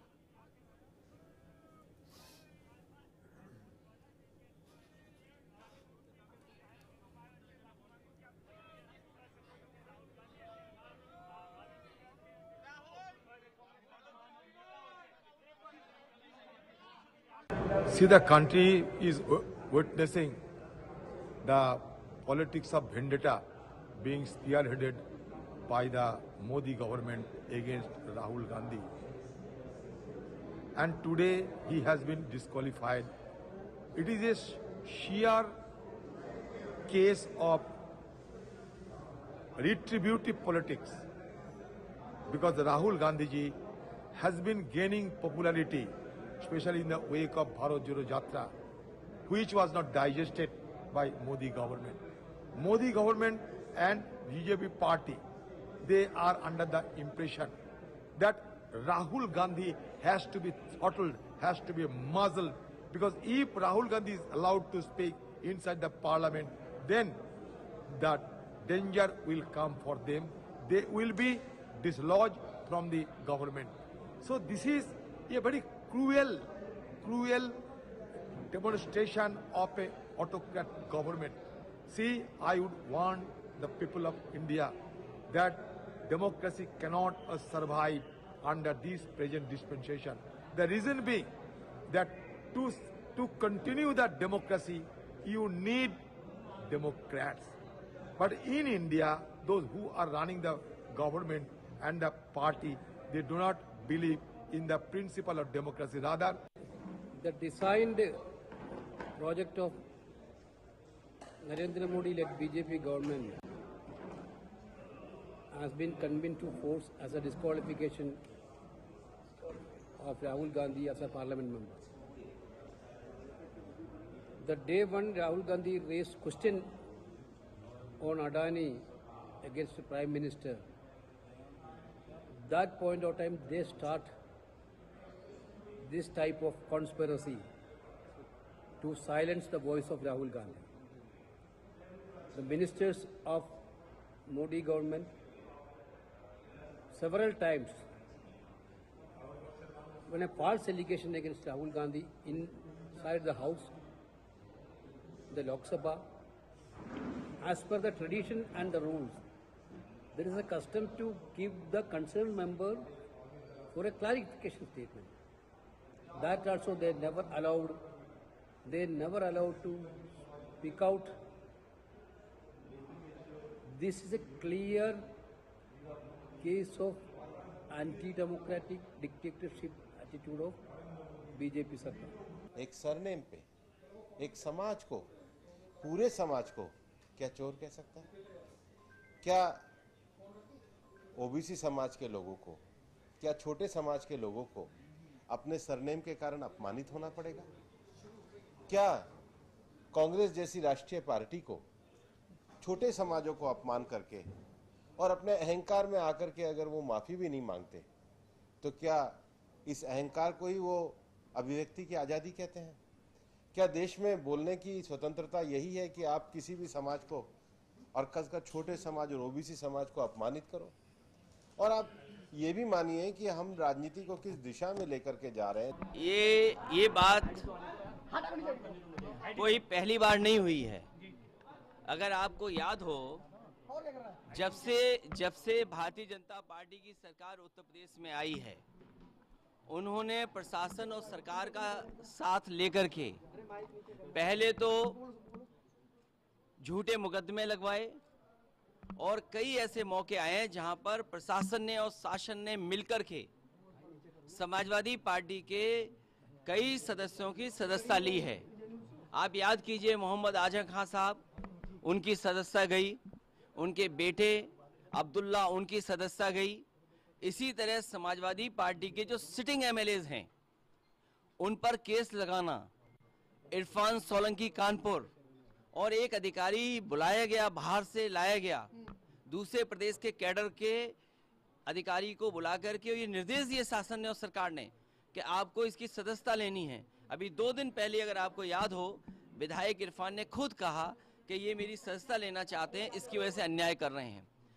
Uttar Pradesh में Samajwadi party के कई सदस्यों की सदस्यता इन्होंने, BJP के लोगों ने ली है। आज कांग्रेस के पार्टी के सबसे बड़े नेता की सदस्यता गई है। और अगर हम इसी तरह देखेंगे, अगर ऐसे मुकदमे देखेंगे, तो बीजेपी वालों की तो कईयों की सदस्यता नहीं बचेगी।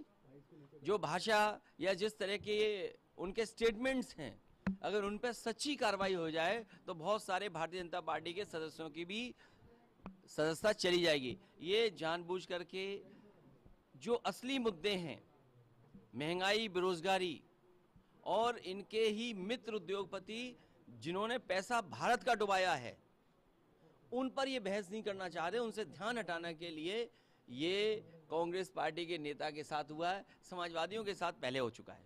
भारतीय जनता पार्टी को लोकतंत्र के कोई उसूलों का ना परवाह है, ना उसका सम्मान है, और वो लोग कुछ भी अपनी बात करने के लिए कुछ भी मोड़ तोड़कर कॉन्स्टिट्यूशन की धज्जियां उड़ा सकते हैं। देखिए, ये शर्मनाक है, दुर्भाग्यपूर्ण है, और मैं समझता हूं संसदीय लोकतंत्र के इतिहास में इससे बड़ा काला धब्बा कुछ। जिस तीव्रता से ये निर्णय लिया गया, जिसके पीछे आधारहीन तथ्य और तर्क रहे हैं। कल ही तेजस्वी जी ने, डिप्टी सीएम हमारे दल के, उन्होंने कहा था कि विपक्ष के दलों को अब ये सोच लेना है कि लड़ाई का तरीका क्या होना चाहिए। और आज देखिए, जो राहुल जी ने कैम्ब्रिज में कहा डेमोक्रेसी के पर संकट के बादल, आपने तस्दीक कर दी। आपके मनसा वाचा कर्मणा में डेमोक्रेसी के लिए कोई रिस्पेक्ट नहीं है। और मैं समझता हूं कि सभी दलों को अब यह तय करना होगा, नागरिक समाज के साथ मिल करके, लोगों के साथ मिल करके, कि इस तानाशाही मनोवृत्ति को जमींदोज करना होगा। अन्यथा हिंदुस्तान का जो 75वें वर्ष आजादी में जो नुकसान हो रहा है ना, उसकी भरपाई कतई संभव नहीं होगी। ये सिर्फ राहुल गांधी का की लोकसभा सदस्यता रद्द नहीं हुई है, लोकतंत्र मृत घोषित हुआ है। आज official declaration of the death of democracy. Rahul Gandhi ji Congress party के नेता है, कांग्रेस पार्टी के अध्यक्ष भी रहे, उपाध्यक्ष भी रहे हैं। कांग्रेस पार्टी 60-70 साल देश में सत्ता में रही है। तो राहुल गांधी जी को इसकी जानकारी होनी चाहिए कि अपने देश के बाहर जाने के बाद अपने देश के खिलाफ बात करना ठीक नहीं है। देश में डेमोक्रेसी है। आप लोग जानते हैं कि अटल बिहारी वाजपेयी की सरकार 1 वोट से हारी थी और अपने देश में one man one vote one value इसी तरह का संविधान में प्रावधान है, तो मतलब अपने देश की लोकशाही इतनी मजबूत है कि अपने देश में लोकतंत्र नहीं है। इसी तरह की बयानबाजी लंदन में जाकर करना ये बहुत बड़ा सीरियस बात थी। इसीलिए हम लोगों ने मतलब बीजेपी और एनडीए ने लगातार 8-10 दिन हमने हंगामा किया। और राहुल फैसले में जो तकनीकी त्रुटियां हैं वो तो छोड़ दीजिए, वो तो हम जाएंगे कोर्ट के अंदर उसके खिलाफ। लेकिन जिस प्रकार से कल ही इन्होंने सदस्यता बर्खास्त नहीं की, मुझे आश्चर्य हो रहा था कि ये समझ कहाँ से आ गई इनको, क्यों ये मुझे लगा था अपील में देखना चाहते हैं, लेकिन भाजपा में इतना बड़ा दिल कहाँ से, और उन्होंने तत्काल आज सदस्यता समाप्त कर दी। लेकिन उससे हमें कोई चिंता नहीं है। राहुल गांधी जी को वो जानते नहीं हैं, और फिर वो कांग्रेस के लोग हैं। 78-79 में भी हमारे नेतृत्व को समाप्त करने की कोशिश की गई थी, और देश ने कहा इंदिरा लाओ देश बचाओ, और हम देश की जनता के पास जाएंगे, कोर्ट में भी जाएंगे, देश की जनता के पास भी जाएंगे, गांव-गांव जाएंगे। अभी ऐसा नहीं है कि इंदिरा गांधी के सब सिपाही मर नहीं गए, और हम इस हमले के खिलाफ जबरदस्त प्रतिवाद देंगे। और मैं धन्यवाद देना चाहता हूं देश के प्रतिपक्ष को। सब हमसे सहमत थोड़ी हैं, राजनीतिक हमारी प्रतिद्वंदिताएं हैं, लेकिन सब आए हैं, खड़े हो रहे हैं। Boarding a flight to Calcutta, so this quick reaction on what just happened to Mr. Rahul Gandhi. The BJP are desperate to silence the voice of the opposition. We know they are desperate. We know they want to silence the voice. We know they would go to all kinds of lows, but this is the low of the low, the lowest since 1950. Terrible. The lowest in parliamentary democracy, in the history of parliamentary democracy. BJP, how low can you go, Mr. Modi and Mr. Shah? BJP, shame on you, shame.